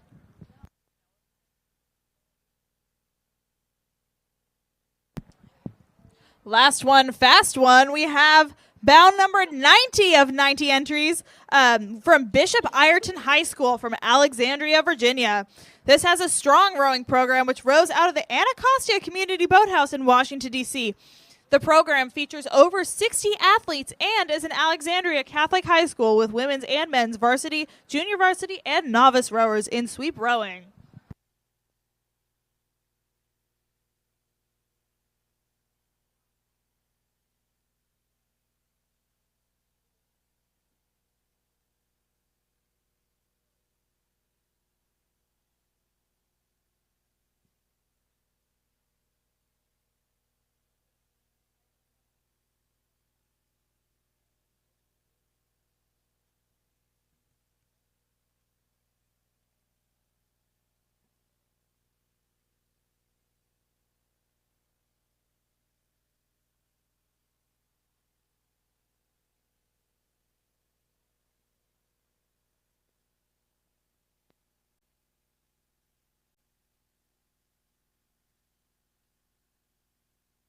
Go Stripes, launching right now from Riverside. Go Stripes.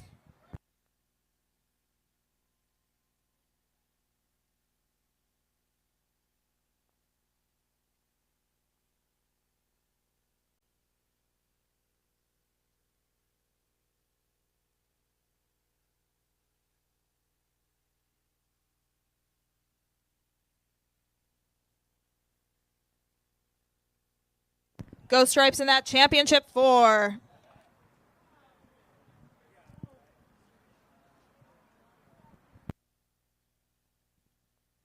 Thank you to our partner, Gentle Giant Moving Company. Gentle Giant is the secret force behind regatta operations, transporting and storing tens of thousands of pounds of gear each year. Gentle Giant is currently hiring. Stop by to their booth at the Rowing and Fitness Expo to learn more. If you are strong and you want to help, Gentle Giant is the place for you.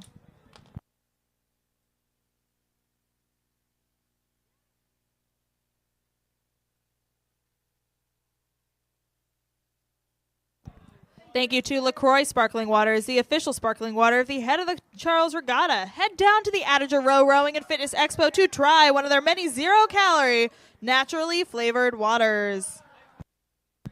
Congrats to this bound number 18 quad that has just returned to the Riverside dock. You guys are the best. And bound number 5, also the best, also a quad, crushed it. Incredible job from bow 18, getting second. That is pretty freaking cool.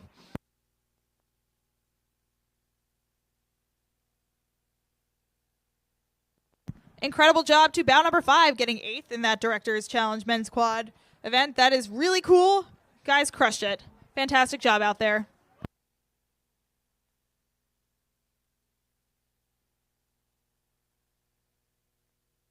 Just kidding, bow 18 came first. Very nice job. I was wrong before. By raw time.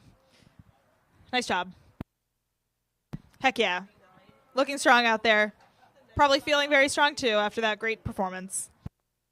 Thank you to all of our incredible volunteers who are out here making this event happen. You guys are hard to miss in your beautiful vests provided by Vineyard Vines. You guys are just the best and can't thank everyone enough.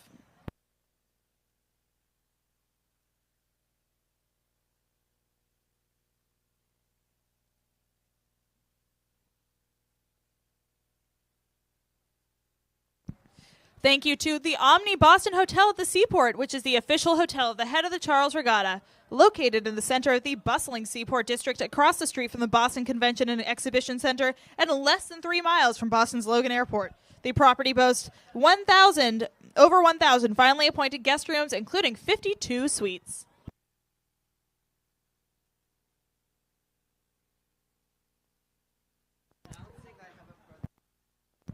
I'm going to...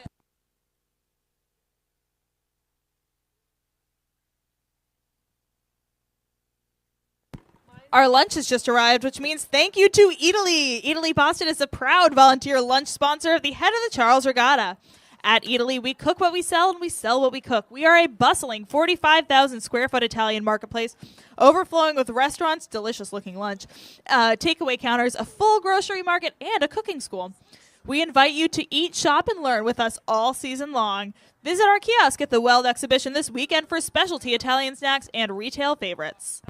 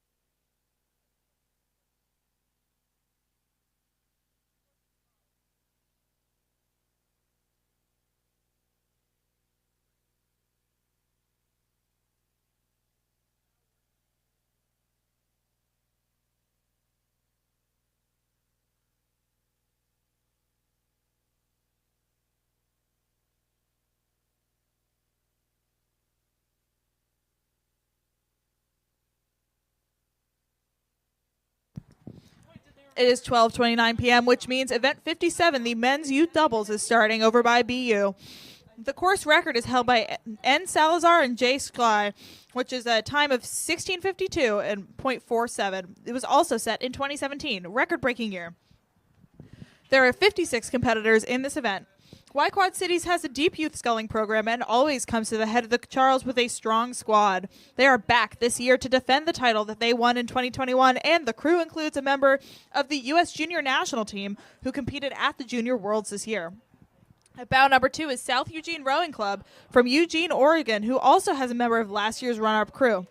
At bow number 3, Burton Beach Rowing Club from Washington have 2 young scullers who competed at Youth Nationals and are in their first head of the Charles. With 56 crews in the field, there are always some exciting moves. Wishing safe racing and good luck to everyone out there. There is an under 17 and an over 17 category, which means that competitors will have a chance to place in whichever one applies to them.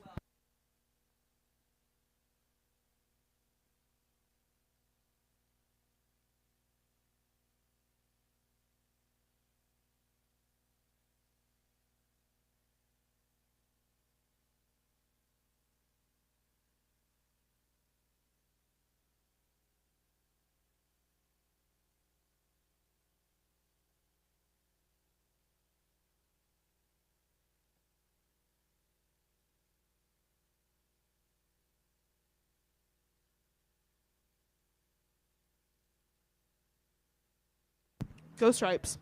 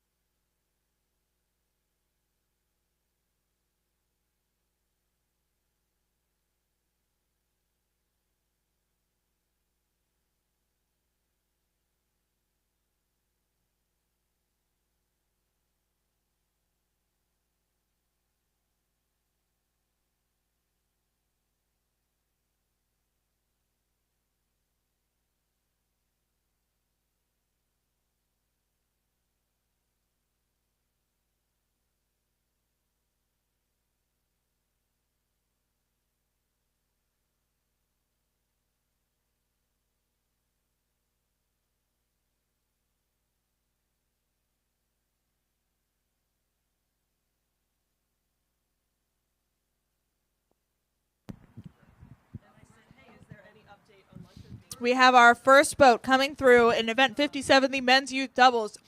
This is bow number 1 from Y-Quad Cities in Illinois. Nick Heel was in the U.S. Junior National Team double in 2022 and won the 2021 Head of the Charles Youth Double. Charles was also in the U.S. Junior National Team in 2022 in the single. Nice job, bow one. Go get him. Looking fast.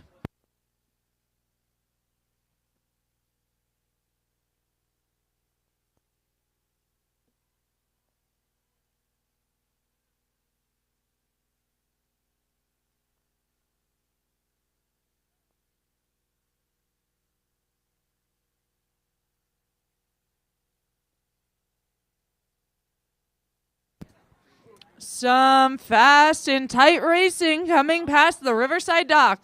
We have bow number 2, South Eugene Rowing Club, followed very closely behind by bow number 3, Burton Beach Rowing. Then we have bow number 4, Miami Rowing Club, and bow number 5, Redwood Scullers. Then now, last but not least, pushing into the pack is bow number 6, California Yacht Club. So we have some California crews battling it out on this race course very early on. Coming past the dock is bow number 7, Oak Neck Rowing. And this crew is lucky to have some clear water in front. It means they get their best line and they can just push. Bow number 8 is also coming past the Riverside dock now. This is Newport from Newport Beach, California. Nick raced the quad at the 2021 HOCR, and Andrew, who goes by Buddha, raced the summer rowing in a single. Here comes bow number 9, Atomic Rowing. And here comes bow number 11, who is pushed into the pack. Bow number 11 is NRS from Ontario. Niagara Rowing School is a newer rowing club in the Niagara region. And here comes bow number 10. Bow number 10 is Beaver Creek Sculling. They were gold medalists at the 2022 Scholastic Nationals.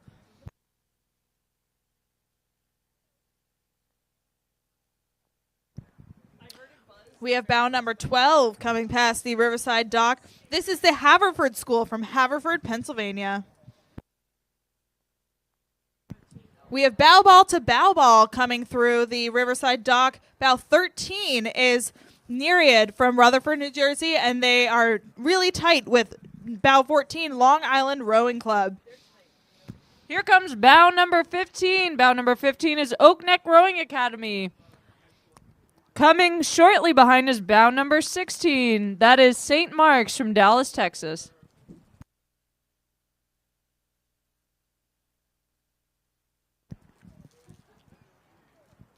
Coming up on the Riverside dock right now, we have bow number 17, 18, and 19. Bow number 17 is Oak Neck Rowing from Bayville, New York. Pushing into them is bow number 19 from Row Boston. Yeah, Row Boston. And we have bow number 18 as well from Seton Hall Prep from West Orange, New Jersey. At Row Boston, Lewis is grade 12 at BLA, and Simon is grade 9 at the Gifford School. Bow number 21 is Resilient Rowing Club from Burke, Virginia. Bow number 22 is Miami Beach Rowing Club. And bow number 20 is Springside Chestnut Hill from Philadelphia, PA. We also have the Ridgewood crew in bow number 23 coming through the Riverside dock right now. This is Sam Boogarrett and Thomas Clark.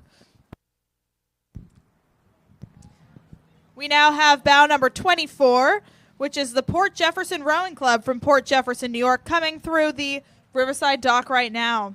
Here comes bow number 26. That is the Rivanna Rowing Club from Charlottesville, Virginia. And bow number 25 on the outside.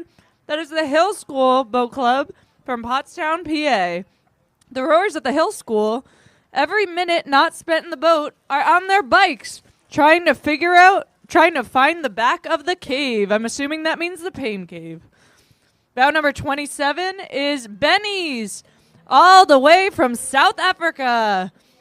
They have 28 national championship titles consecutively with 3 South Africa School Sports Team of the Year awards, all the way from sunny South Africa. Welcome to Boston. Also welcome to Boston, the Niagara Falls crew from Niagara Falls, Ontario. This is Cameron Scott and Miles Quinton.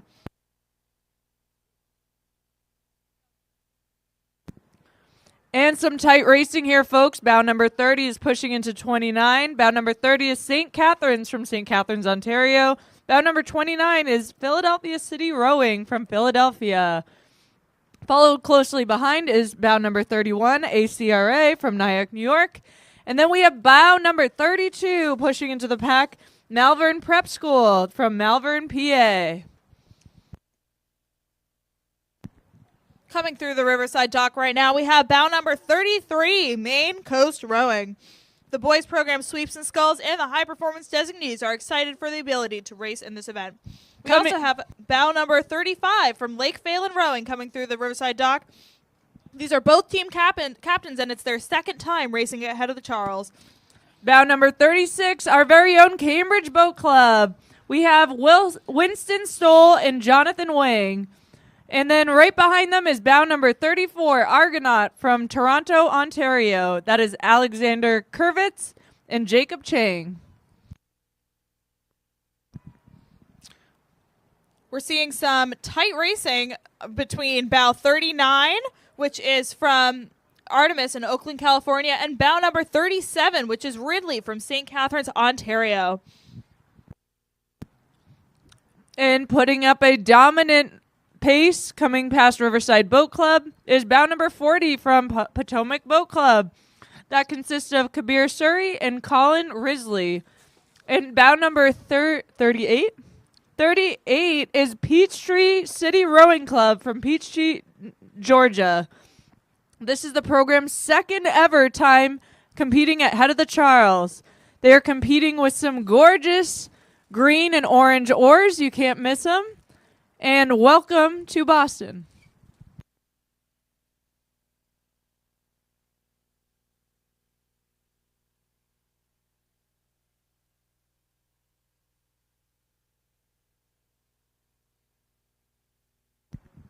Coming up on the Riverside dock right now, we have bow number 42, Germantown Friends from Philadelphia, Pennsylvania.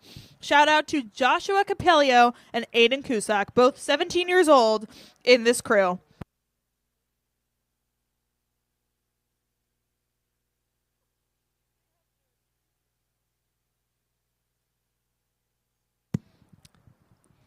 Here comes bow number 44. That is Waterford crew from Sandy, Utah. Last year, Waterford got second in the youth double at Nationals. With two new rowers in this boat, we will see how they do. They are looking good so far. Bow number 41 is Brooks School crew from North Andover, Mass., a local crew pushing through this course. Bow number 43 is Bishops from Cape Town. This is a new crew of Ben Anderson and Matt LaRoe. All the way here from South Africa. Welcome to Boston. 46. Coming through the Riverside dock right now, we have some tight racing between bow 46, South Jersey Rowing Club, and 45, Lake Las Vegas Rowing Club. We also have bow number 49 coming through, Gordon Rowing, as well as bow number 47, Brophy from Tempe, Arizona. Bow number 48 is the Knox Falcons from St. James, New York, which is a private international boarding school in New York and was founded in 1904. Coming up is bow number 51, Windsor Boys crew from Windsor, Berkshires. And bow number 53, Star Rowing from Derby, Connecticut.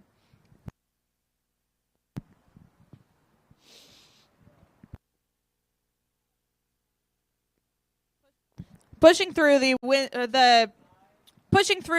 Riverside dock right now is bow number 55, Concord crew from Concord, New Hampshire.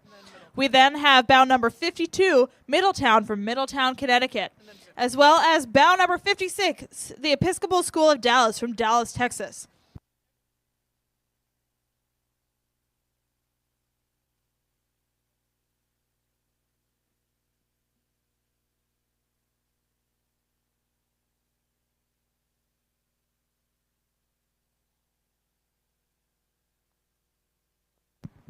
We've got bow number 54 coming past the Riverside dock right now. These are Windsor Rowing Bahamas from Nassau and Welcome to Boston. Crushing it out there, boys.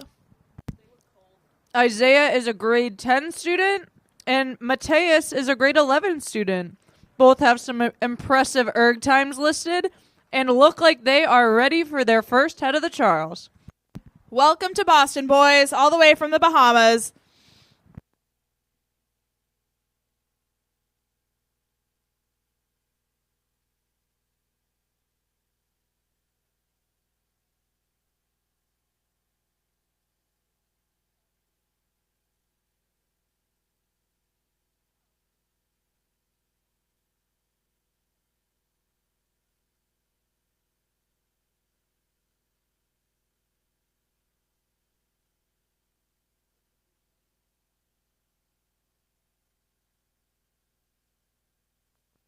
Best of luck racing to the incredible Champ 4, women's Champ 4s that we see warming up past Riverside. You guys look really strong. Can't wait to see you crush it.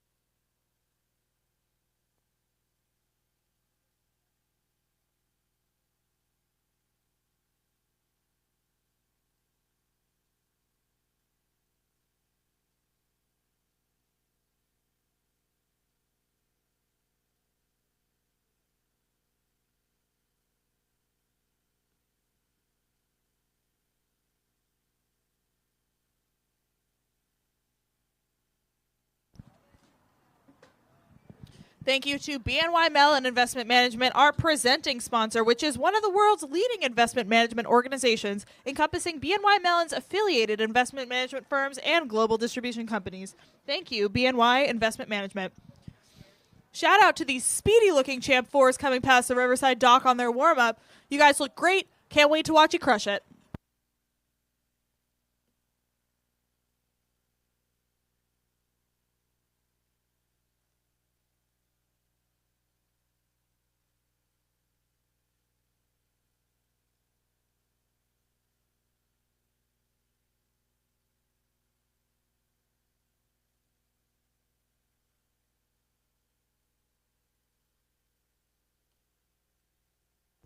Easy Dock is proud to be the official dock supplier and official sponsor of the Head of the Charles Regatta.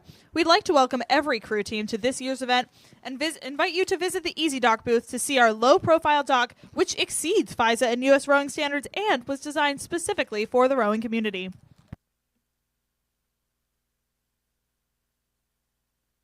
Huge shout out to all of the volunteers who make this event possible. Everyone from the people putting down the course, picking it up, dealing with everything, timing, on the water, off the water. Exciting. You guys make it run. Huge shout out. Thank you.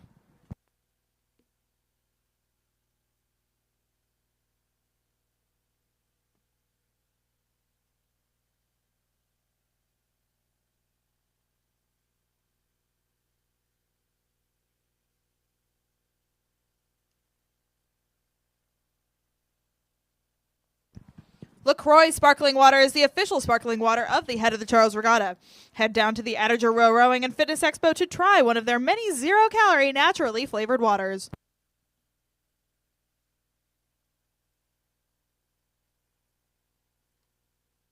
The Omni Boston Hotel at the Seaport is the official hotel of the Head of the Charles Regatta, located in the center of the bustling Seaport District across the street from the Boston Convention and Exhibition Center and less than 3 miles from Boston Logan's Airport. The property boasts over 1,000 finely appointed guest rooms, including 52 suites. Best of luck and safe racing to all these incredible fours warming up outside Riverside.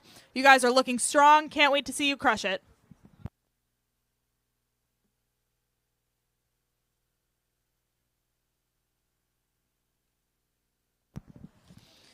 Peloton Row has arrived. Come visit the Peloton tent at Attager Row to experience it for yourself. Team Peloton is here to introduce you to Peloton Row.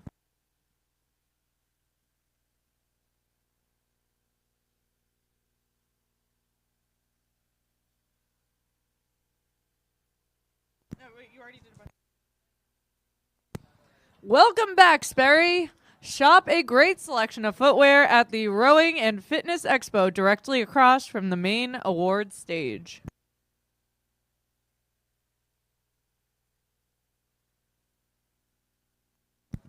Thank you to our premier sponsors, Vineyard Vines, Moderna, Blue Cross Blue Shield of Massachusetts, and the Omni Boston Hotel at the Seaport. The head of the Charles Regatta is presented by BNY Mellon Investment Management. BNY Mellon, our presenting sponsor, is one of the world's leading investment management organizations, encompassing BNY Mellon's affiliated investment management firms and global distribution companies. Thank you, BNY Investment Management.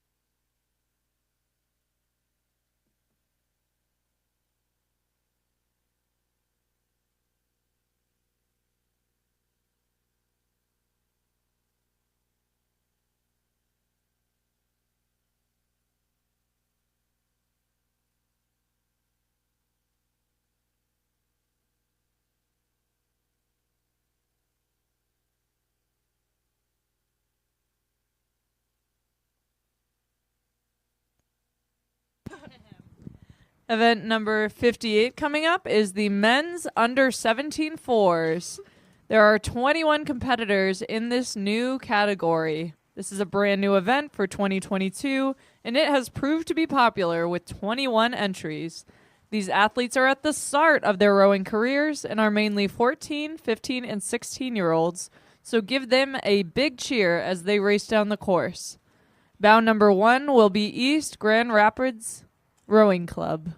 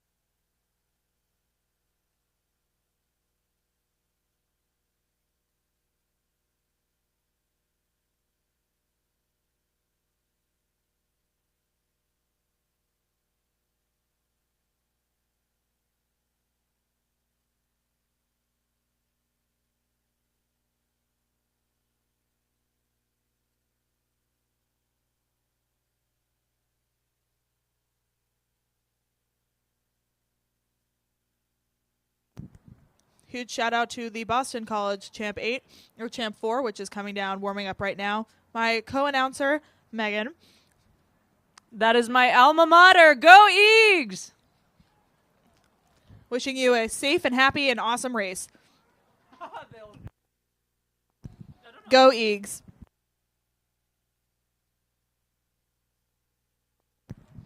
We have bow number 2 in the men's under 17 fours approaching. This is Miami Rowing Club from Miami, Florida. And they have pushed past bow number 1, which is East Grand Rapids from East Grand Rapids, Michigan. Both boats are approaching the Riverside dock. Some fast racing to start this brand new category. And here comes bow number 3 in a beautiful blue shell. Glastonbury Rowing Club from Glastonbury, Connecticut. This is their U17 1v4.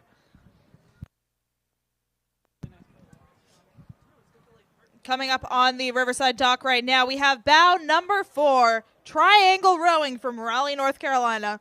This is located in Research Triangle Park in Raleigh, North Carolina, a business and tech hub adjacent to North Carolina State, UNC, and Duke University.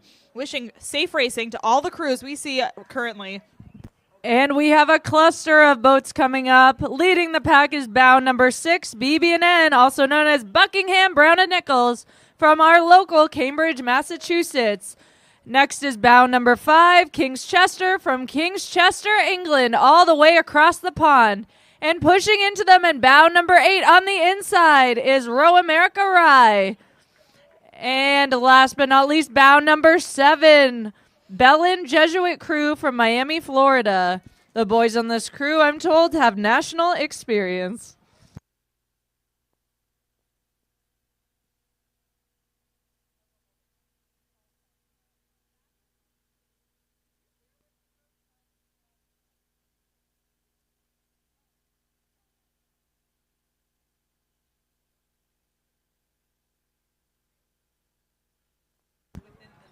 Coming up on the Riverside dock is bow number 11, Ridley from St. Catharines, Ontario. Welcome to Boston.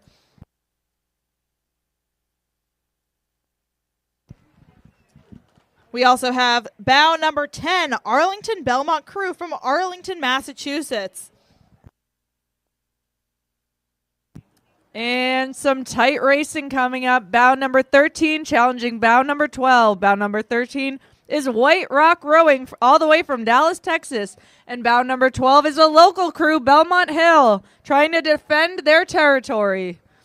And here comes bow number 14, Northfield Mount Herman from Mount Herman, Mass. NMH has been rowing in the head of the Charles since the 1970s. We have another local crew coming up, bow number 16, the Friends of Brookline Rowing. This lean, mean U17 machine is on their way to hometown glory, representing the local Brookline High School squad. We also have bow number 15 passing the Riverside dock, which is First Coast from Jacksonville, Florida. And pulling into the Riverside dock is bow number 17, Radnor from Wayne, Pennsylvania. Radnor High School is located just outside of Philly. And coming up on the inside is bow number 17, TriStar. That is 19 from Knoxville, Tennessee. And in the back of the pack is bow number 18, St. John's High School from local Shrewsbury, Mass.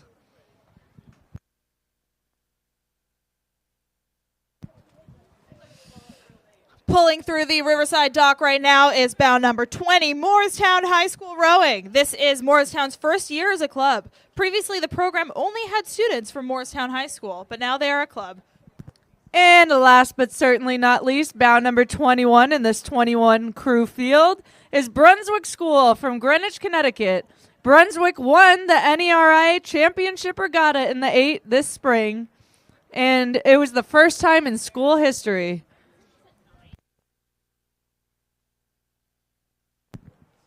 Coming up on the Riverside dock to finish out our U17 youth cruise is the bow number 9 Long Beach Junior crew from Long Beach, California. Welcome to Boston. Hope you have an awesome race.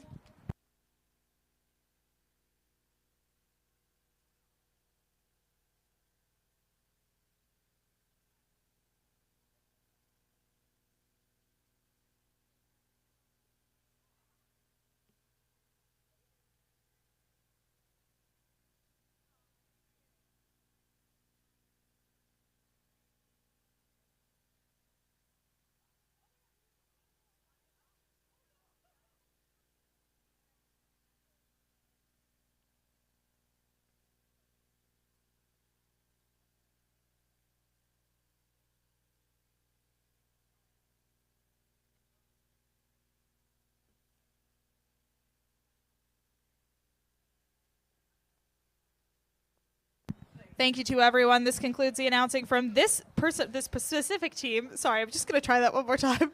Yeah, we just found out that people other than the people around us at Riverside can hear us online. So our unabashedness is now we realize that other people are listening. So thank you for your attention, and we are now signing off to our next set of amazing announcers. This has been Megan Lyden and Catherine Buckley. Happy birthday, Kat. Aw, thank you.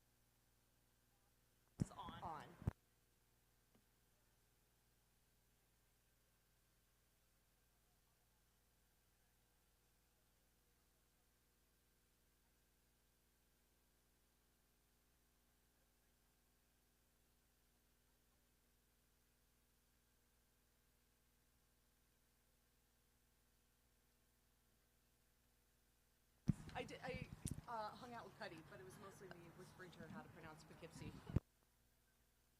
Mega shout out to my next location, which is Samuel Adams, the new official beer sponsor of the Head of the Charles Regatta.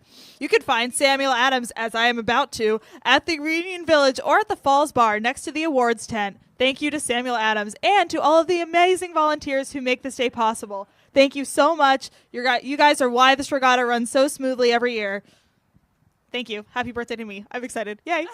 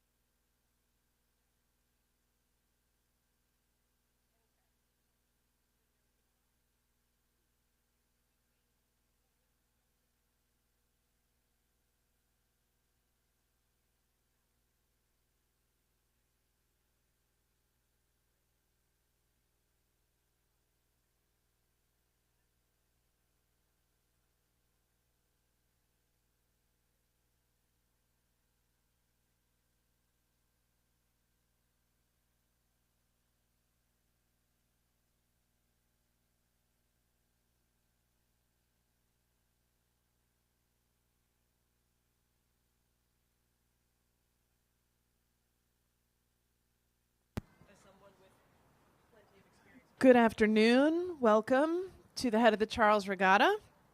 I'm Sherry Ruane. I'll be your announcer for the next 2 hours. 2 hours and 45 minutes. And 45 minutes.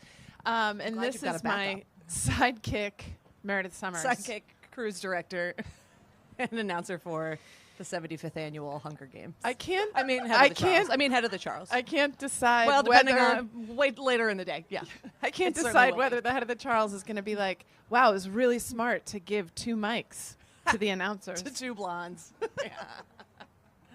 The next event that will be starting at 1:07 p.m. is the men's champ 4s. That'll be good. It will be good. Course as- record. Yeah, course record 15:07. I think we rode that last I year, think we didn't did. we? I think Yeah. we did 15:06. Right. And the last year, 2021 4th place finisher, Cornell, is now bow number 1. Going to be a barn burner. They're going to be chased by Princeton, Florida Institute of Technology, Syracuse, and Brown. At 2, 3, 4, and 5. Yeah, it bow was numbers. a tight race last year. Only 15 seconds separating these 5.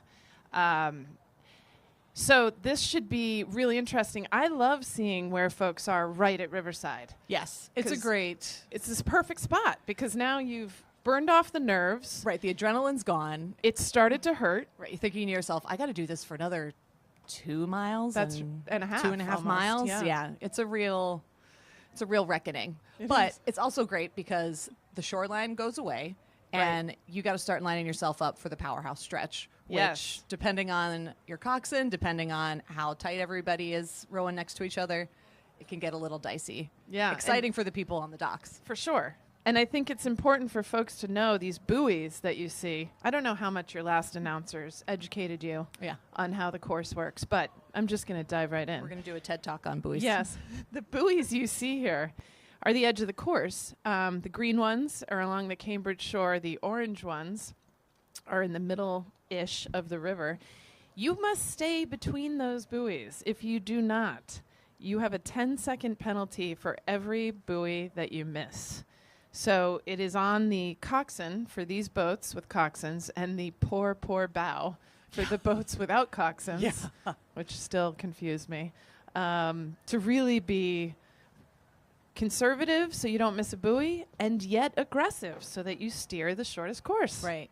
And like I've been in a couple boats where the coxswain will steer so that starboard oars go over the buoys, and that's a head trip. It's great because you're like, yeah, we're cutting it real close, but sometimes you cut it too close. And Right. the bow or the oar gets stuck on the string for the it's Do you yeah. remember, I think we were so Meredith and I have raced together many a time. many a time.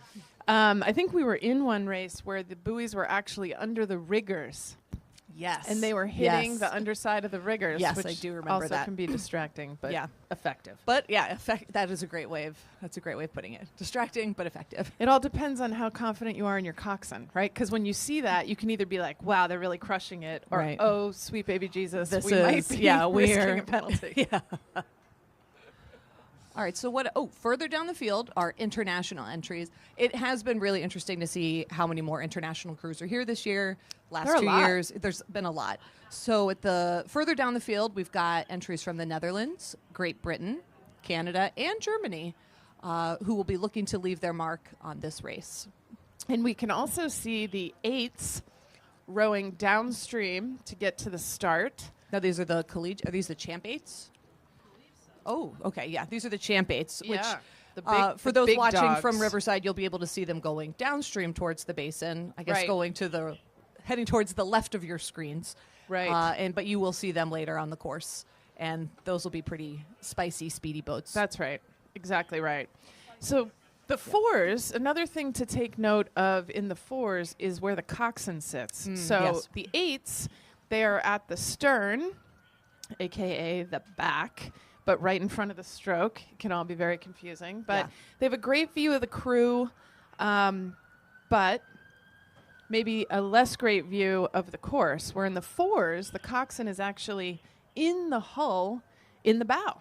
It's kind of like being put in a coffin.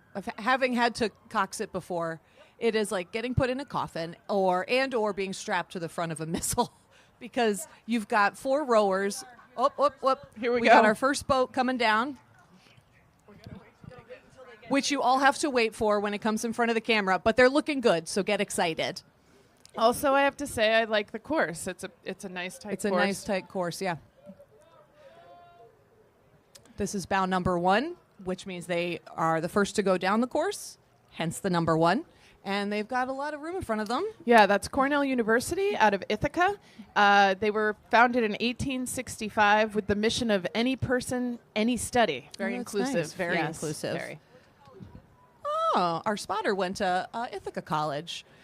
And bow 2 is Princeton. You may have heard of them. That is the heavyweight men. It's just a community college in New Jersey. Yeah, I think so. Yeah, I might. You know what? It might be a vocational. I'm not sure. Yeah. Bow number 3 is FIT out of Florida. Now this boat is a dedicated group of young athletes working hard not only in rowing but in the classroom to get their varsity status back. So row hard. All right. Bow 4, which is inching up on FIT, is Syracuse, also upstate New York. Right. Go Orange. Go Orange. And then 5, which will be coming in front of your screen momentarily, is Brown University out of Providence, Rhode Island. They finished 4th in the team points trophy at IRAs this year. Ooh. The problem is I forget that I need to announce because I'm like, oh, this is great racing. Right. So what do we got? Bow 6? Bow 6. Oregon State. They came from way over on the West Coast. They're returning for their 6th straight year in the Champ 4 event. All right. Bow 7, University of Wisconsin. Wisco. Oh, yeah, Wisco. This is like summer for them. Yeah. Yeah, that's right. You see them in their short sleeves. Okay, Yeah. bow number 8, one of the hometown favorites, the BU Champ 4. And this is a home river, obviously, but the course, you don't really get to row the course until the very last, bitter end of training. Ooh, we got bow number 9 is Georgetown. This is a GU Heavies. Some athletes have earned a bronze at the IRA in the Cox 4. More importantly, Bradley Cooper went to Georgetown University. Most importantly. And bow 10 making some nice moves here. They're absolutely moving through the water well. Cornell again. This must be their B boat, but they are looking very sharp, and they have opened up a bit of a gap on the next boat. So, folks, the boats launch at measured centers, and there's the same amount of time between each boat at the start. So if you see big gaps or closer boats, that means that movement has happened. Oh, rowing with Riverside stripes, but I think they're just borrowing it. That's right. From the Netherlands. From the Netherlands. Saris Rowing Club. They're the heavyweight crew from the Netherlands, and they're in the middle of a very successful season. Great. And they're looking for victories at the front of the field. Wow, they came in 3rd in the most prestigious student rowing race in the Netherlands, and they figure Head of the Charles is the perfect challenge at the end of their season. So it looks Let's like go, we've boys. had boat 12, Western Ontario out of Canada just went by, and then 14 out of Germany, Ooh. the Germania boat out of Frankfurt, and then bow 15 out of Arkansas is Peloton rowing. And 3 athletes were in the Rio Olympics in 4 this from boat. the Tokyo Olympics. Amazing. 5 separate colleges, so a real novice crew. Yeah. Real novice The crew. Good colleges job, boys. Good represented effort. in that boat Yeah. are Brown, Cornell, Harvard, Princeton, and University of Washington. I think it's just great that, Yeah. They're out there trying for Really the just first doing their time, Really best. doing their best. Yeah. You're doing amazing, sweetie. And the boat that just went by in the blue and orange is Princeton, the heavyweight men. I feel like we've said that before. They So could it have looks had like 2 they've got an Princeton. A and a B. Yeah. Yep. Outstanding. And is that?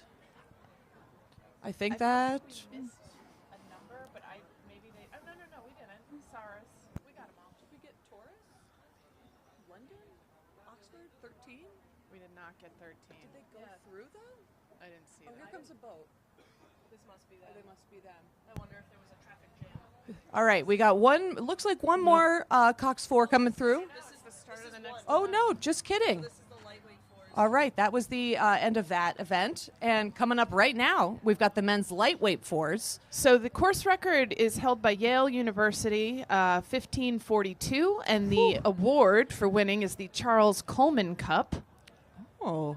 And it's a rematch this year. Oh, excellent. 2021 first place winner was Penn at bow number 1, and the second place is Harvard, and you can see they are slogging it out. Yeah, both coming through again. We got Penn that just came through your screens, and right about now you should be seeing bow number 2, which is Harvard University. This is their home course. That's right.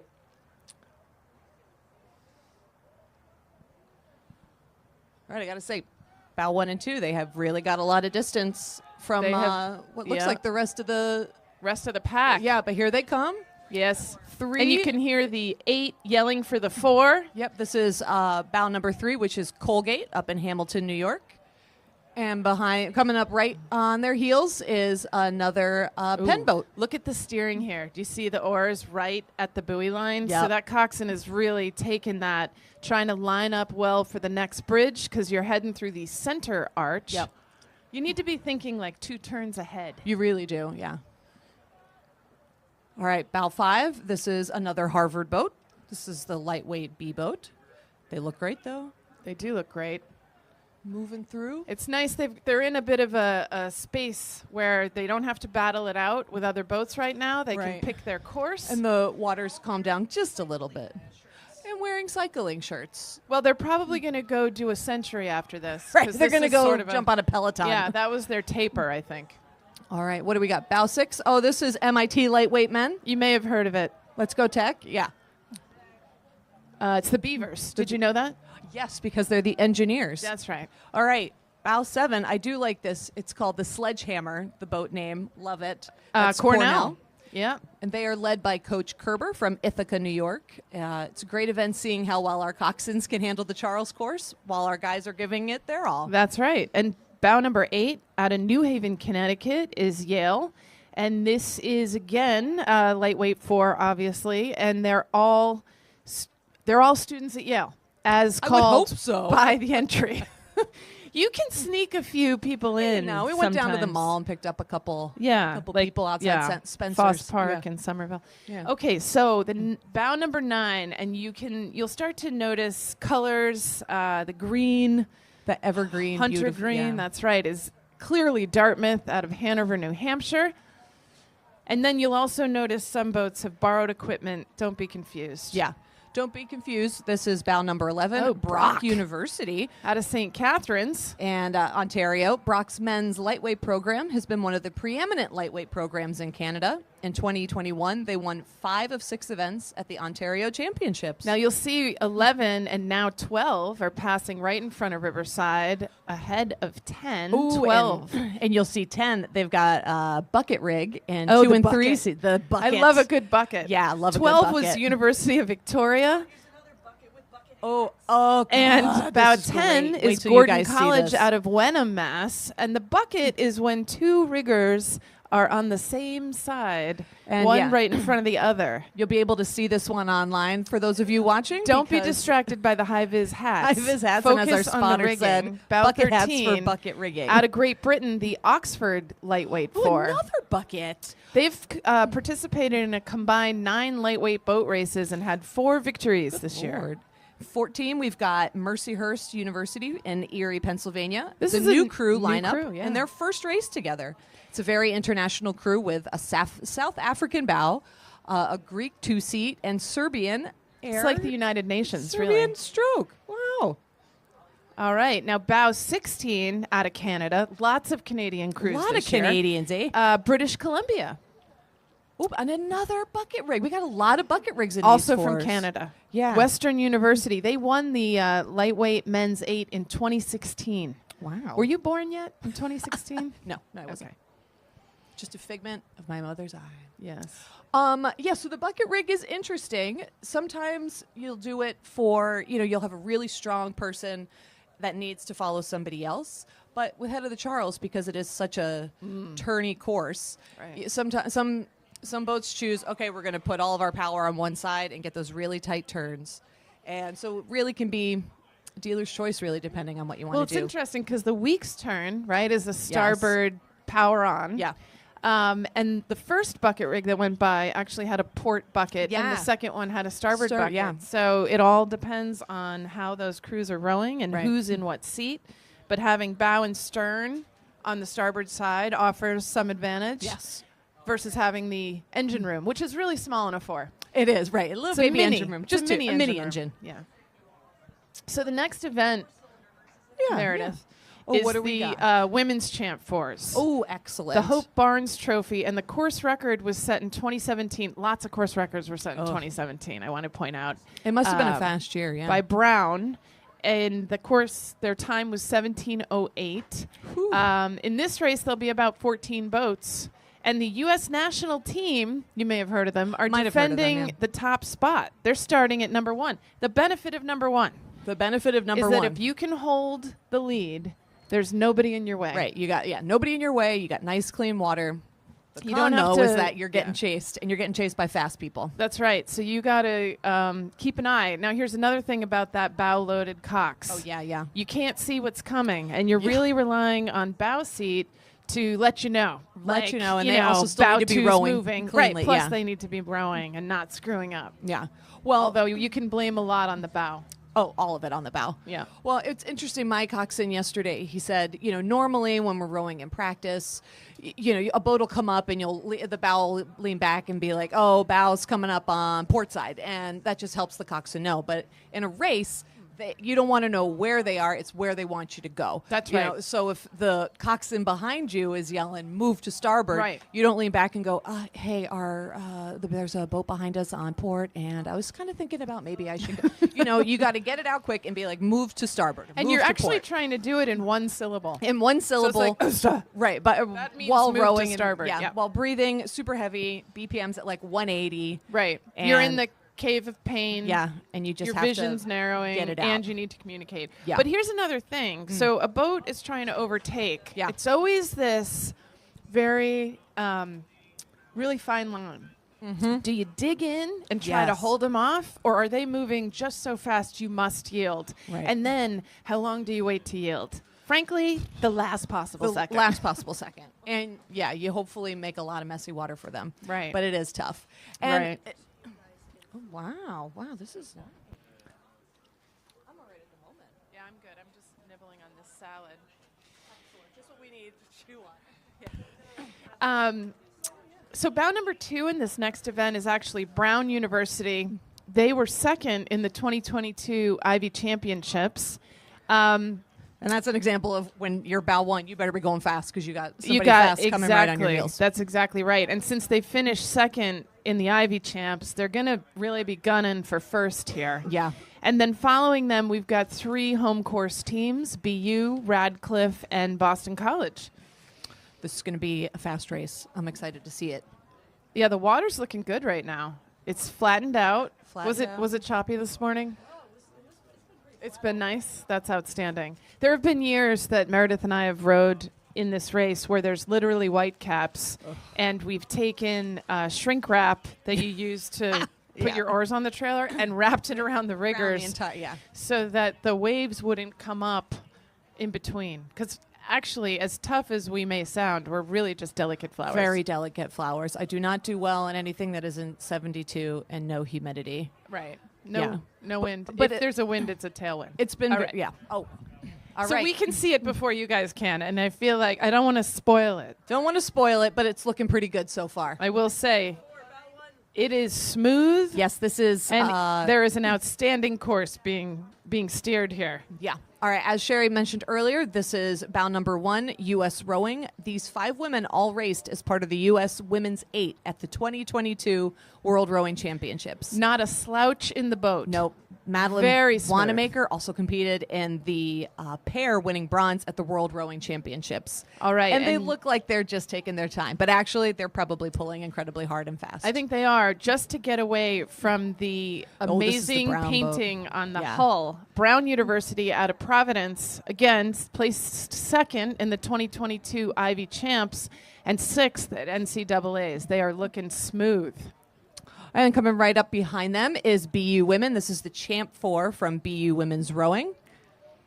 Let's go, ladies. What is it, Home. Terriers? Oh, yes, Yeah. the Terriers. Let's go, Terriers. And they launch from the basin. So we like to say when it's windy in the basin, it sucks to be you. Yeah. Oh, that's good. And by we, I mean just me, apparently. yeah, Because by we, Meredith we has mean- never said that. I've All never right. said that. In Sherry's head, she says it, but it's pretty great. All right, so bow 4 and bow 5 coming Ooh, right ooh, up. This is good. Yeah, bow 5's got a nice tight line, but what happens is the shore moves out of the way, and you got to get yourself straightened up for the powerhouse stretch. So you'll start seeing bow 5 coming up behind bow 4. Could get a bow little 4 dicey. is Radcliffe, and Uh-huh. that's Harvard. It was the women's school at Harvard, but they still maintain the name. And bow 5 is their home team rival, Boston College. Oh, and they say go Eags. Go Eags. And then in the navy blue and orange. I get that. black sleeves because I think it's black and orange are Yeah, really yeah. the colors. But Princeton, That's the open women. out of New Jersey, which is the Garden State, lest anyone forget. Yes, great malls, great malls. All right, bow 7 is Columbia University. You can tell by that beautiful light blue. Yeah, sharp looking crew. You know these guys. Oh, this is good, man. All right. For those watching, in a couple strokes, you're going to see bow 9 looks to be taking over bow 8. But bow you know what's great? They're both out of Philly, Oh, Temple this and is- Penn. This is a real Philly throwdown. And you know they do this on the river themselves, the Schuylkill. Yes, the school, and it's probably every day. Yeah. So we got bow 8, which is Temple, bringing some Philly energy to Boston. They love this race, so let's go Owls. And then we've got Penn, and this is their first team trip to the NCAAs. Last season led to an 11th place finish in the nation. And look what we have here. Oh, Bow another- 11. Bow Out of 11, Calgary.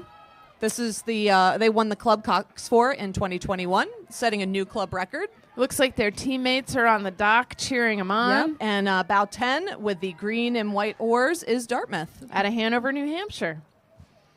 That is, I love seeing the battling it out. It really does It make is you really dig fun, deep yeah. because you want to be through that bridge first. Yeah, you want to be through that bridge And first. the coxswain is urging you on to get right into that All spot. right, here's another local team. This is Northeastern University.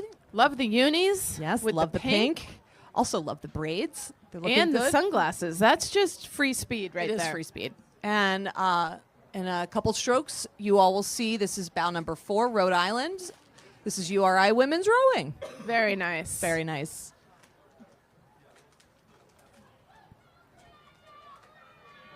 Calgary really brought the force here. Deep bench. Yeah, they did.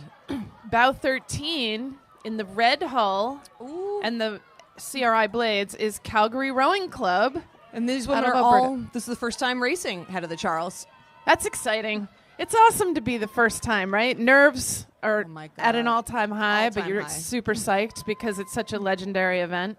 You know, I was chatting with one of our teammates yesterday, and she was in a different boat, and she had to stroke it in a 4. And when you're in a 4 and it's your first time stroking and your first race, you don't have the coxswain telling you, you're like right in your face. It is just you and your thoughts That's and right. whoever is coming down behind you. And if it's like that bear at the bow of Right, of Brown, it is stuff of nightmares. Yeah, you really, it's the mental toughness really comes into play when you're Yeah. stroking a 4. All right, this is event 62, the women's lightweight 4s.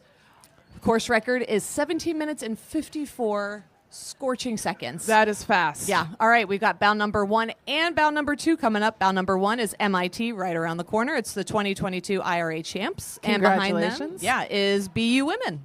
Lovely. And not too far behind. So you can see now bow 2 has made up some ground and the coxswain is lining up the boat for the course. And not very far behind is Princeton in the black and orange. Yes, black and orange. But, woo. Yeah, I think you guys, the folks at home, I think the camera's picking up. You can see between BU and MIT, they're slogging it out, trying to get the best position through that bridge Yeah. because then you need to pick a new point for the next bridge. And those two coxswains know this course because they're home teams. They know what is the fastest course. That's right. All And right. here's the second BU boat in the red hull and the red and white blades. And coming up behind them is bow 5, Radcliffe. That's Harvard Radcliffe lightweight women. Meredith, have you ever rowed lightweight? Have you ever? I'd like to think in my head sometimes. I don't even think it could be a lightweight men.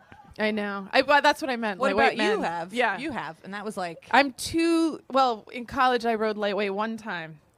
You have to be 135 pounds, which is what my left thigh weighs. Which is great because Sherry is over 6 feet. Yeah.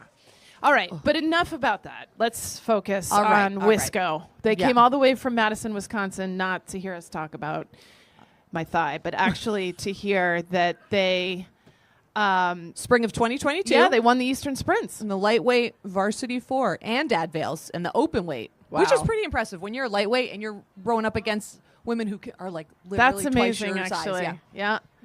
Just goes to show you ergs don't float, Meredith. That is true. That's what I tell everybody. It's the one with the slowest erg. I'm That's like, what they I- don't matter. They That's don't what matter. I repeat to myself in the last 250. Yeah.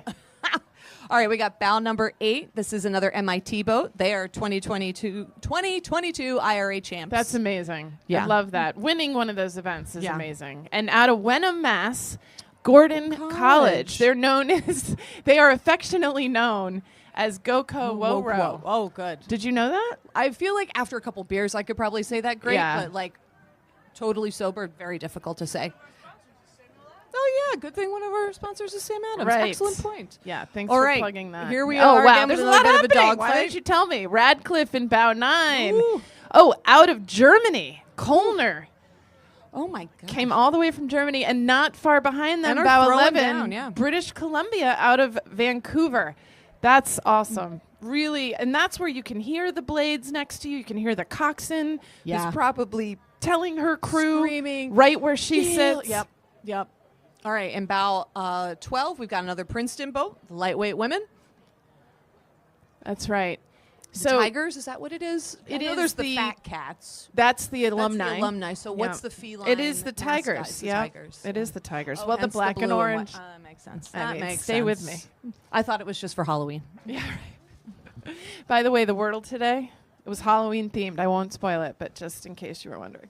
Oh, that's good. I should have thought of it before I guessed 72 other things. Oh, all right. This is going to be good. This next event coming up is the men's Champ 8s. And to give you an idea of the speed here, we were looking at what the record was 17 and change Yeah. for the last race. Maybe 16 in the previous 16. train. Yeah. The course record set by the University of California, Berkeley was 13 minutes and 27 seconds. Do you know Yeah, that that's I like my can't- 2K. I can't even run a mile in that. No. And they rode the whole head of the Charles in it. In it, yeah. Yeah, They're because back, because by Head of the the way. Charles is 3 miles. That's right. Yeah. Bow number 1, which is Washington out of Seattle. They're back to defend their title. They won last year. They just had only 2 seconds over Dartmouth. So you know Dartmouth has literally been doing 5 extra burpees, They have one just extra put the pictures stadium of the crew up on their with wall. Washington. Exactly. 5 more for Washington. Oof. All right. Well, when leading off, we'll have Washington when they come through. Not quite yet. It'll be Washington, Dartmouth, Yale, and then U.S. rowing. Right. No slouches Yeah. at bow number 4. So bow number 3 were only 1 second further behind last year. That is a tight field. And then bow number 4 is the national team. And they've got some athletes from this year's World Champ 8. Oh, so real. Yeah. And then the field really falls off at number 5 with Harvard. Yeah. But then it picks back up again. We've got international crews further down with the Ukrainian national team Amazing. at bow 18. The Danish national team at bow 19, a crew from Leander Club in the UK at bow 20, Minerva Club of the Netherlands at 21, and Canadian University and champions from British Columbia at bow 22. So it's going to be fast. It's going to be fast. And I love watching these boats. Oh, You yeah. can hear them before you see them That is so sometimes. true. Yeah, you just hear the gong. Yeah. Just the sound of the oar and the oarlock, and it's just a beautiful sound. You know, Meredith, there's probably been like 3 times in my life that I've experienced like true euphoria. Yeah. And one of them was rowing with you, actually. At our Canadian Henley. It was. Yes. it And was you a could great- hear it.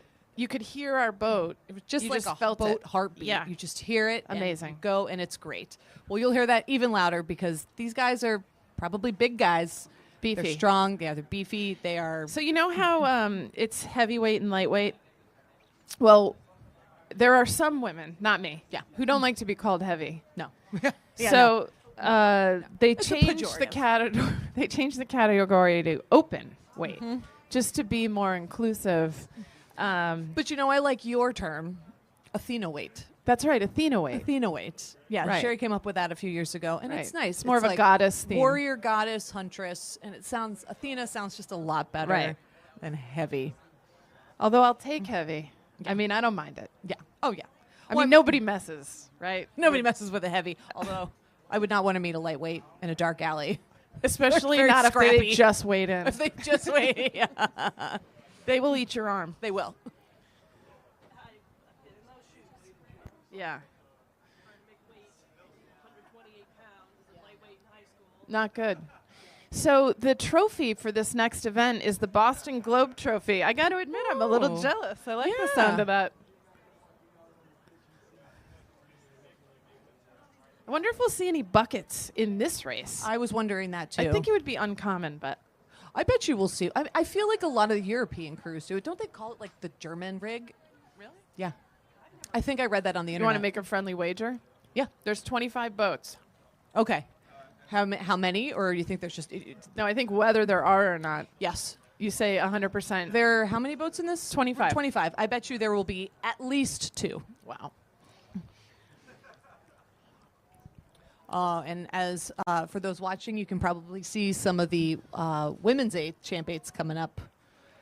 Is that? I bet you those are the lightweights. Because don't you feel like the women's champs are already down there? Oh. Oh, the Ratzeberg rig. Oh, yeah. And Wow. So you may be right, Meredith, because we've got the men's lightweight eights after this, then the men's collegiate. oh, yeah, eights. yeah. And I don't know if for those of you watching, but there is a women's crew of 8 that's about to go out as well. Calgary. It's Calgary. Yeah, and then the women's champ eights after all that. And you don't want to be down at the start line for too long because No. you cannot. It's No. very hard to stay warm. Yeah. There's a loop that you have to row. There's It's other pretty mild boats. today, but yeah, you do not want to be out. You just get exhausted. Plus, it is exhausting. Although I will say it's nice that there's a little cloud cover. You're not out in the direct sun. Yes, it's not too windy, so you're not getting wind blown. One year, Sherry and I went out in a boat for so early that we were able to stop at MIT's boathouse for a bathroom break. Use the facilities. Use the facilities. Hop I got a back in. degree and then came back, and we still had time That before was just the race. an extension school course. Don't be too impressed. Okay, that's true. It was in underwater basket weaving, It but was. she aced it. Yeah, she I did. incredibly well. But yeah, you want to be out there. I think a nice 40 minutes is good. But I say that as somebody who's in masters rowing who needs a good hour and a half. I think Meredith the first has mile to throw warm up. pillows under her seat. Yeah, I do. Yeah. And so maybe when you're a little bit younger, you get the heart rate up earlier. And some of these crews have to row pretty much the entire race up because that's where the additional trailering and docking is. Riverside, that's right. we're right at the first mile. We really do have a cushy setup. It's like valet, Easily head the of the best. Charles, It is- and that's why people love to rent boats from us, like right. Calgary. You get in the water and you turn and you're right up there. Rockstar parking. Yeah. Although it is a bit of a bear when you're trying to cross the river and Yeah. you're like, are we going to beat this Right. UC Berkeley boat Right, that's barreling in down. our 4? Yeah, and Yeah. they're barreling down at a 42. Yeah. What did you Yeah. guys row at yesterday? A 32. That's pretty healthy. Yeah, it was. Yeah, we did good. We felt good. That's nice. Yeah. So the stroke rate, which is what we're talking about here, is how many strokes per minute the crew takes. And sure, you can amp that up to Yeah. a pretty high number. The risk is that you, quote, fly and die. Yeah. You go out fast and high, Right. and then you get to mile, 2. 2, and you're like, And you're just gassed. gosh, So you got to see pick Jesus the sweet spot. and right. And you want to be able to have that extra gear either to push off a bridge or to push away from somebody or keep somebody from moving up on you. Or the and sprint. then the sprint at the end. So it is a real delicate dance.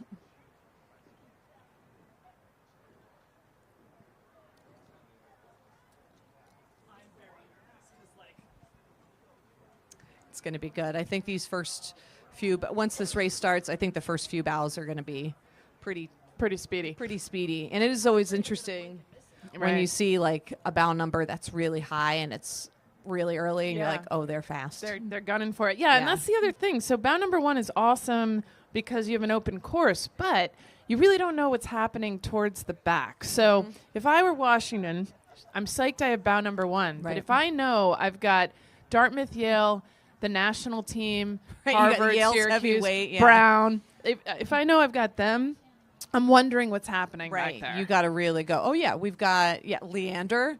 Right. We've got the Ukraine national team. I mean, they're gritty. Yeah. You can't deny the grit. Yeah. It's not like, oh, we'll start the slowest people in the back. Sometimes you get these boats that move up 30 places. 30 places is a lot. I think that's a little bit of an exaggeration. Well, and here because there's 25. But no, I've seen people go 30. Yeah, for what it's worth, we moved up 5 places yesterday. very nice. Yeah, yeah. That's some good work right there. It was some good work. That's another awesome thing about passing boats, though, is you get such a boost.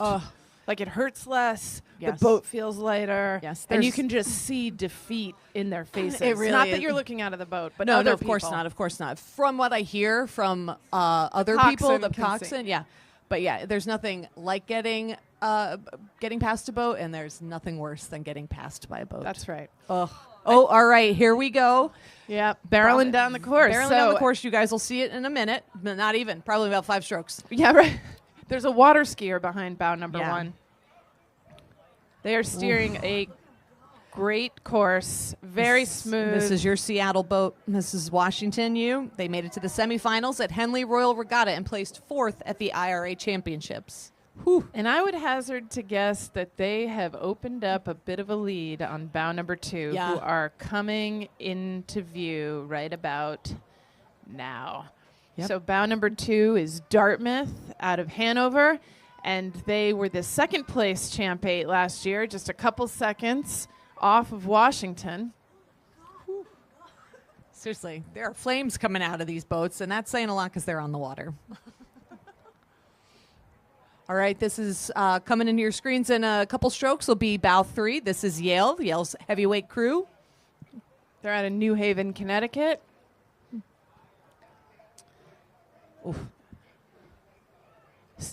And I can don't know just if you can hear them. hear it Yeah. at home. Yeah, I know. It's the clunk of the oars is quite something. This is U.S. rowing. This is a combination of athletes from the men's 8 at the World Rowing Championships. The men's 8 that just won the Canal Cup, the 12K head race in Rendsburg, Germany. That's bow 4. Let me tell you what I don't want to do is a 12K race. Yeah.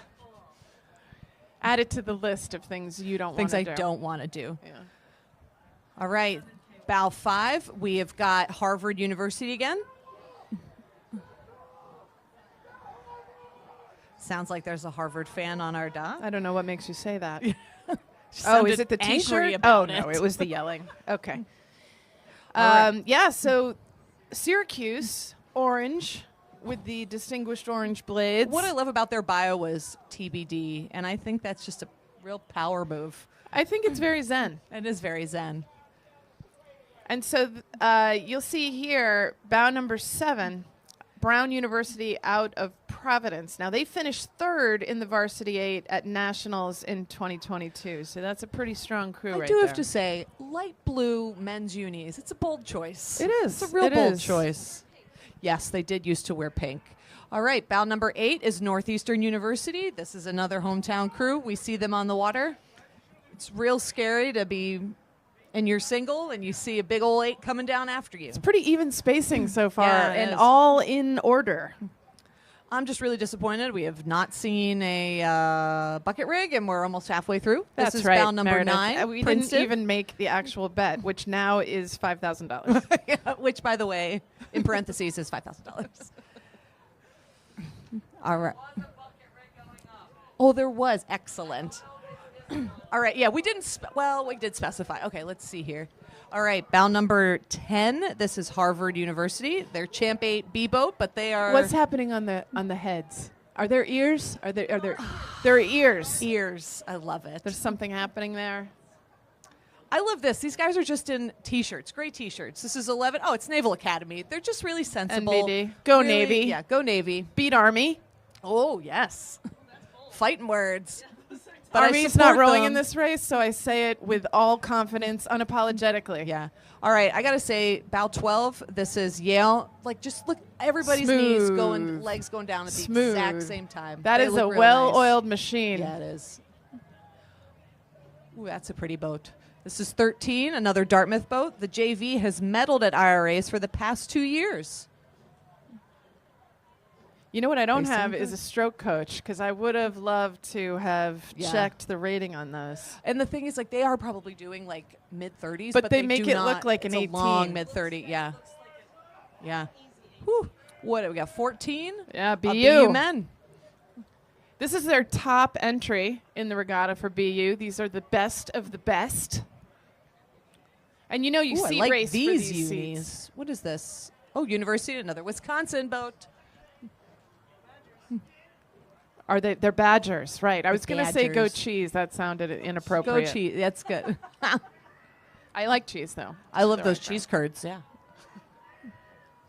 Oh, we got to see another light blue unis. It's got to be another brown boat. This brown boat finished fourth in team. Oh, no, Brown finished fourth in team points at the IRA this year. That's hard to do. That means you have to be pretty universally good. Yeah, you yeah. know? And you can hear the other crews rowing up to the start, cheering for their Yeah. teams. This is bow 17. University of Pennsylvania men's heavyweight rowing program is excited to test their skills against some of the best rowers. And this is good. We got Ukraine. Yeah, Ukraine. This team consists of 2 crews, a straight 4 and a quad, which represented Ukraine on international regattas in this year. In the lineups, you can see 2004 Olympic bronze medalist Sergey Grin and 2014 world champions Ivan Dvatko and Alexander Nadtoka. Well done. Thank Better you. you than me. I'll take the Danish names. How about yeah, that? yeah. Enjoy that. Yeah. All consonants. Yeah. Bow number 19, Danish Rowing Center out of Denmark. This crew is a mix of the Danish national team athletes. Ooh, a bronze medal in Tokyo. Yeah, bronze medal in Tokyo. And they are using this brilliant regatta as a team building event just because it's fun and a way for newcomers on the team to get racing experiences with top athletes. Oh, look at that. And Leander, that nice little micro pause at the finish. 5 of the crew won the Good ladies' eye, plate Summers. challenge. Yeah. Well, you can't miss those pink unis. That's right. 5 of the crew won the ladies' plate challenge. Whew. Very nice. I Well, don't know 21. exactly what that means, but We've got Minerva from Amsterdam. Rowing Club Minerva is a rowing initiative from the Royal Dutch Student Rowing Federation that allows young and talented student rowers to compete at international regattas as the next step in their rowing career. you know that saying, old age and will overcome youth and Is that what skill? it is? Old age and what was the word? Old age. No, wasn't it like old age and cheating or something? No, it was. I'm embarrassed. I can't remember it.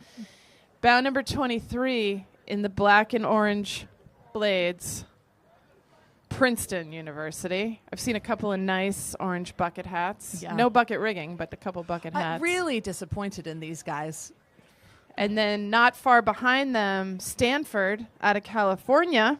One of their rowers, Peter Chatain, was a silver medalist in the 2021 8, under 23 8. And last, But Nope. certainly not least. I lied to you. Nope. Unless this is bow number 1 coming in from the next race. Oh, bow it is. 25 is Northeastern University. This is their second varsity 8. And the lightweight men's 8s are Already hot cutting on into their this. tails. Yeah, and so this is what happens in a head race. Sometimes the last boat is getting chased down by the first boat of the race event behind it, and that's and what's these happening. guys are making some hay because I don't even see boat number 2 yet. Yeah, and this is Yale's 2021 Head of the Charles Boston Herald Trophy winners. Oh, the Herald Trophy. Yes, the Herald Trophy. And I mean, these guys lightweights, they cannot go over 160 pounds. And some of those Yale men in the heavyweight, like you were saying, their thighs are like Yeah, 160 pounds. Right. I am just catching a glimpse of bow Yeah. number 2. That bow Yeah. number 1 Yale boat is cruising. Cranking it, yeah. So lightweights, I think the boat average has to be 160, but I think a few Oh, people is can that be how it works? 165. Oh, okay, Not that okay. I ever. Still, Counted. 165, a whole 5 pounds. So bow number 2 in the red and white blades is Cornell out of Ithaca, led by Coach Kerber. They're always willing to bring their best to the head of the Charles. I would hope so. As so many crews are. Oh, listen to them. Oh, yeah. Yeah. That is a nice sounding boat That is right real there. nice sounding It's boat. getting harder and harder to tell what kind of boat it is because there's so many colors. Yeah. Bow 3, did I already call this? is Lightweight Princeton. men Princeton, yes. Yeah, sorry. So many rowers from Princeton here. Oh, did you hear that? Coxswain just said 35. So they're going down They're this at course, 35. Dartmouth. Bow 4 It's a going nice down to course. 35. And here's the thing. Ooh, here we go. A little bit of a dogfight. Yep, right. Those blades right at the buoys, and now they've got to hold this spot in order to get to the bridge. That's bow number 5, Princeton University. In it. Oh, there's a Gray bucket hull. rig. Bow Oh, 6. That was the is second Navy. race. Different race. Ugh. Bow 6, All Naval right. Academy. I'll say it again. Oh, another bucket. Beat Army. You can see it in seat 7 and seat 6 for those of you watching online. Oh, and we got another bucket rig. This is interesting. They are in 4 and 5 seat, right in the engine room. That's right. Looking very smooth. That's bow Looking real 7, oh, nice. Penn. So Lightweight. it's University of Pennsylvania, but they go by Penn. Please Penn. don't call them UPenn. Yeah, My no. sister went there, and Ooh. I've been berated Ever repeatedly for letting that slip. Bow number 8 is Harvard University. Oh, that's their lightweight 1V. It says Boston, but I think we know better. There are campuses in parts of Cambridge, it, yeah. but let's be honest. It's a It's Cambridge, a Cambridge. Yeah, Massachusetts. let's come on now. Yeah. The headquarters is in Cambridge. The HQ. All right, bound number 9 is Georgetown. This is their 1V lightweight. Georgetown is in D.C. It Didn't you is. used to live in D.C.? I did live in D.C. and Georgetown. It kind of is like Hogwarts. It's up on this hill. It's all really Gothic arches, and it looks pretty cool. All right, coming up in this bright yellow Emphocker is Harvard University's lightweight B boat. Very nice. They also just look like they're out for a stroll, which is what you want it to look like. Right. Want it to look easy. You want it to look easy. You'll notice some of the coxswains are women. Yes. Coxswains can be male or female in any of the races. All right, we've got bow 11, another Penn boat. And in 12, coming up pretty close, is MIT's lightweight men. Nice.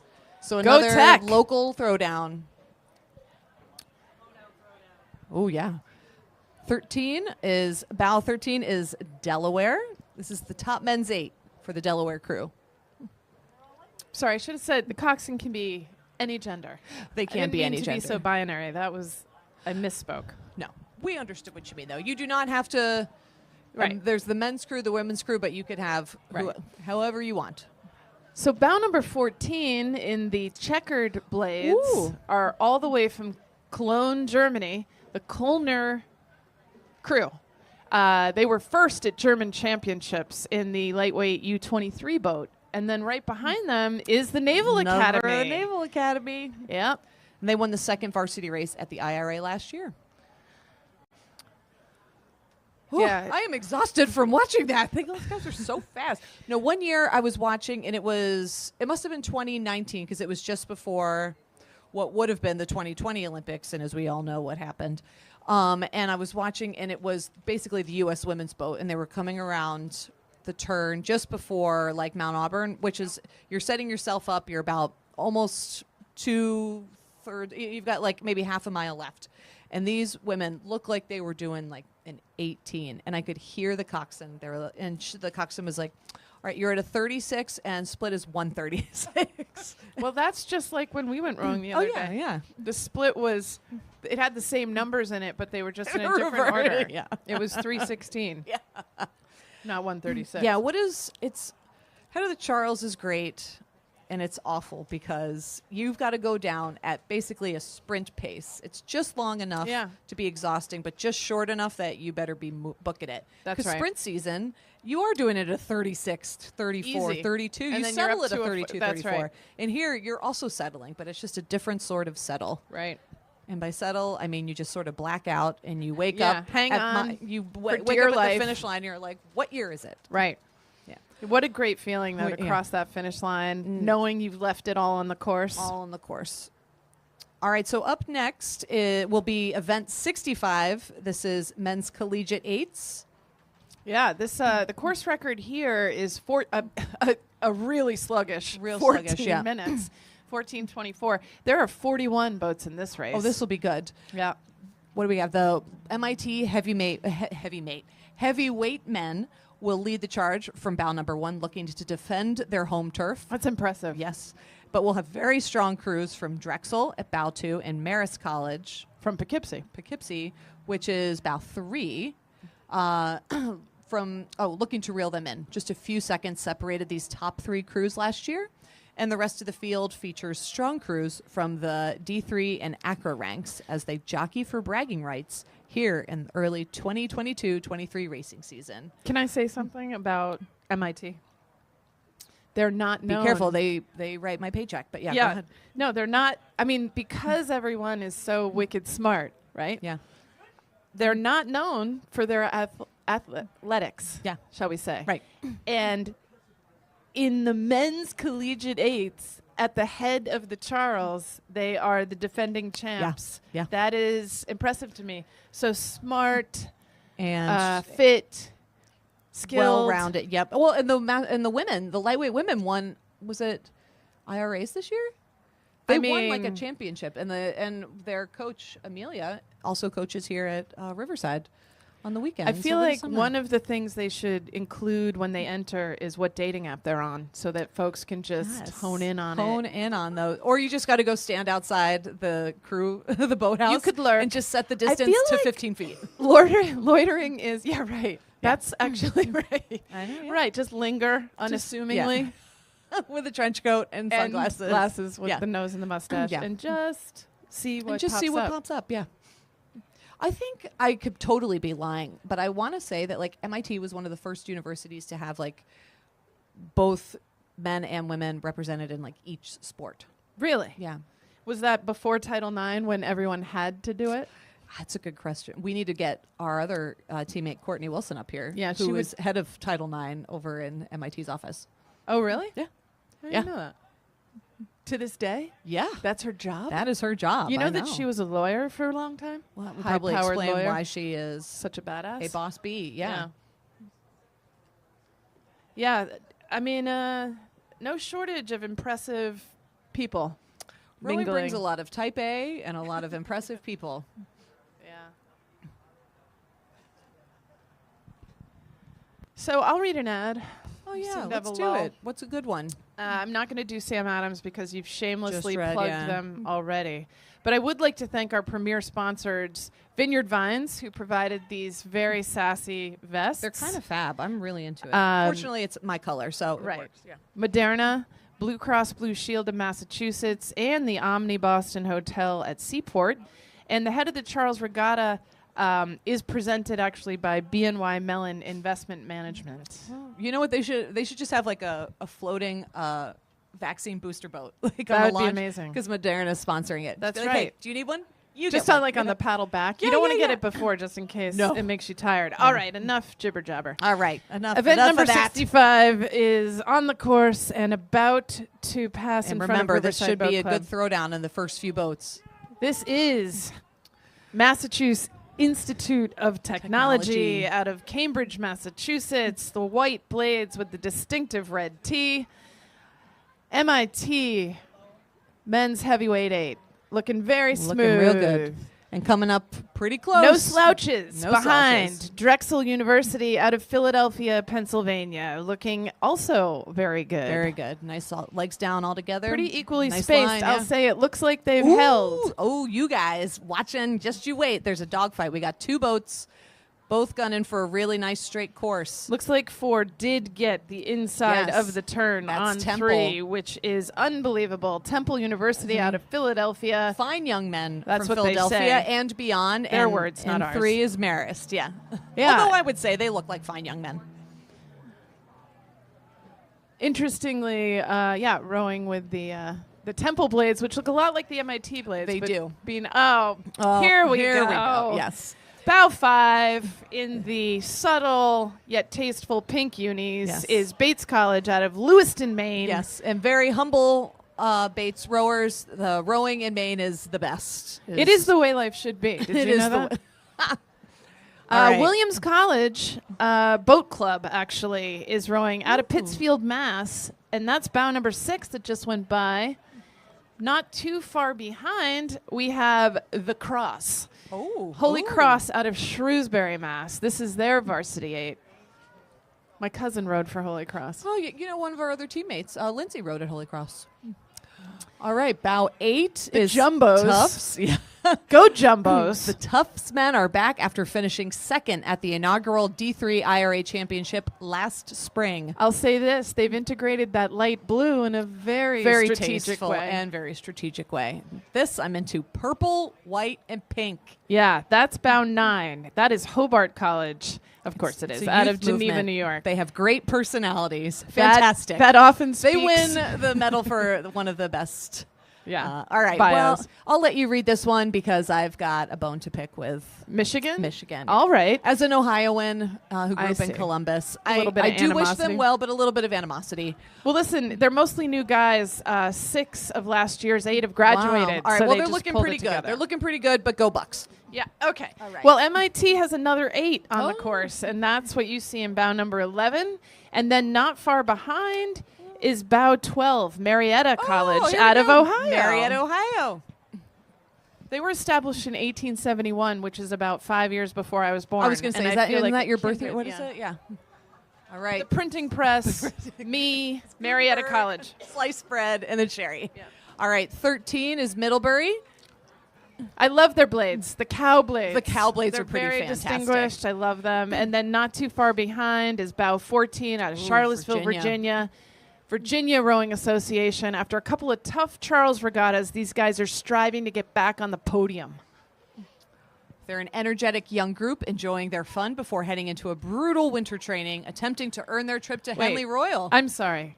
Did you say brutal and Virginia? I don't think so. Come on up here anytime, boys. Yeah. We welcome you We to the welcome great you, white yeah. north. Bow 15, UCLA out of Marina Del Rey, Ooh. also not brutal winter training. Yeah, and then Trinity out of Hartford, Connecticut. All right, they got a little bit. Their weather's a little bit more like ours. Yeah. Trinity is making some moves here, Yeah. but so is St. Joseph's. St. out of Joseph's. Philly. They always make a good. Yeah, the hawk will never die. Let's go, St. Joe's. They always put it on a good showing. They're good. They do. They look nice. They also have. I have watched some of their videos on their GoPro head cams, and it's good On TikTok? on the YouTube. Yeah. All right, 18 is Worcester Polytechnic Institute. Do you know WPI. do you know their nickname? No, what is it? Whoopie Tech. Or seriously? Yes, it's amazing. Like on purpose? Yeah. Worcester, Mass. This is their Masters Varsity 8, and they qualified for the first men's D3 championship right. at the RA this year. It's very impressive. All right. All right. Ithaca, the Bombers finished 19th at last year's regatta, and they return aiming to better that mark. It's a great day to be a bomber. Every day is a great Every day to day be is a a great bomber. day. And Bucknell out of Lewisburg, Pennsylvania is bow number 20 in the orange and navy. Oh, that's good. Eyes in the boat. Eyes in the boat. Yeah. Ears in the boat, boys. Get back to it. All right, in 21, we've got Wesleyan from Middletown, Connecticut. Ooh, this is a big event. yeah, I Woo. told you. But wait, there's more. Right. All right, bow 22, Boston College. That's a spoiler alert for the folks at home. 'cause they can't see it that's yet. right. That's Yeah. right. Just I forgot a friendly you guys. reminder. Just a from friendly me reminder. To you. But moving in through your screen in about 3 strokes is bow 23, Hamilton. They finished 5th place at the Division III first inaugural IRA National Championship. Right behind them is Adrian College out of Addison, Michigan. They're attending Head of the Charles for the first time last year, and they're hoping to re-qualify after a very successful spring season. Spring season, I feel like, feels like eons ago. Right? You got a whole summer in between. Well, and you got to remember, like, the college, they do, like, our master's season ends Yes. in this time of year, but they are really just It's getting starting. ready. And Coast Guard Woo, rowing out from of New London, Connecticut. Connecticut.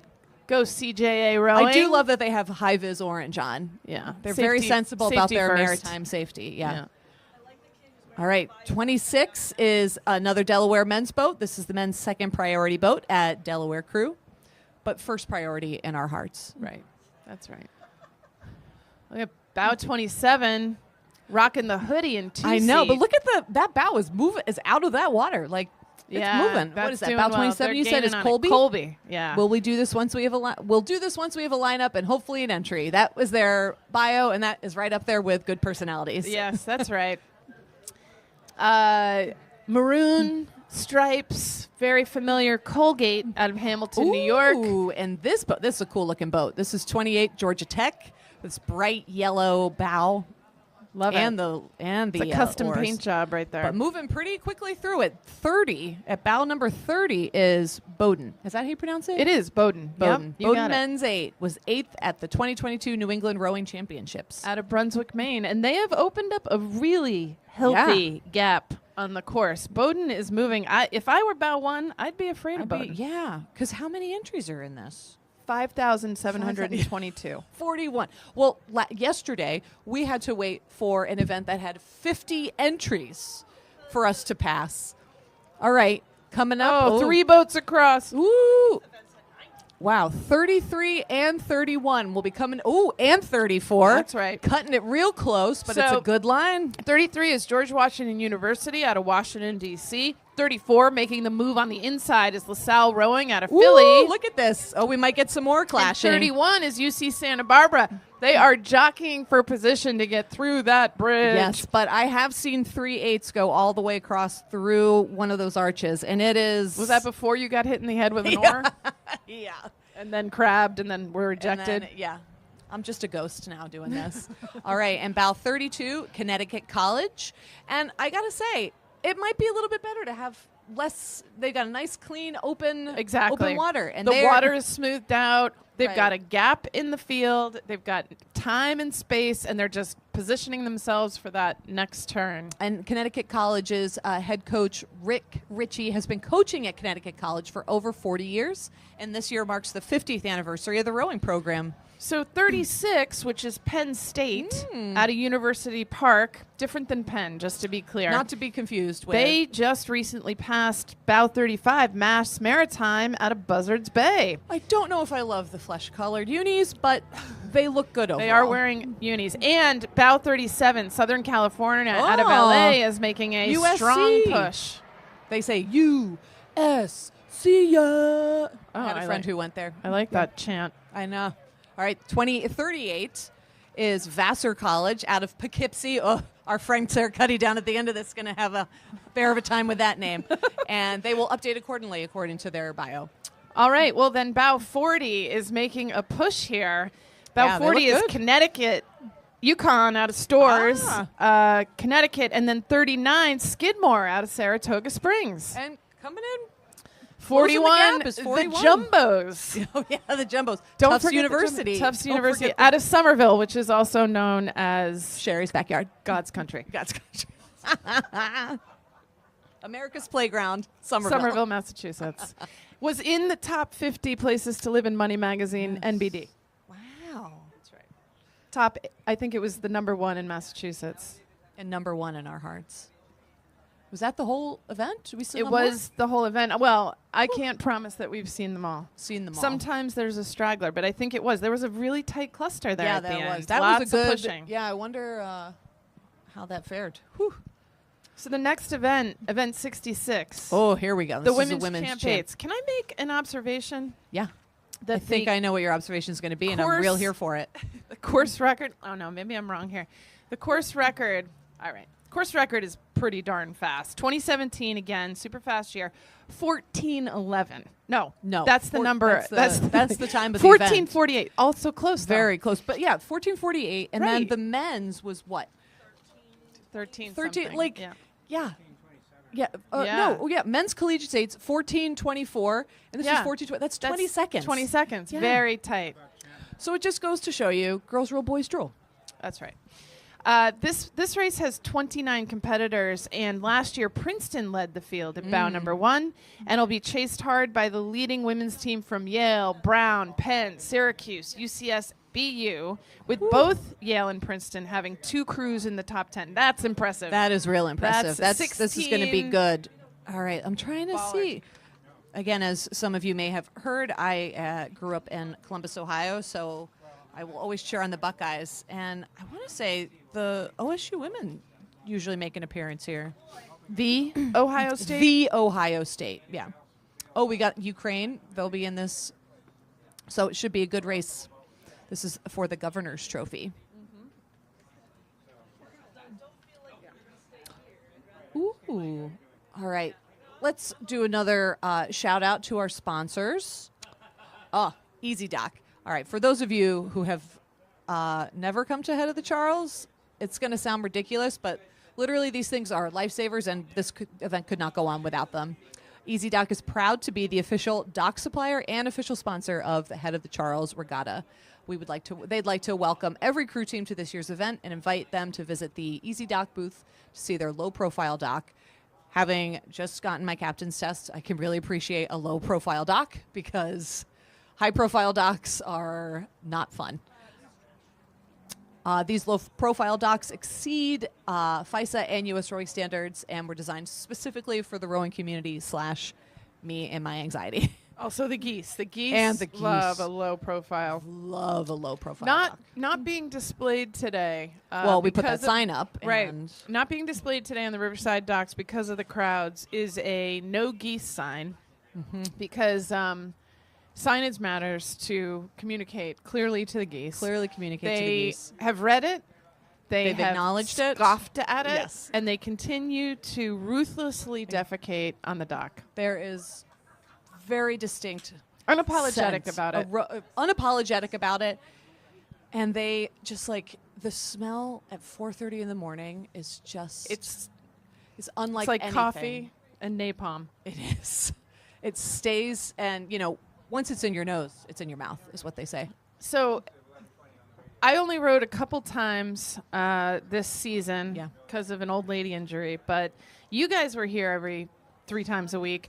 Do you designate somebody to go manage, like pre-clear the dock with the hose and the brooms and the buckets of water? It's not so much designated. It's whoever gets there early kind of just falls to them. So that's why we start hands-on at 5:15, and I get there at 5:14 and 59 seconds. Right. I used to have to sweep the dock a lot at my old club in D.C., so I feel like I've put in my You time. paid your dues. All Yeah, right. I paid my dues. So some 4s are rowing Up. downstream, downstream, but to but the up top to of the the start, course. yeah. Yeah, it is. That's confusing. This to me. is like, what is it? It's like the Mad Hatter quote. Things are up and things are down from Alice in Wonderland. Right. I Yeah. remembered the other quote from earlier. I'm going to Oh, revisit yeah, what is it? Go ahead. Old age and treachery will overcome youth and skill. That's what it is. But I botched it the first time, so my apologies. But it's true, right? Like you can Yeah. be as young and skillful as you want, but if you're old and treacherous, there's no hope. Yes, that's true.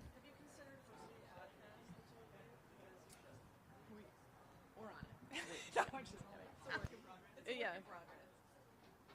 I know. I think that would be fun, actually.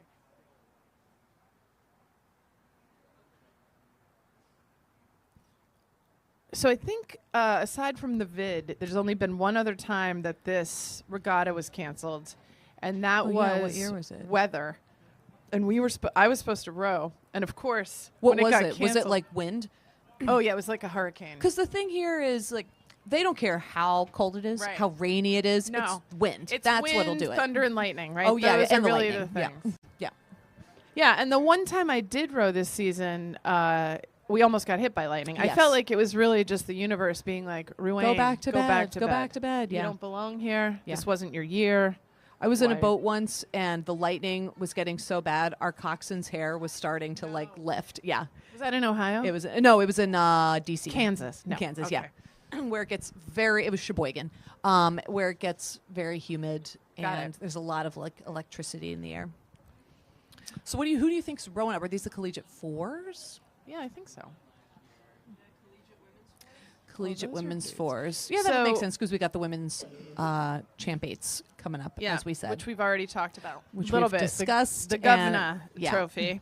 And then I think following them, I'm pretty sure they do open and then Here light. we go. All right. Nice. I would say 10 strokes until this I think that's aggressive. one. I think 10 strokes until Really? the viewers and listeners online. But they're looking good. Yes. So First boat coming through. It'll be Princeton. Man, look at that 4-seat. 4-seat. Easily 6'5". But look at that. Nice, all legs down together, even with height differences. Very Everybody's nice. controlled. Very nice. Yeah, Bow number real 1, nice. Princeton, out of Princeton, New Jersey. This is their open women. Bow number 2, not too far behind, Red, is white, and blue. Yale. Yeah. Go Bulldogs. Oh, yes, it is. Yeah. Tigers, Bulldogs, and then Brown University not far behind in the yellow hull. Bow number 3 out of Providence, Rhode Island. They placed second at the 2022 Ivy Championships and 6th at NCAAs. Ah, fast ladies. All right. Bow 4 is another Yale boat. This is their 2V. Oh, that's nice. Oh, coming through. Bow 5 is another Penn boat. This Penn finished 9th in the nation at NCAAs after earning their first programmatic team bid to the regatta. Very nice. That's they pretty are impressive, They yeah. are definitely making some moves there. Yeah. And they've opened up a little bit of a gap on bow 6. Yeah. Bow 6, which is Syracuse, you'll be able to see for that, what is it, the orange? Yes. Is that what they call them, the orange? Yeah. Syracuse orange. Yeah, they're looking good. Syracuse 6. Yep. And coming up through your screens in a couple strokes will be Brown University. They placed second at the 2022 Ivy Championships. And I think, like you said, 6th at the 2022 NCAA Championship. It's a successful season, and usually this race is pretty close to the end of racing season for Yeah. those of us in the Northeast. USC women. This is their return in this event from last year. This is Trojan women. Very nice.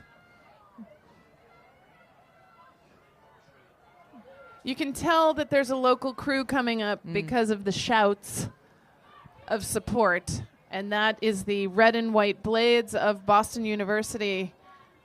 BU women.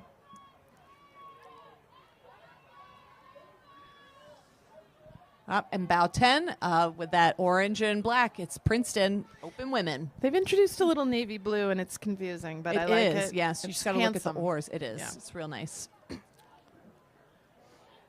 And a little bit of a different shade of orange, not Ooh. to confuse, would be Tennessee. Yes, from Knoxville. Love it. This is their this returns to the Champ 8. They returned to the Champ 8 in Varsity 8, and they posted a 12-4 season in the spring of 2022.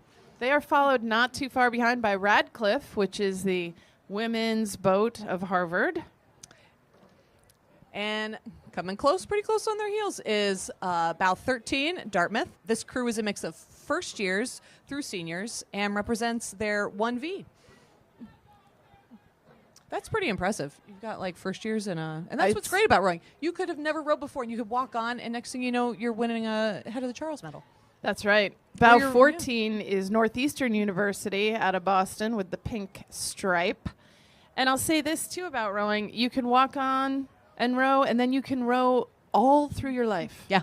Yeah. We've We've got a couple got friends folks. that Yeah. are started rowing. Some of them started rowing in their 70s, and some have been rowing for Right. 70 years. Right. And the key is to just keep rowing, because then your competition passes away, and then you Yep. win Just have to outlast more them. easily. All right, these two are good. We've got bow 16, that just passed 15, which is Cornell, is the Danish Rowing Center. That's bow 16. This crew is a lineup of the best sweep rowers in Denmark. Amazing. Yeah, but bow 15, Cornell, still looking good, ladies. Ooh. And then we've got another crew out of Canada, British Columbia, Vancouver. Canadian University champions from 2021. Very nice. And we've got bow 18 coming into view in a couple strokes is Minerva from Amsterdam. Rowing Club Minerva is a rowing initiative from the Royal Dutch Student Rowing Federation. Not far behind is Leander out of Great Britain. Real international section right now. That's right. Working it. Those ladies, yeah. Lander, quite good. Yes. Yeah, we were noting that our colleague further upstream down course is from Ireland and has a lot of trouble pronouncing these things. All right. Let's hear it for Bow 20, the Ukraine national team. First time ever, their women's team is representing by their top athletes in the 8. In this boat, you can see Olympic champion 2012 Anastasia Kozakova, Yeah. among others, Yeah. and European bronze medalist 2022 Katerina Dudchenko. Yeah. That's what I said. 20 Battle 21 is Penn's 2V, which finished 11th overall at the NCAAs last season, and they're making the jump into the Champ 8 category. They just opened a brand new boathouse. The original structure was built in 1910, which I do believe Was when I was the born. year of your birth. Yes. So Bow 22, Tennessee, all another the way Tennessee. from Knoxville.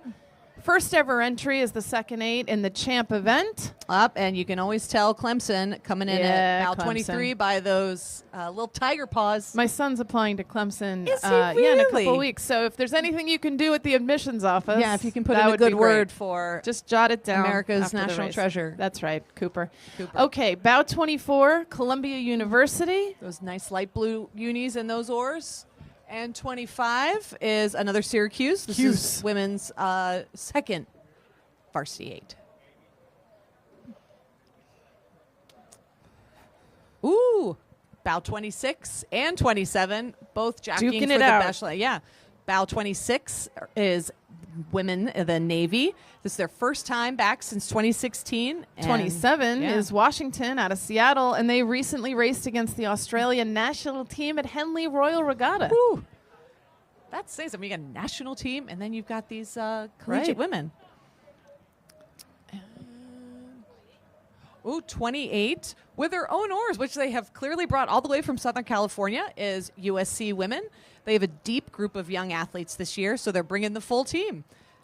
They would like to race a second Champ 8 so that their full 1V and 2V with all of their junior world and U23 world athletes can have a chance to race. And last but certainly not least, and making a very strong move right here, is Bow 29, Temple out of Philly, Pennsylvania, bringing some Philly energy to Boston. Go Owls!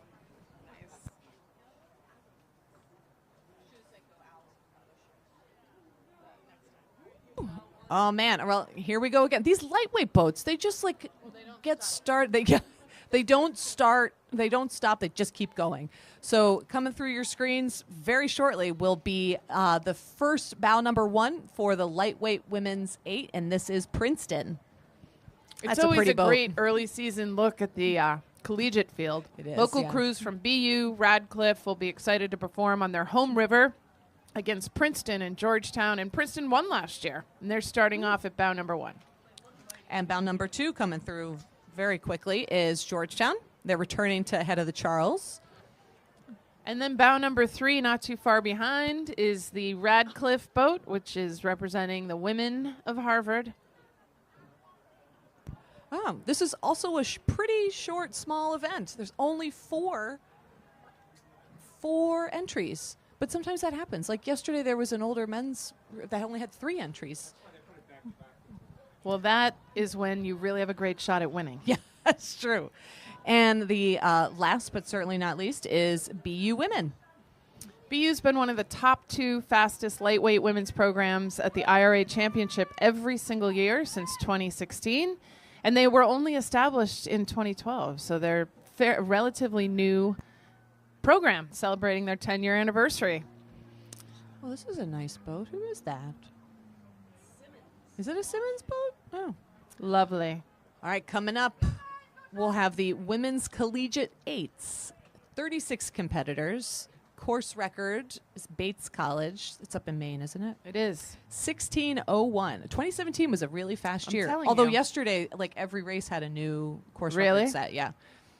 So Mercy Hurst of Erie, Pennsylvania, will lead off this upcoming event at Bow 1. Last year, they had a very successful season, winning at Head of the Charles and Dadvale. And NCAAs. Whew. The Triple Crown. Whew. And this is a new crew looking to continue the competitive standards set in the program. Then we've got Bow 2, Wellesley, local crew, Wellesley. And then Bow 3 is Bates College. down for me. Oh, WPI. What is it again? Whoopee Tech. Whoopee Tech. No, I On refuse to purpose. say that. Whippy. Oh, Whippy. We're being told it's Whippy. My dad went there. He said it was Whoopee. Oh, we've got Coast Guard. Let's see who else is in this Grand Valley. There's a lot in here. Smith College. How many boats we got? 36. That is a healthy field, Yeah. if you will. Colorado. That'll be a good one.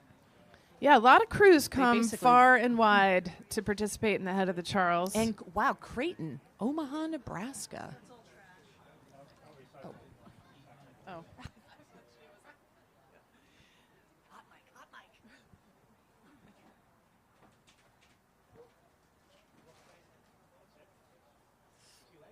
So further up the course, down the course up the river, are some really challenging turns at the Weeks Footbridge, Elliott's No Picnic, Anderson's No Picnic. You really have to position yourself well, and this first mile is critical.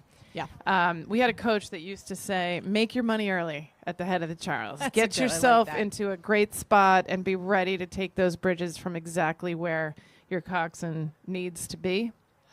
It really is on the rowers, obviously. Yeah.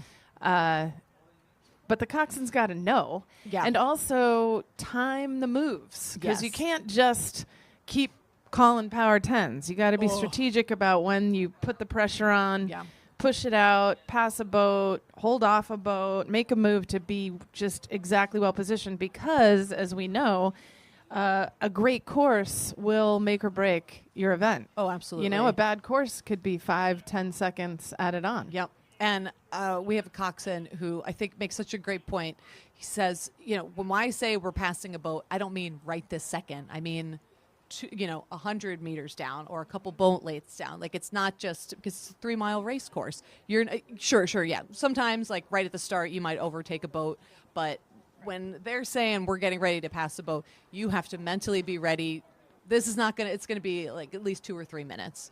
So you don't want to totally gun it and get all your energy out, but you just got to hang on. Especially because once you have started to overtake a boat, they're going to put the pressure on Right. to hold you off. And second to getting passed by the boat is when you try to pass a boat Oh. and you don't make it, and then it's It's morale slumps. Oh. You really have to have some mental grit yes. to sort of pick yourself back Yes. up and keep pushing.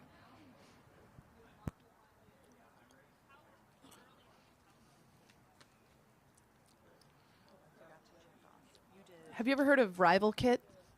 Rival only Kit recently. USA is delighted to be the official kit partner of Head of the Charles. Come visit our pop-up shop to get the technical garments and club kit. Speak to them about supplying your club's technical kit today. RivalKitUSA.com. So for those of us, I mean, I row for the gear. right, but kit, for those of you that don't know, is For your those of you uniform. who are on the metric system and use Celsius. It's your uniform. And so you'll also hear it referred to as a uni, which is the very flattering one piece that has Usually shorts. with a very light color right around your midsection. Yeah, that may or may not stretch inappropriately. May not have horizontal stripes. Form-fitting, Yeah. but it's shorts and tank top knit together, also wildly inconvenient Like, for just that picture last- the bathing suits that Coney Island used to wear back in like the turn of the 20th century. That's the uni suit. Yeah. Also known as the uni, also known as the kit. But I think the kit also includes like whatever else you got going on. yeah, Right? the accoutrement. Yeah. And often crews will match uniforms, blades. You'll see Riverside, even our slings have stripes on them. Yes. We shout mercilessly, "Go Stripes!" That Yes. is so. We, some colleges have mascots like Tufts has the Jumbos. Right. We're the Stripes. We are the Stripes, yeah. And I loved, because we had 2 of our club teams, the men and the women, went over to Henley earlier this this spring. And all the announcers just loved Love the stripes. They were like, that is such a smart kit. I'm like, guys. Smart kit. Smart yeah. kit. Hashtag smart kit. Yeah. Hashtag smart kit. Yeah. It really is. I mean, it is. So, stripes do make you faster. It's free speed. Yeah. But horizontal stripes can be tricky. They can make you faster and And take out also the S and other things. add another T. Yeah.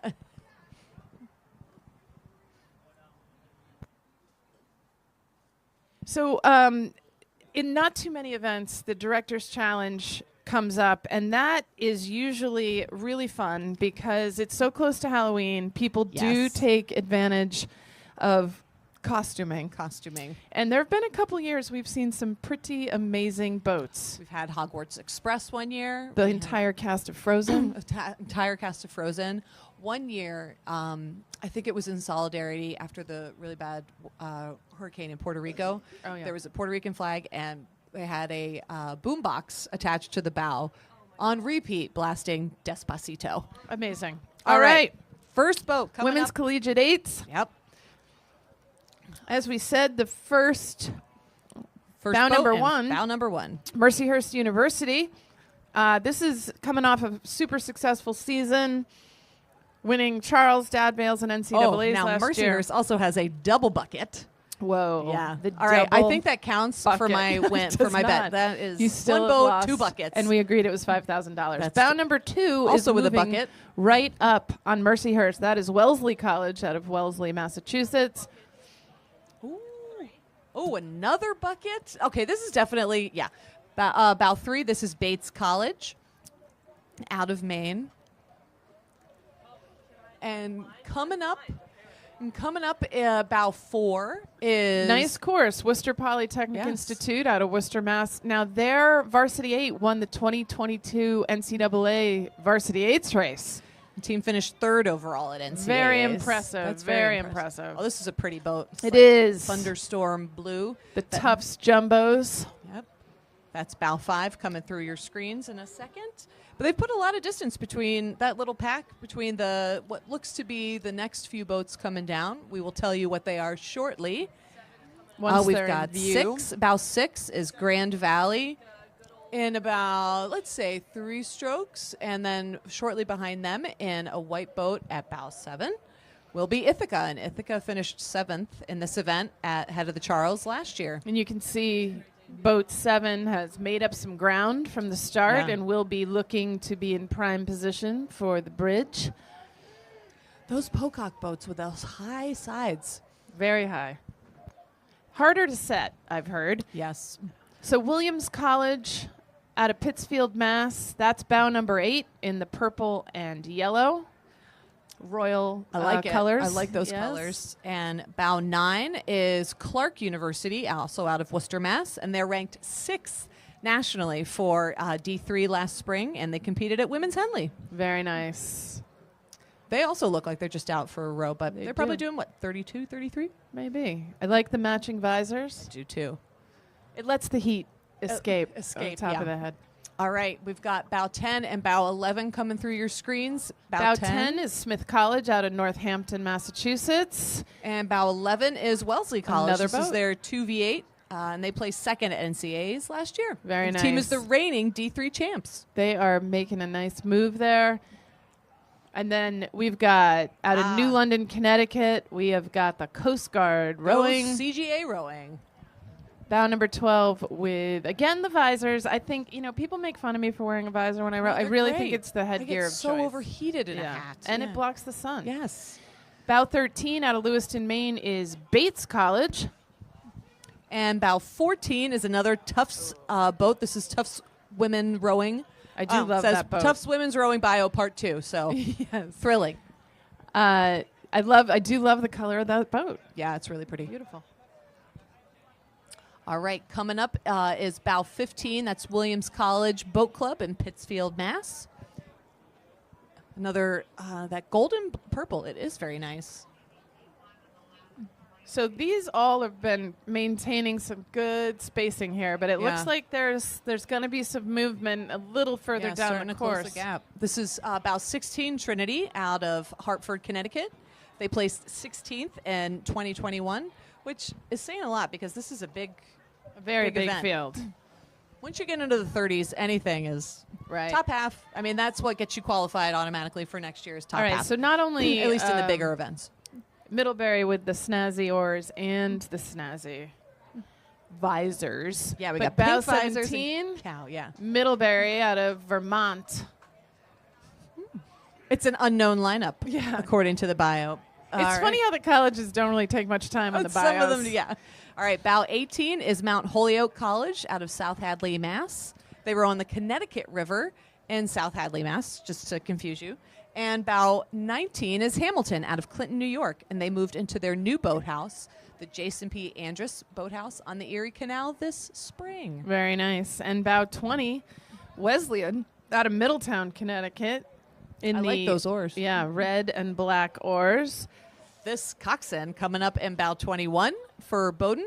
I really enjoy it's like a fuchsia. I would be into that. I feel like suddenly we've slipped into like RuPaul's Drag Race Yes, instead of yes. Head of the Charles. I'm here for it, though. We got to. That's because we're practicing for the Director's Challenge. Right, that's right. All That's right. what it was. Bow 22 is Colby College out of Sydney, Maine. And they will also provide a bio once the lineup Is they hopefully established. have an entry. Well, they've got I one. hope they figure out their lineup in the next mile or so. Yeah. So I love those blades. They are not unlike the U.S. national team Yeah. blades with the color triangle on the end, Yeah, it's but pretty. they're sharp looking. Is this another WPI boat? It is. This the women's V8 won the 2022 D3 NCAA varsity race, and the team finished third overall. So they have opened up a nice little Really gap nice, on yeah. the field, but I will say it looks like Washington College out of Chestertown, Maryland, Oh yeah, hailing from the beautiful eastern shore of Maryland. They have made a move They've already. yeah, off the overtaken start. their bow bow. number 25. and they have just overtaken bow 24, which is UC Santa Barbara. They're members of the 2022 V8 and up and comers from their their novice 8. Oh, that's And the great. Smithies, bow 26 in the navy blue boat, are also making a strong move here, followed very closely by Colorado. The Colorado crew with their bucket rig, and they just like live at altitude training height. Yeah, exactly. Oh, It's I'm savage. into this bumblebee boat, 28. Oh, Bryn Mawr. Bryn That's Mawr. why, of course. Obviously. Bryn Mawr College Rowing was founded in 1998 by Olympic gold medalist Carol Bauer. The Owls are excited to return to the Charles this year in the Collegiate 8 event for the first time since 2013. Love it. University of Rochester women's rowing. Bow number 29? 29. Yeah, and they had a great head of the Schuylkill finish and a lot of great finishes in the D3 category. And coming through your screens, we'll have bow 30, which is Wesleyan College. They're the reigning D3 rowing championships, which when I look really fast at it, looks like dill rowing. It did. And I've bow almost said that 31, which twice. is Creighton out of Omaha, Nebraska. Omaha, Nebraska. This boat was the second at West Coast Conference Championships in the spring of this year. Welcome to Boston. Cambridge. Cambridge. All right, so another shift in order. We have bow number 33, Skidmore, out of Saratoga Springs. They finished third in the Liberty League champs last spring, but they are followed closely by Clark University, bow number 32, who were ranked 6th nationally last season Oh, and they and went to Women's Henley. Yeah. And we've got another move ahead by bow 35, which is University of Calgary, ahead of bow 34, which is Coast Guard. Now, Calgary is in the province of Alberta and was the host of the 1988 Winter Olympics. This is the first collegiate women's 8 entry for the University of Calgary, having rowed at the head of the Charles for the first time in the women's 4 in 2019 and placing third, followed by a win in 2021. We saw Calgary launch not 40 minutes we ago. Did. That's right. They're And using that's our why they're oars. using our I blades. was like, wait a minute.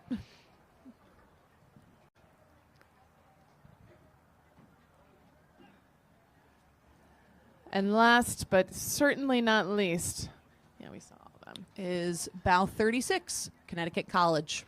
Assistant coach Daphne Mitchie is a 2021 graduate of the program, and this race is dedicated to Daphne and her classmates who persevered through an entire year of COVID protocols to remain dedicated to their team and the program. Yeah, that must have been real hard. Brutal. Yeah, brutal. A lot of erging. Oof, yeah. All right, coming up is men's collegiate 4s.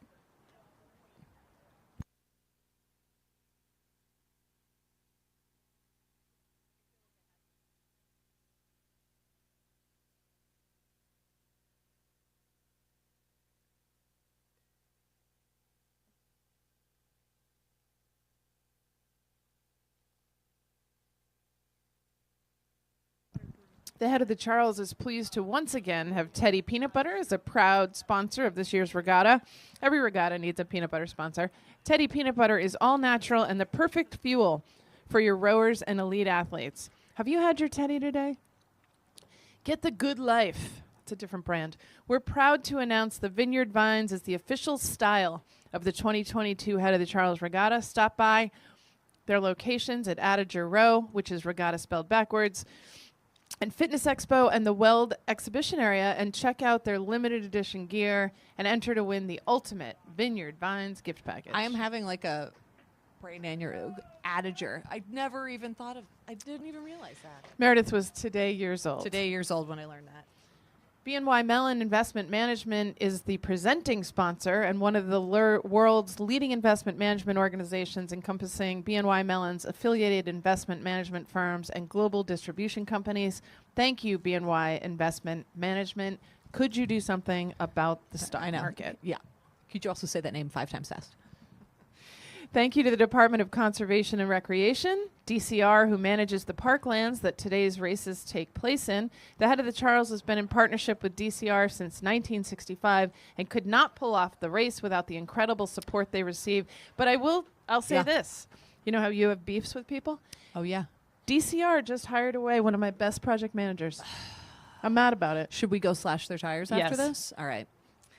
I'm a landscape architect, and they need awesome landscape architects to help manage the parks, which I respect and understand, but they hired away one of my best, and I'm just a little bit bitter. I'm going to work through it, though. Oh, I'm getting excited because coming through your screens, rowing up to the start, but not to be confused with rowing downstream, are the Both can be father and son doubles, which are on some of my Classic favorite. event. Yeah, it's great. You'll see some of these kids, because some of them are kids, don't even have driver's licenses, steering some of the cleanest courses. Yes. In this event, Beginner's or in this mind. race. Yeah, they're very. It's tricky. So the only races that we've seen in our segment are coxed races, Yes. which is yeah, my great preferred point. way of travel, Yes. is to have somebody else worry about the Doing bow that, yeah. number and the equipment and the timing and the I steering. like my seat warmed up, and I just like to Yes. get in the boat and go. I like to be dumb muscle, but when you're Yes. sculling, it's the bow seat that actually steers, and that's a lot of pressure on any course. Yes. But this course in particular is a challenge. Right, you've got to stay at pace, row clean, and also be turning around every few strokes to make sure you're not hitting somebody. That's right. Or you're steering around somebody, or not hitting a bridge that is not going to move. There are some people that are just remarkably good at it. They just have an innate sense of where they are on the river. Sherry and I are neither of those people. There are none of them announcing for you today at Riverside, but them, they yeah. do exist in this boathouse. Yes. But you passed your captain's test. I did pass my captain's test. How'd that go? My tester said it was the most comprehensive answers he'd ever received. So I don't know if that just means I over-prepared and was over-anxious, but You've always been thorough. I have always been thorough.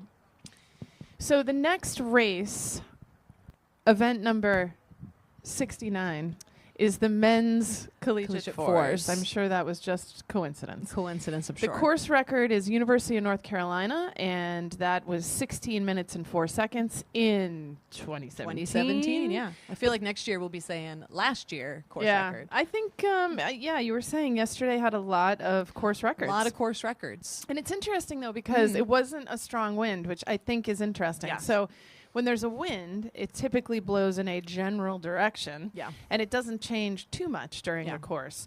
So what may be a tailwind here could be a head or side wind, Right, because crosswind. That's right. This course kind of snakes. Yep. I was So- going to say something like a snake, but then I said snake like a steak. So, so one direction it might be great, but yesterday, once you hit that final turn with the sprint to the finish, it was a little tough.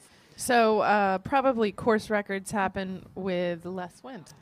That's my scientific. That's good. I like that. White I'm busy paper. watching these two boats about to T-bone each other. Oh, nope, we're okay. So this men's collegiate fours, the top 6 crews are all returning from last year, with Vandy leading off at bow 1 to defend their title.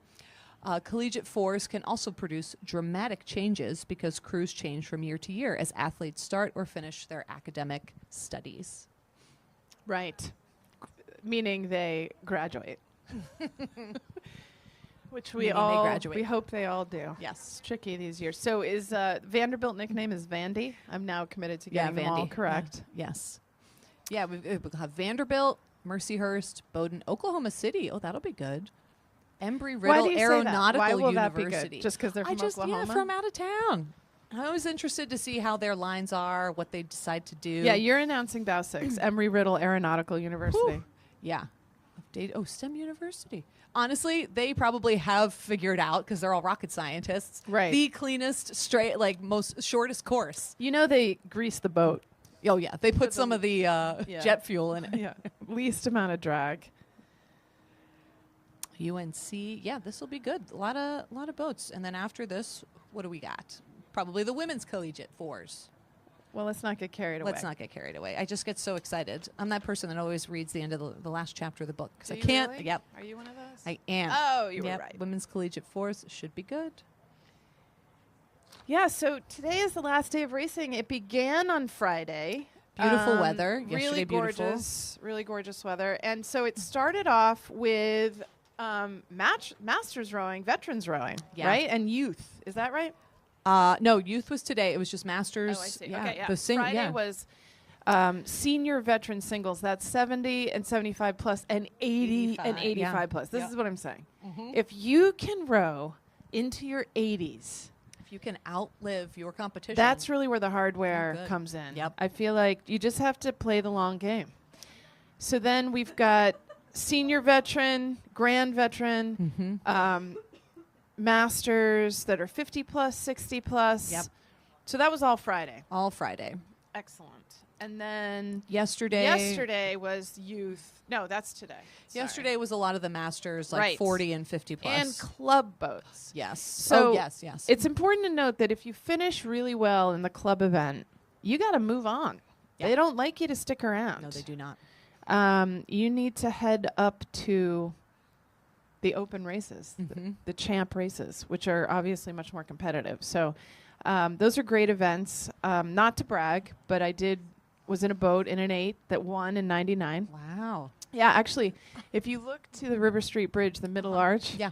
it says Fat Girls 99. Oh my God. I may or may not have painted that. I may or may not be calling Cambridge Police Department to report you for Graffiti? graffiti and vandalism. Yeah, I mean, you can't prove anything, but that was also in response to the heavyweight category. So, event 69 is about to come into your view. As we mentioned, bow number 1, Vanderbilt out of Nashville, Tennessee. Connor, Adam, Habib, Colin, and Nikolai. Oh, wow. You can hear the coxswain that in bow coxswain, number yeah. 2 out of Mercyhurst And University. that bucket rig in bow 2. Whoa, look at the steering from bow number 3. Love it. Riggers over the buoys. Love it. Bow Bowdoin. 3, that's Bowdoin. With Yeah. the bucket hats. I like how bow just flat out refused to wear it.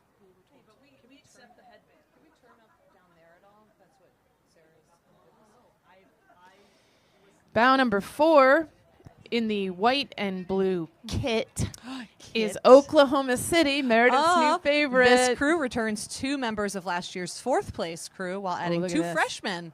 Bow Ooh. 6 is making a nice I tight told course. you it's the Embry-Riddle Aeronautical University, You were which has right. figured out the fastest course because they're all super smart. This is out of Daytona Beach, Florida, And they're the making other an- bow yeah, is 5. 5, UC which is Santa Barbara. UC Santa Barbara. Coming through in a nice yellow Empacher is bow 8, Drexel. Followed pretty close, still making a good run at it, is Marietta College out of Marietta of Ohio. That's bow number 7 in the black boat and the checked blades. Oh, I do like the Widowmaker. That is a great boat name. That's a great boat. That name. is bow 9, Michigan Rowing Club. These are mostly new guys as a large senior class graduated, but it's a great boat name. I do love a good boat name. Speaking of bucket rigs, Oh.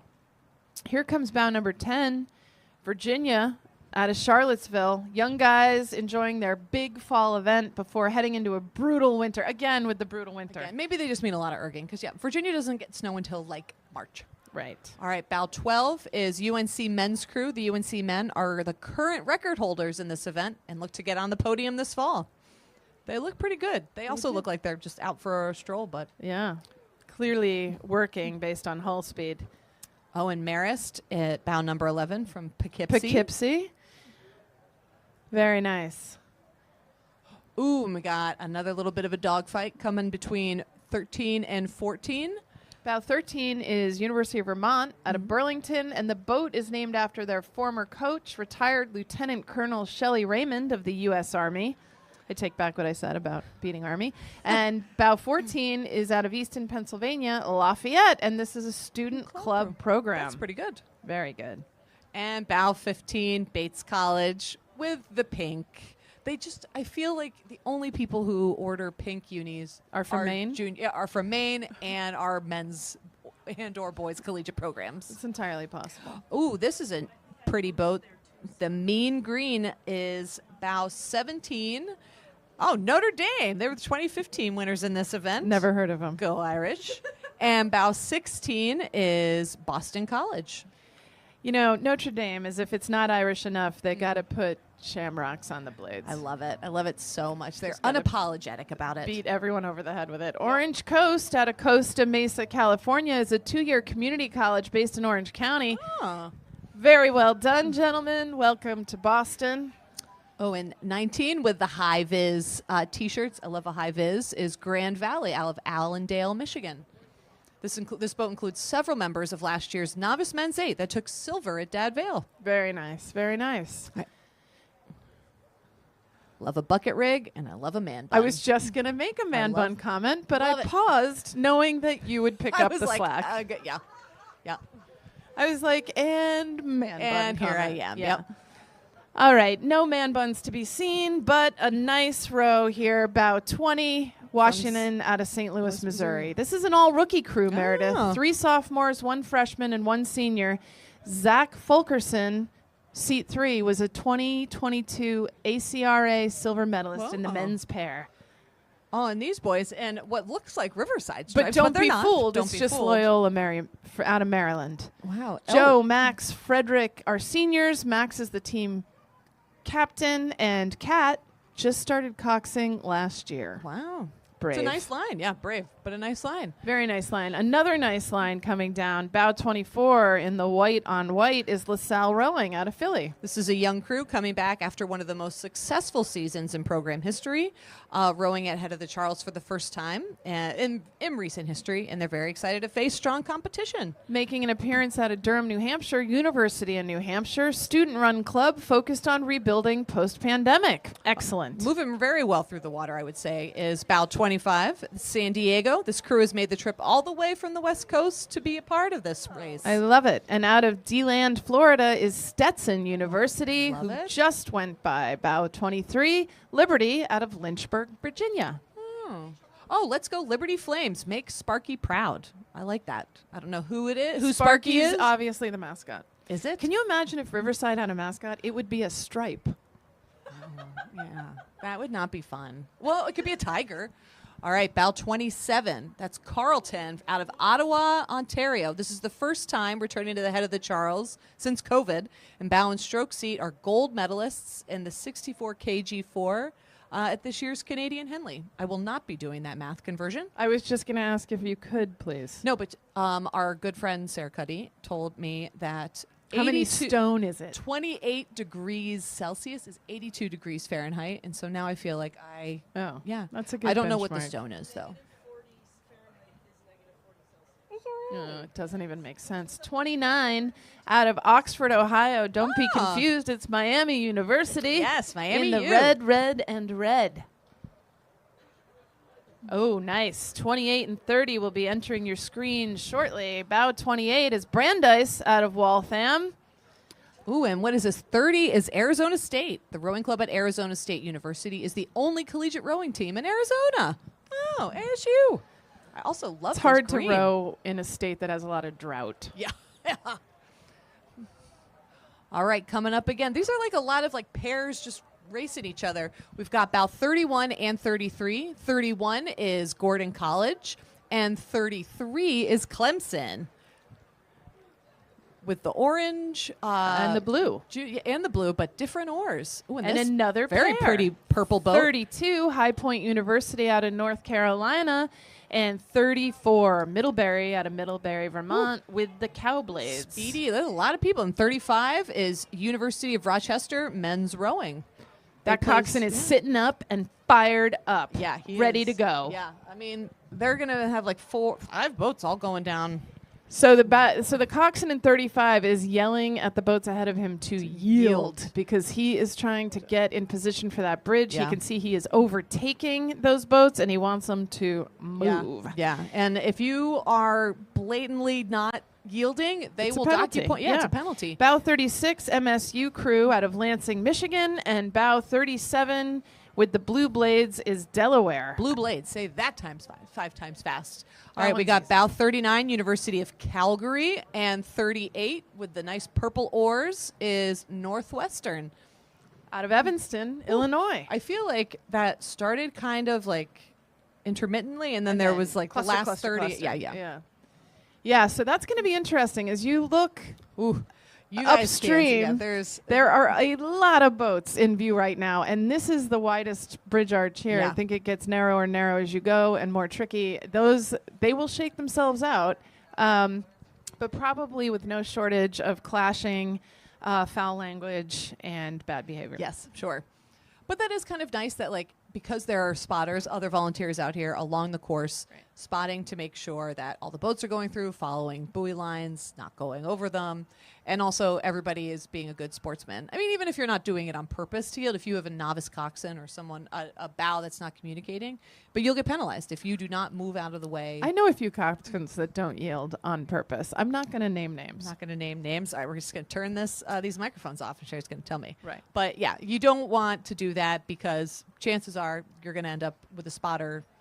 Right. Penalizing also, you. it's just bad sportsmanship. It's not And cool. I do think rowing prides itself on good sportsmanship. Yes. It's not supposed to be a contact sport, but certainly. Sometimes it is. I would like to see at least a little bit of war clashing today. Well, we're in a terrible spot for that.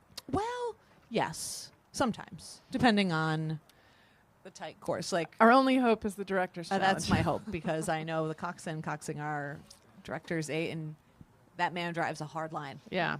So coxswains can only row one race at the head of the Charles, and they are obviously in high Coxswains go like demand. cox one race. Can only cox one race. So I guess they could row and cox.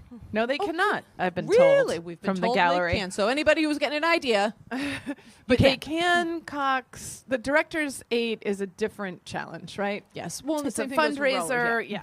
Fundraiser, you raise money and you're able to row. So coxswains can row that in addition, and rowers can row that in Yes, addition that's to other the second races. race that coxswains and rowers Rowers can can row. participate in, and the directors' cups later in the day can be mixed. So you might That's have right. father Mixed son, states, right?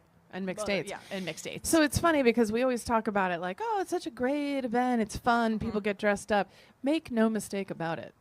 It is competitive. oh, it is. You get these former Olympians, former national team members, and they're out there and Dressed up like Olaf. yeah, Pulling a 120. Yeah, pulling a 120. Yeah, they're setting course records and they're dressed as like Pinkachus. Yeah. So it is It's annoying, but frankly. it's really fun. I have done it a couple times, but Not you this really year. better hope not this year. You really better hope it's nice weather. Were you in the boat that we did the Viking helmets? No, I was not. That was good No, I did it at my old boat club, and it was fun. But by Sunday, you're just so tired. The weather. yeah. It can- seems like such a great idea when you sign up for Yes, yes, it. And then you're exhausted. you're And exhausted. yeah, and in this case, it might actually be raining. yes, I hope it's not. I hope not. It to. might be. So we've covered some penalties in the race. I think that's helpful for folks to understand.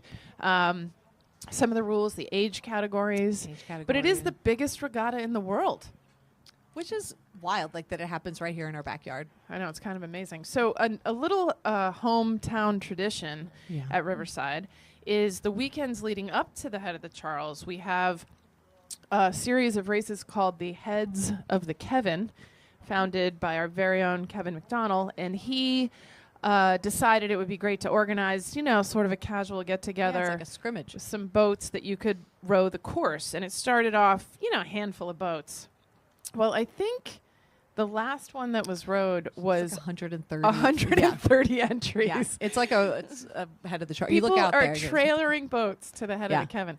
And there's 3, and then he does percentages and some sort of fuzzy math that gets you through the algorithm to who has improved the most, who's gotten the fastest time, and the percentage is based on the course record for the head of the Charles. Oh, is that what it is? So it's actually a great training tool. Yeah, it's great. Although, the only problem, it's not even a problem, but it's just you get to race early in the morning, and 7 a.m. water is a lot different than 3 p.m. 3 p.m. water. But it is still great to be able to compete against the clock, compete against local teams. So I It's think fun. it was right.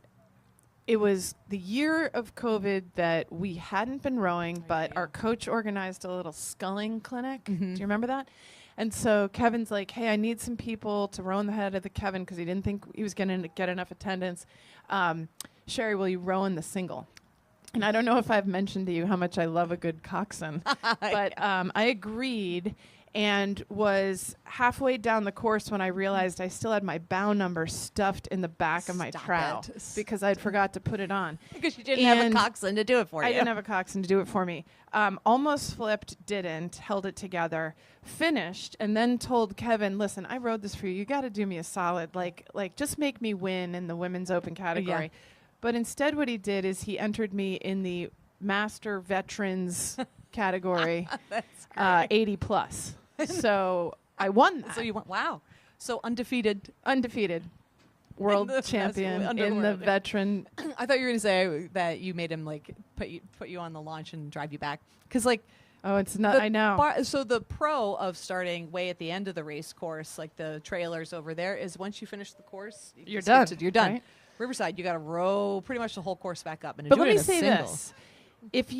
So last year we rode together. We had a great race. Yeah. It was a gorgeous great, day. And I got to tell you, the row back is amazing. It is, yeah, right? Because yeah. you're like, we crushed it. We left it all on the course. Right, you got and people now we're cheering, like, you got your friends calling right, yeah. from the bridge, and it's a gorgeous day, and you're waving like the queen. Yeah, that is true. It is sort of like a victory tour. It really is. nice, and then yeah. you like roll up to Riverside. I really did enjoy it. Have the shower beer. I like that this boat, so what you can probably see in your screens is a boat, what it looks to be doing like a practice 42 through the That is warm-up. a mixed 8. That is a mixed eight. With CRI blades. Is that right? CRI blades? Yeah, it looks like it. Very nice.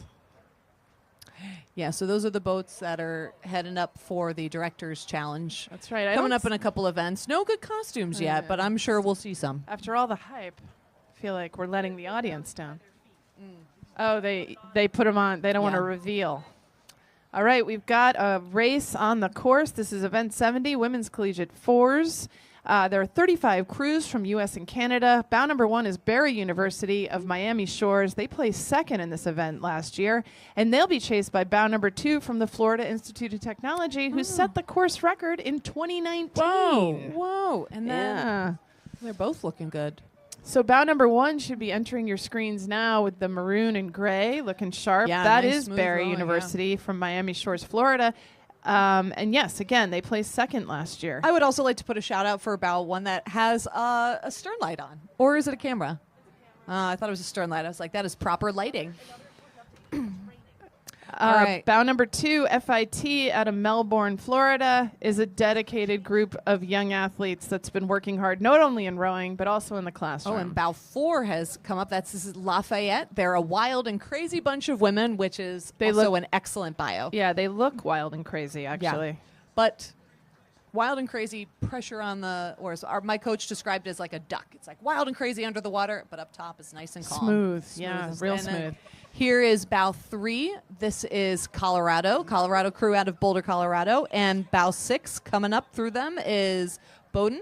The Bowdoin women were 7th at the 2021 head of the Charles. And they are doing real well. Making some moves. Bow 5, Jefferson out of Philadelphia, Pennsylvania.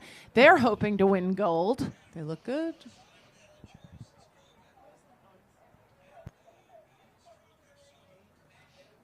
So coming in front of the camera now, bow 8 in the white hull with the yellow blades is Embry-Riddle Aeronautical University out of Daytona Beach, Florida. Ooh.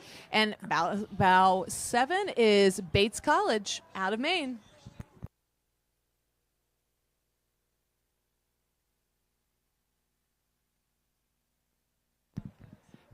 Bow 9, William Smith out of Geneva, New York.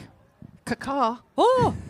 And bow 10 is Clemson University. There's a lot of like Carolina crews throwing There down are. today. Clemson Crew is a club rowing team at Clemson University since 1988. And we've made the sport of rowing accessible to all. Love it.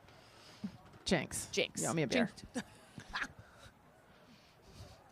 All right. Ooh, this is yet another dogfight. We've got bow 11 and 12. Bow 11 is Manhattan out of Riverdale, New York, and bow 12 is Northwestern. Their women's 4 is returning to head of the Charles for the second year in a row after placing highly enough last year to get a guaranteed entry. And I'll say this about the 4, especially because I love 8 so much. It is a little heavier. It is a little harder to row. You do need to adjust technique. So if you've been racing in 8s all season, you got to make a mental shift to be in the 4. Oh, yeah. You feel everything. Colby College out of Sydney, Maine, bow 13 in the smart blue and white kit. And, I like the oars on this bow 15, which is Vanderbilt from Nashville, Tennessee. Oh, this boat coming up looks like Christmas. You guys can't see it yet, but in a couple strokes you will. It's bow 16, Washington out of St. Louis, Missouri. And bow 14, which is Liberty out of Lynchburg, Virginia. They are from Liberty University in Lynchburg, and they have their women's varsity 4. Tim Bentz from Maryland is their coxswain. And then the very distinctive cow blades, bow 17, Middlebury College out of Middlebury, Vermont. That was a good cluster. Yeah, good cluster. We need another word besides dogfight. Yeah, I know. I need to come up with something else. A rumble. Battle. A battle royale. Well, so right outside of the screen is when you get, it's not even a right angle, but it's where the crews pretty have sharp to, turn. Yeah. who've been hugging, have to come out. Bow 18 is Trinity out of Hartford, Connecticut, and they placed 24th last year. And right on their heels, Gordon College out of Wentham, Mass is bow 19.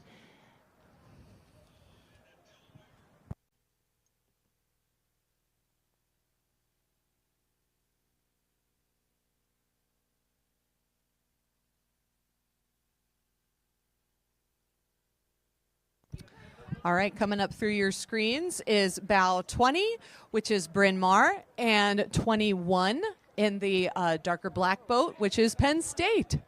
It looks like the bow number had to be taped on. Which is totally... It's creating a little bit of friction. Little fray there. Bow 22, Amherst out of Amherst, Massachusetts, and bow 23, Illinois from Champaign, Illinois. This is getting busy river right now. And bow 24 is Franklin Pierce Ravens. Franklin Pierce University Ravens are a D2 rowing team located in Ridge, New Hampshire. Very nice. We've got bow 25 out of Canton, New York, St. Lawrence University, and they row on the St. Lawrence River with the white hull and the white blades. And bow 27 in these bright red unis is Carleton. These athletes had a strong showing at Canadian Henley and Canada Summer Games. And we can see the Riverside Masters Challenge Mixed 8 is getting ready to launch. So many stripes, it makes my eyes cross. Bow 26 is Mass Maritime out of Buzzards Bay, Massachusetts. And Mass Maritime is a D3 program located near Cape Cod. Oh. Their 21-22 season took home the bronze at the Snake Regatta, finishing ahead of UNH, Clark, Middlebury, Franklin, Pierce, and Brandeis, a few of the crews that just went by. Oh. And closing in is bow 28, University of New Hampshire, and bow 29, which is Wesleyan. So that was bold move, having smack talk about UNH in your bio and then having UNH right on your heels. I'm into that. They didn't see that coming.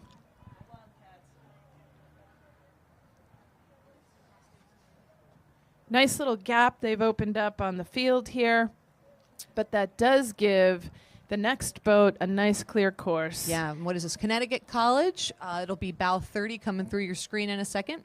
Mary Elizabeth Stone from class of 49 was a legendary rower in her own right. She remains one of the oldest people to row the head of the Charles course in both a single and double, and this race is dedicated to Liz's memory. Very nice. See, Yeah. she played the long game. Yeah, she I'm did. telling you, she probably got some gold medals. Oh, I like this. This coxswain is matching the oars, which, again, matching equipment and coxswain free speed. Yes. So we've got bow 31 with Miami University in Oxford, Ohio, and bow 32, Georgia Tech. Very nice. Yeah, we heard a rumor that it may be starting to drizzle a bit. And this is where you start saying to yourself, why did I get in a boat? Right. But the only real effect that's going to have is your grip on the oar, because you just got to tough it out with a little rain. 33 is a hometown crew, Simmons We share a University. boathouse with them. We Yep. do. We love them. These athletes raced in the A final Dadvale Regatta Let's in go, 2022. Simmons. And Bow 34, Merrimack College out of North Andover, Massachusetts. They're a small university in North Andover and excited to be back after a few years away from the head of the Charles. I think Cooper's also applying there. Just My gosh. footnote. I mean, yeah. Yes.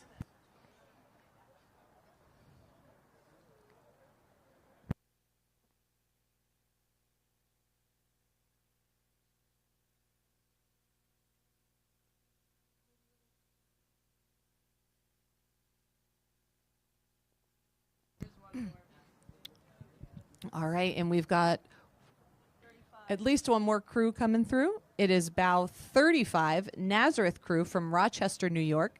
This is their first time competing at the head of the Charles for Nazareth College. They recently moved to a D3 status in fall of 2019, and they've been slowly building their program since. So welcome, Nazareth.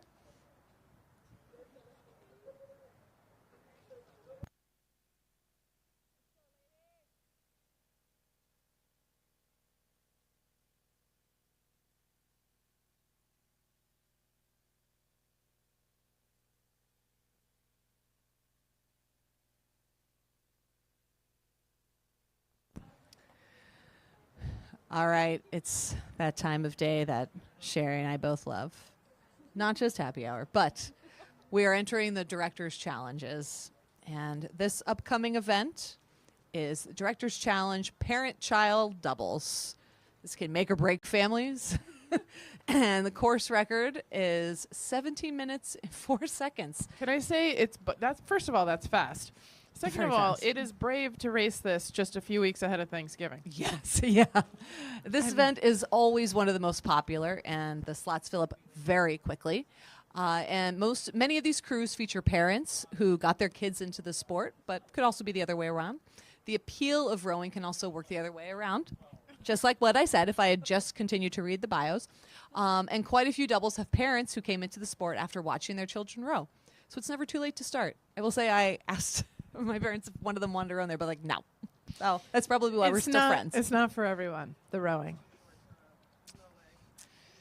So this year, boats are coming from all over. New York, Arkansas, Cambridge, just really far and wide. Yeah, and there's 43 competitors in this. Ooh, course record was set in 2013, so it's time. It's time for It's time for a new course record. Time for a new course record. Water's looking good, and you can see the Director's Challenge Mixed Eights are making their way down to the start.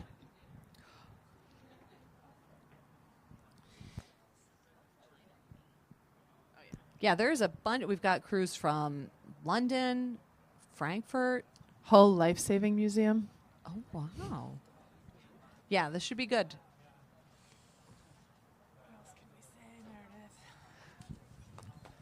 Oh, and then after parent-child doubles, we will have, drum roll please. Oh, then the Director's Challenge Mixed Eight. Always a blast. And then, Is that it? I think that might be it, actually. that might be it. Are there only two? Yeah. Yeah. So we are in our last two races. Say it isn't so. the parent-child doubles and the mixed states. And take note as these doubles go by, which parents put their kids in bow. Feels, It's risky. I mean, if you got a kid that rows a lot, then yeah, you kind of want them to be in bow, but you also don't. But if they don't, it's kind of tough. You don't want a really heavy bow seat either. it's 'Cause true. then puts the boat down. That is such a bummer about that one boat that taped their. Oh, man. The drag. The drag is real. It's a couple seconds right there. Easy.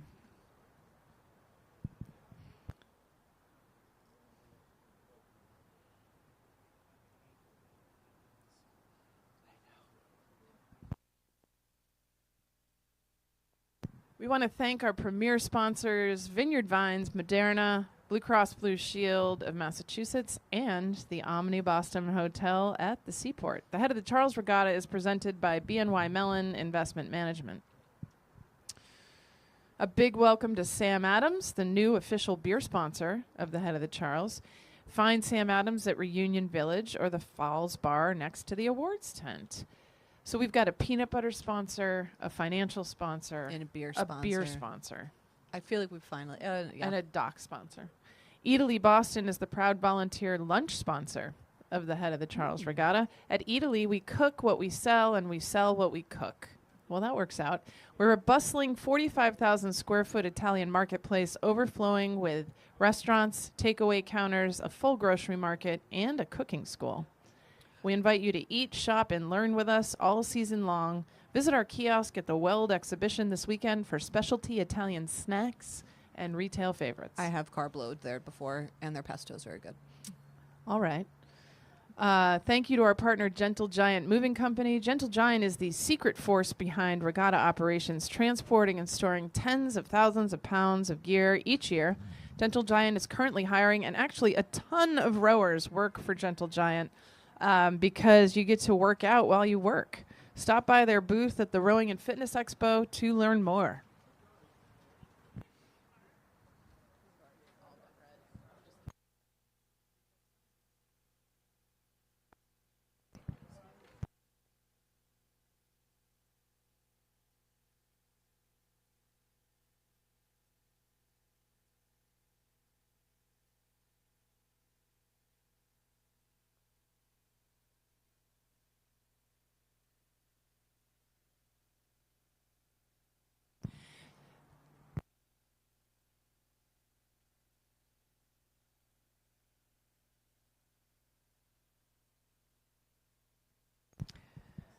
It has really been nice. I mean, I understand there's still variants and people still struggling through the pandemic era, but it is nice.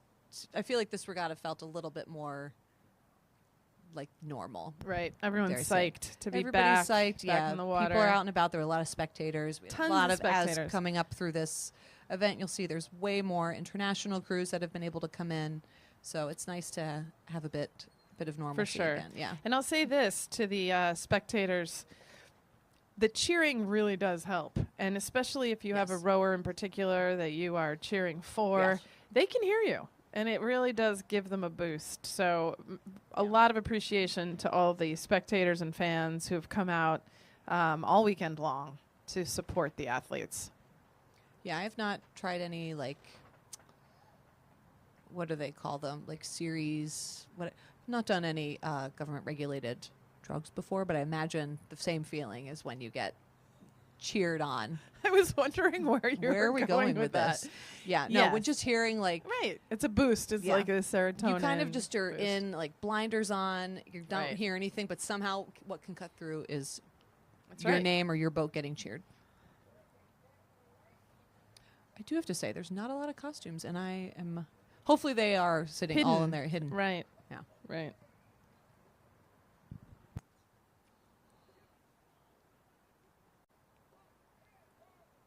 So rowers like to refer to the Head of the Charles as rowing Christmas, and so there's some awesome, 'Twas the Night Before the Charles poems, of course. Yeah, Charles Miss, and yeah. Yes, Charles Miss. Yeah. That's right. Or Chanukah. I'm gonna need you to Charonica. go throw yourself into the river. Festivus. No, yeah, it is a blast. Yeah. Yes, it's great. It really is sort of a monumental time during the rowing season. Some of us, myself in particular, call it the end. We're done. It's great. Sell high. great. I will see. say. Yep. Weather's good. Peace out. Some people continue to row into the bitter cold No, where they're, like, ice is brushing forming against on the icebergs. Yeah, no. shores. Let me tell you, no. They're racing all over the place, head of the fish, head, head to the school next weekend. yeah, just Or keep you got on head of the keeping on. hooch. Yeah, no. So much racing. I go after into this. hibernation mode as of what time does this race end today? 3:54, Right. I like a good. 3:55. I like a good taper. I you love know? a good So I like taper. to start tapering right after Right the end of the head of yeah. the Charles, and then I'm prime for spring. Yeah.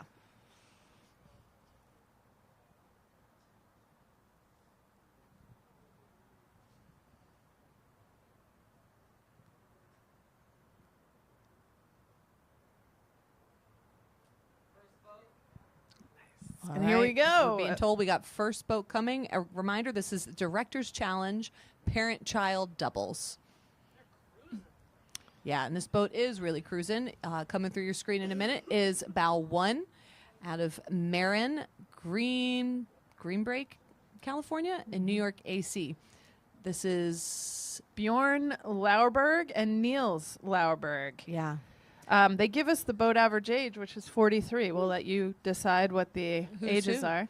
But this, Well, very Niels nice. rode for Harvard Lightweight, No big changing deal. to heavies, NBD. Graduated in 2018 and now rows for NIAC, which is New York Athletic Club. And Bjorn rows for the Marin Rowing Association. Very nice. He was And 5 seed in the winning men's 8. bow number 2, Pencod Boat Club out of Arkansas, John Roberts and Benjamin Roberts, father-son for the 3rd time down the course together. Oh, Still and have- here is local celebrities, Riverside, Paul and Lucas Canestraro. Paul and Lucas have fond memories of their Sculling Camp family trips to Craftsbury. They placed 9th in this event last year and are very happy to be back. Lucas rode with Cambridge Ringe and Latin School and graduated from there this past spring. Let's go, Stripes. Bow 4, Fat Cat from New York, New York. Steve is a CBC member and Alex is Princeton women's lightweight. Hence the Fat Cat. And bow 5, this is Aiden Crawford and Blair Crawford, and 2 guys who have been down this course a few times. Well, show us how it's done. show us how it's gentlemen. done.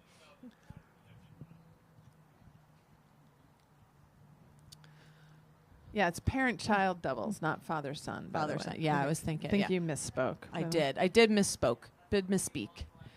All right, we've got bow 6 coming up, which is Patricia Smith and Elizabeth Pratt. This is repeat races for them.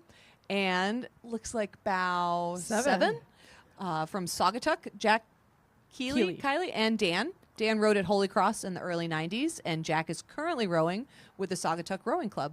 Dan rowed this event last year with his oldest son, Finn, who's currently a first-year rowing lightweight at Penn. Nice. I like that he didn't show favoritism and that he yeah. rode with both sons. Oh, yeah. Well, to your point, probably Thanksgiving was going to be real stressful this year. Exactly. Real tense. Bow 8 is John Peters and Hannah Peters. They rode last year, and Hannah wisely made her dad bow. Yeah. That's very true. Bow number 9, Casey- Pettipog out of yeah. Essex, Connecticut. We've got Casey Elfstrom and Oakley Elfstrom, who I have seen around Riverside. It's a mom and daughter rowing together to support women's rights. Amen, sisters. Oh, and we've got bow 12, which has moved up through the ranks out of Fairmont. It's Harrison Kiefer and Joseph Kiefer.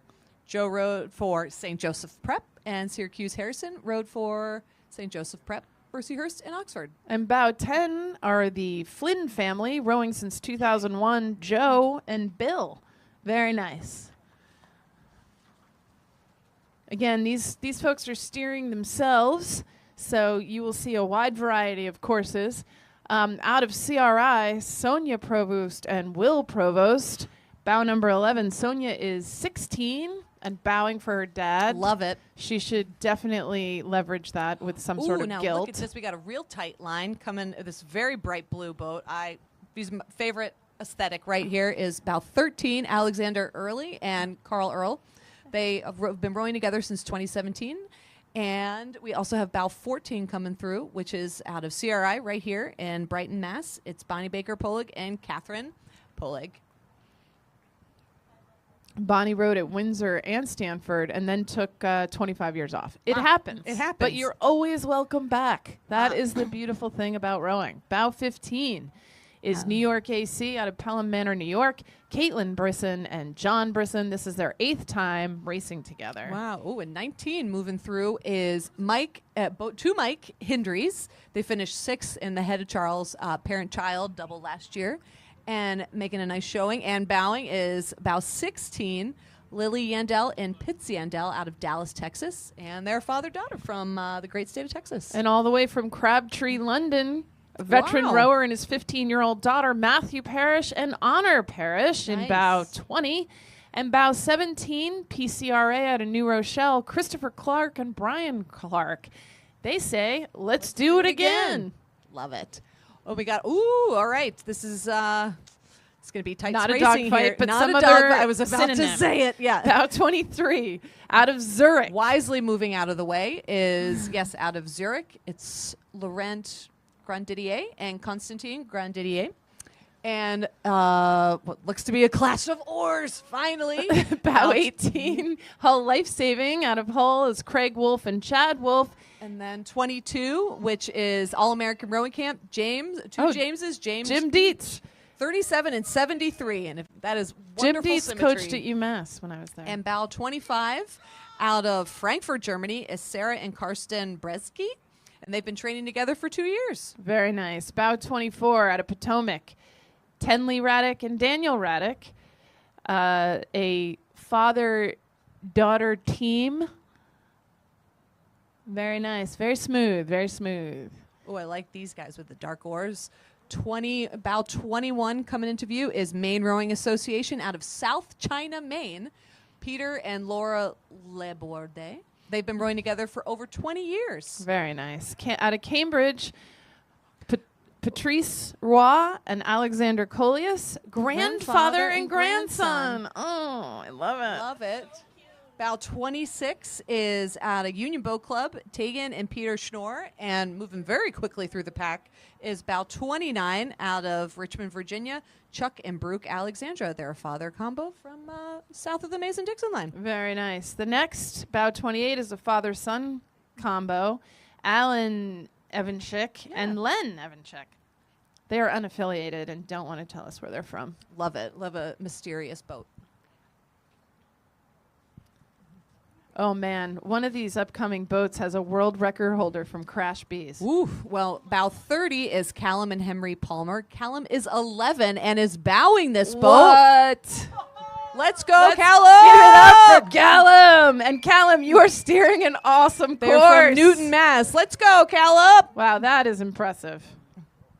They're moving very well. Their boat average age is 25. 25. And he's 11. And he's 11. So You do the math. everybody think about what you did at 11 and if it was bowing 3 miles of For the Head head of of Charles. Charles. Okay, I can tell you right now, I'm going to go home and tell my children that they need to get their acts To together. get their act together. All right, bow 33 is out of London, Theo and Richard Metcalf. Theo is a former Great Britain junior team rower and rowed in Youth 8s at Head of the Charles. And we can tell because he also has an excellent line. Very nice, very nice. Ooh, bow 35. About 35, PCRA out of New Rochelle, New York. This is the father-son duo, Marcelo and Matthias Facciotto. And bow 34 out of Cambridge, Mass. is Valentine Hollingsworth and Juliet Grisdella, father and son. Father and daughters. Father and daughter. Bow 31 out of Marin, there's Green your Bay, Crash Free California. sprints, Yes, is Eli and Robert. Eli is the world record holder in 2020 and 2021 Crash B sprints. I still give it to Callum for bowing at 11. Same. All right, bow 32 is Caden Grassi and Nick Grassi, and Caden is also bowing that boat, and she's 16. Pretty awesome. 36 on the far side is Sammamish Rowing Association out of Redmond, Washington, Kenzie Walter and Stephen Walter. Father-daughter duo, woohoo! Kenzie rowed for the University of Washington, class of 2018. 37 in the red boat with the CRI blades is CRI, Annie Phillips and Thomas Phillips, and it's the first time racing with their new titles, granddad and mom. Oh, future rower Toma was born in November 2021. That's awesome. Oh my God, Tomer and Callum are going to be great together. Yeah, they're going to be racing. All right, coming up, we've got bows 39 and 40. Bow 39 in your yellow boat is from Union Boat Club, just up the basin. That's Bob Menino and Henry Menino. And in bow 40 is PCRA out of New Rochelle, New York. Father-son duo who've been competing in the Director's Challenge since its inception. And in the Menino boat, Yeah. Bob is a former head of the Charles race director, and his son is rowing his first head of the Well Charles. done. All right. I feel like this one was a long time coming. Yes. And we got Henry's only 14, by the way. Oh my God. All right, we've got bow 42 and coming through your screen as well, 43. Bow 42 out of Osprey, Florida is Jim and Tom McNamara. Tom competed in the youth program at the Three Rivers Rowing Association. And in bow 43 is Rush and Buzz Fisher. From Malta. The in Dumb and Philadelphia. Dumber duo bound to sink soon. Just you wait. They look good so far, guys. In very fun hats.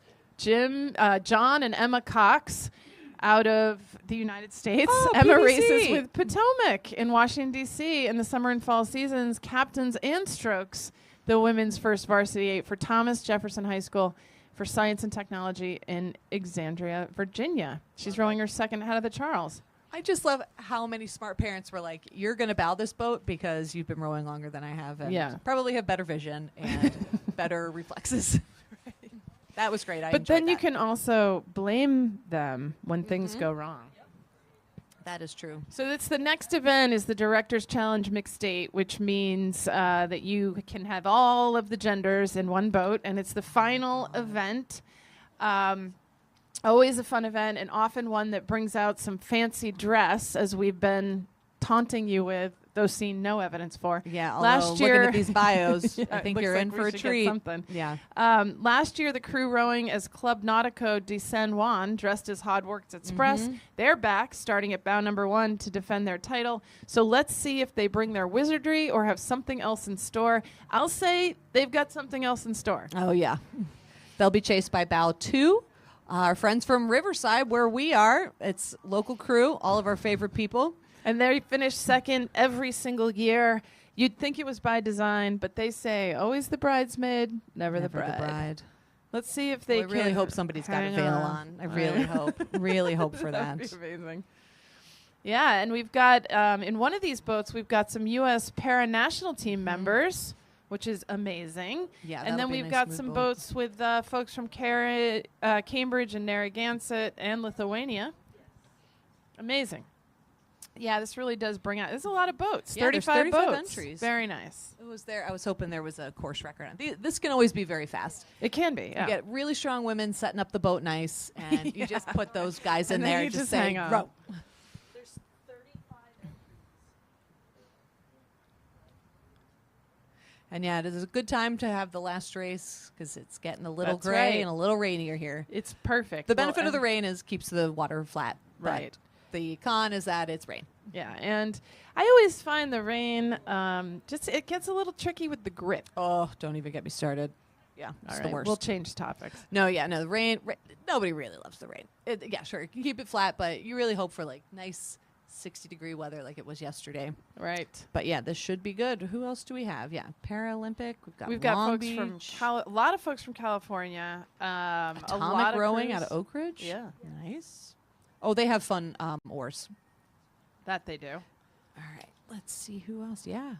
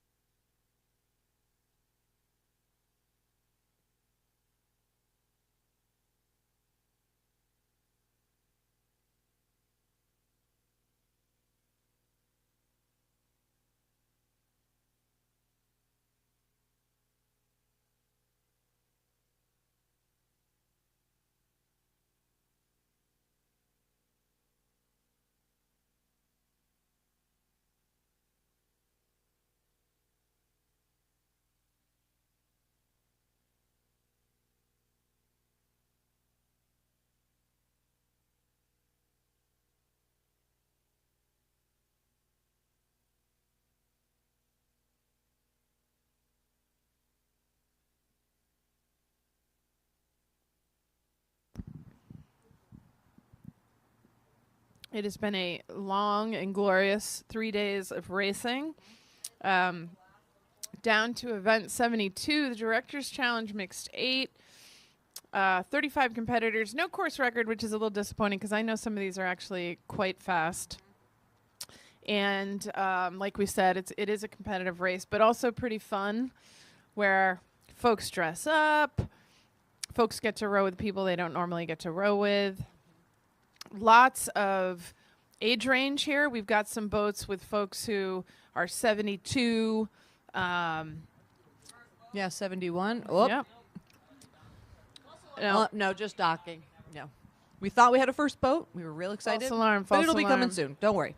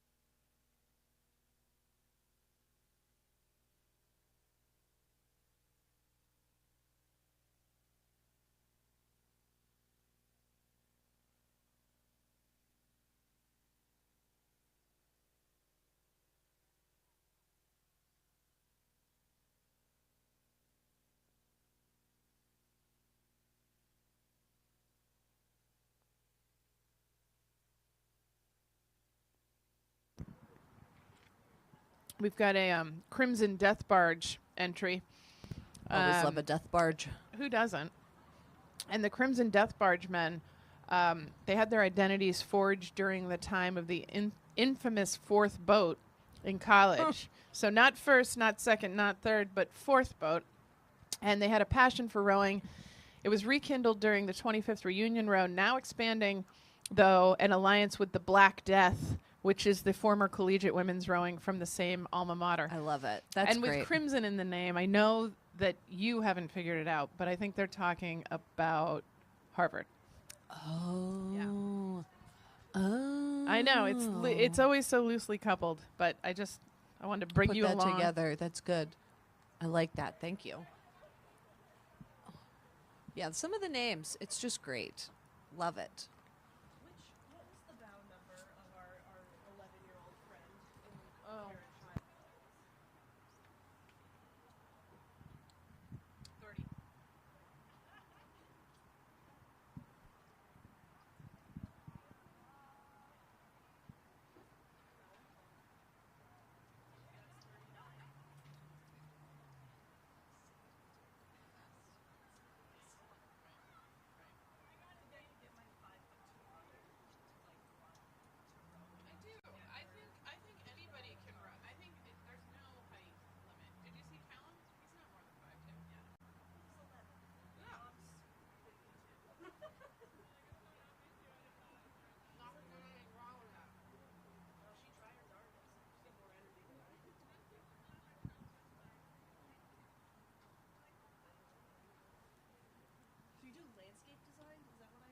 Landscape architecture, yeah.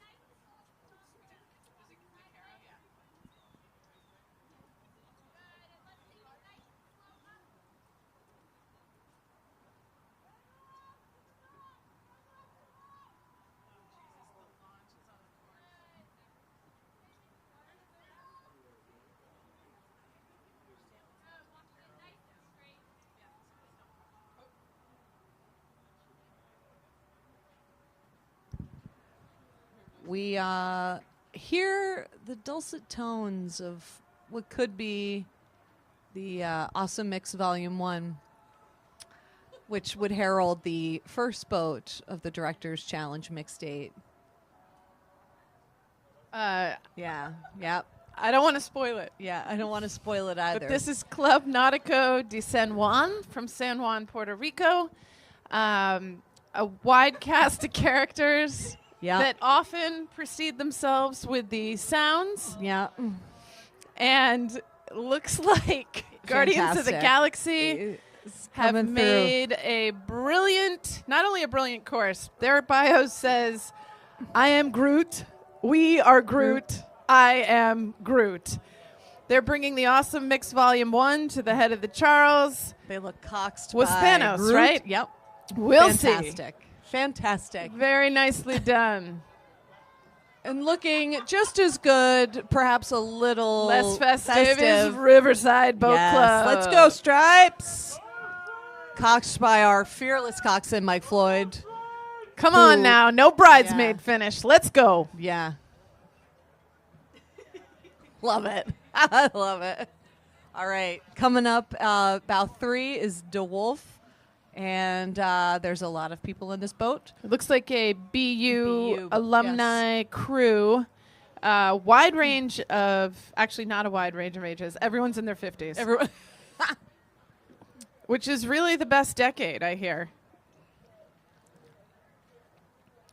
Still got it. Oh, we got two boats closing in on each other. We've Very got bow nice. 4, Willamette Rowing Club, and bow 5. This is your U.S. Para-National team. Amazing. The U.S. Para-National team members from the 4 and the double. As you can tell, they look very nice and smooth and very strong. Hence probably why they're on the Paralympic team. Exactly. And you can see 5 is making up some ground as they head towards the bridge, closing in on Willamette. I got to say, it looks like Riverside is catching up to those, the Guardians. The boombacks? Yeah. All right, we got bow 6. This is a mix of Cambridge, Narragansett, unaffiliated. It's longtime members of CBC Masters. And a Very range nice. of people. We got 37 to 66. 64, yeah, 66.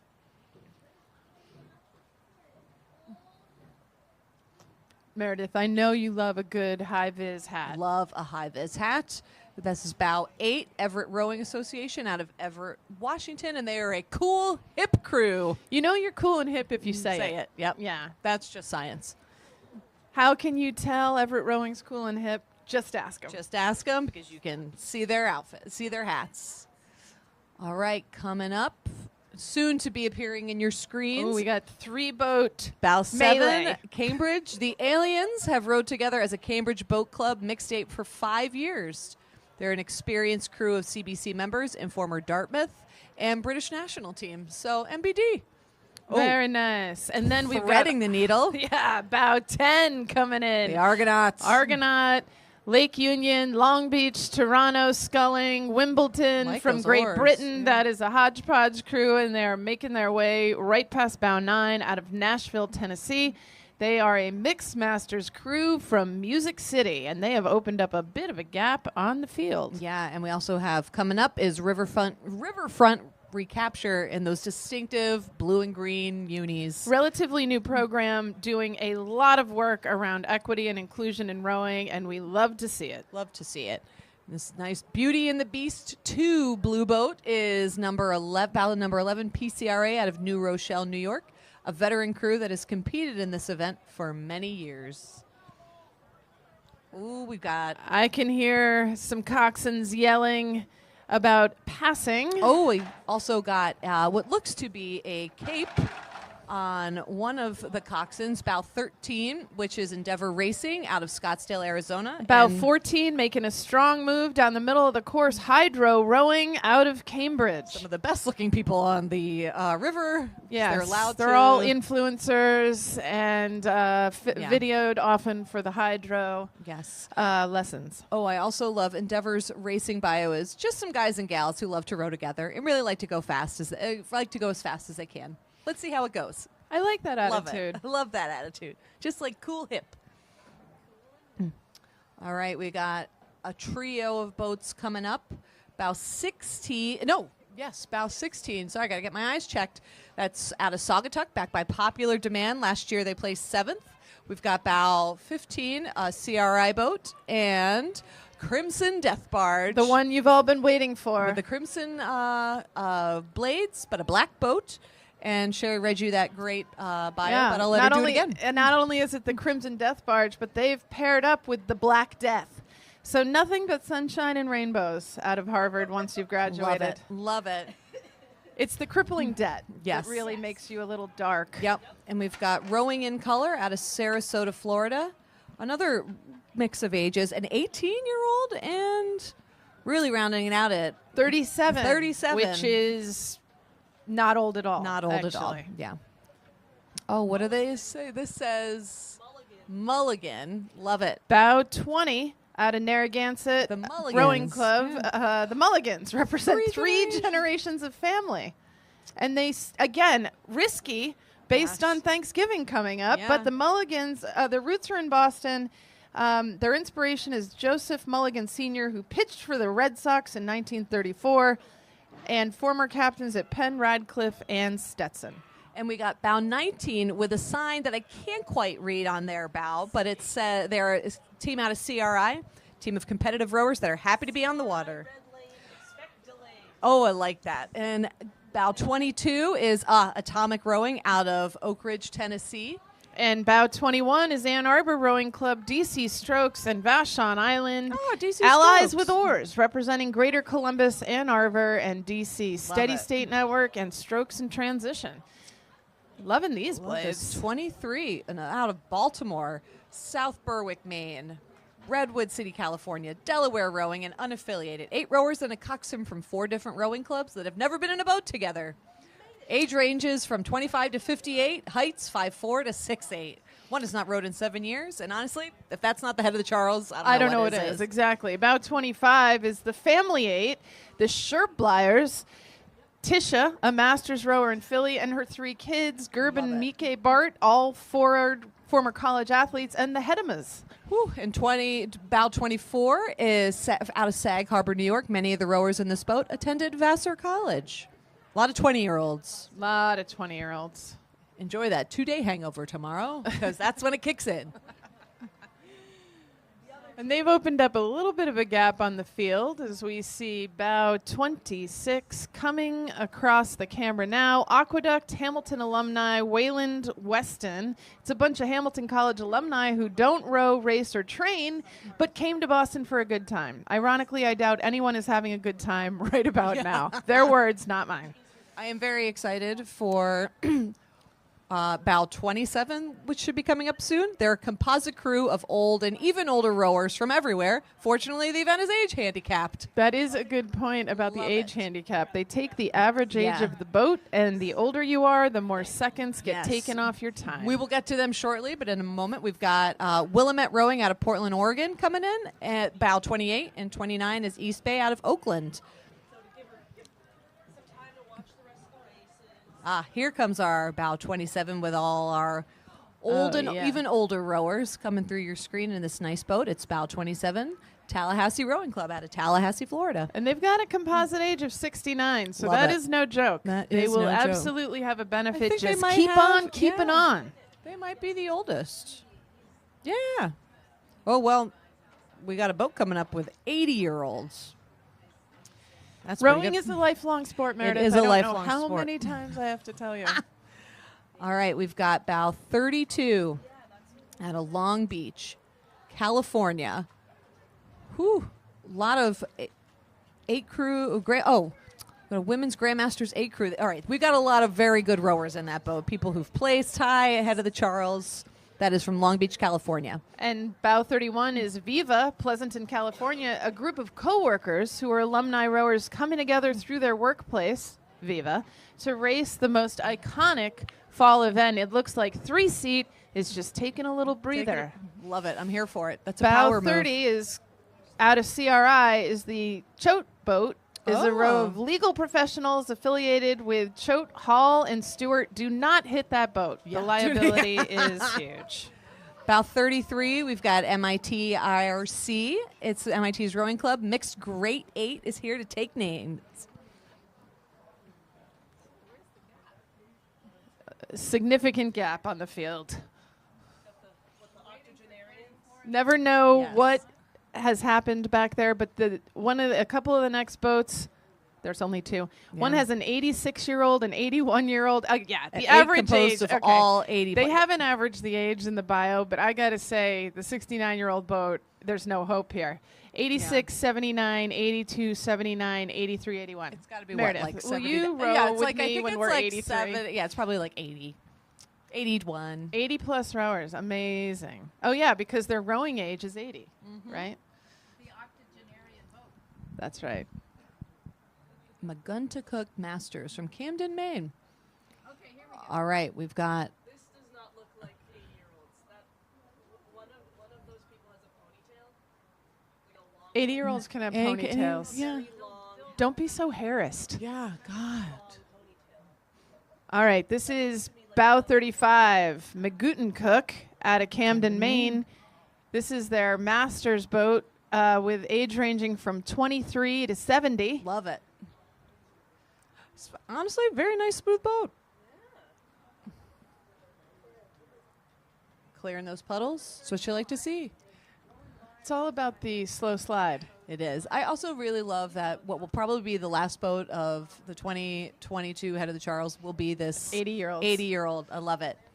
Bookended 80-year-olds and 11-year-old Callum.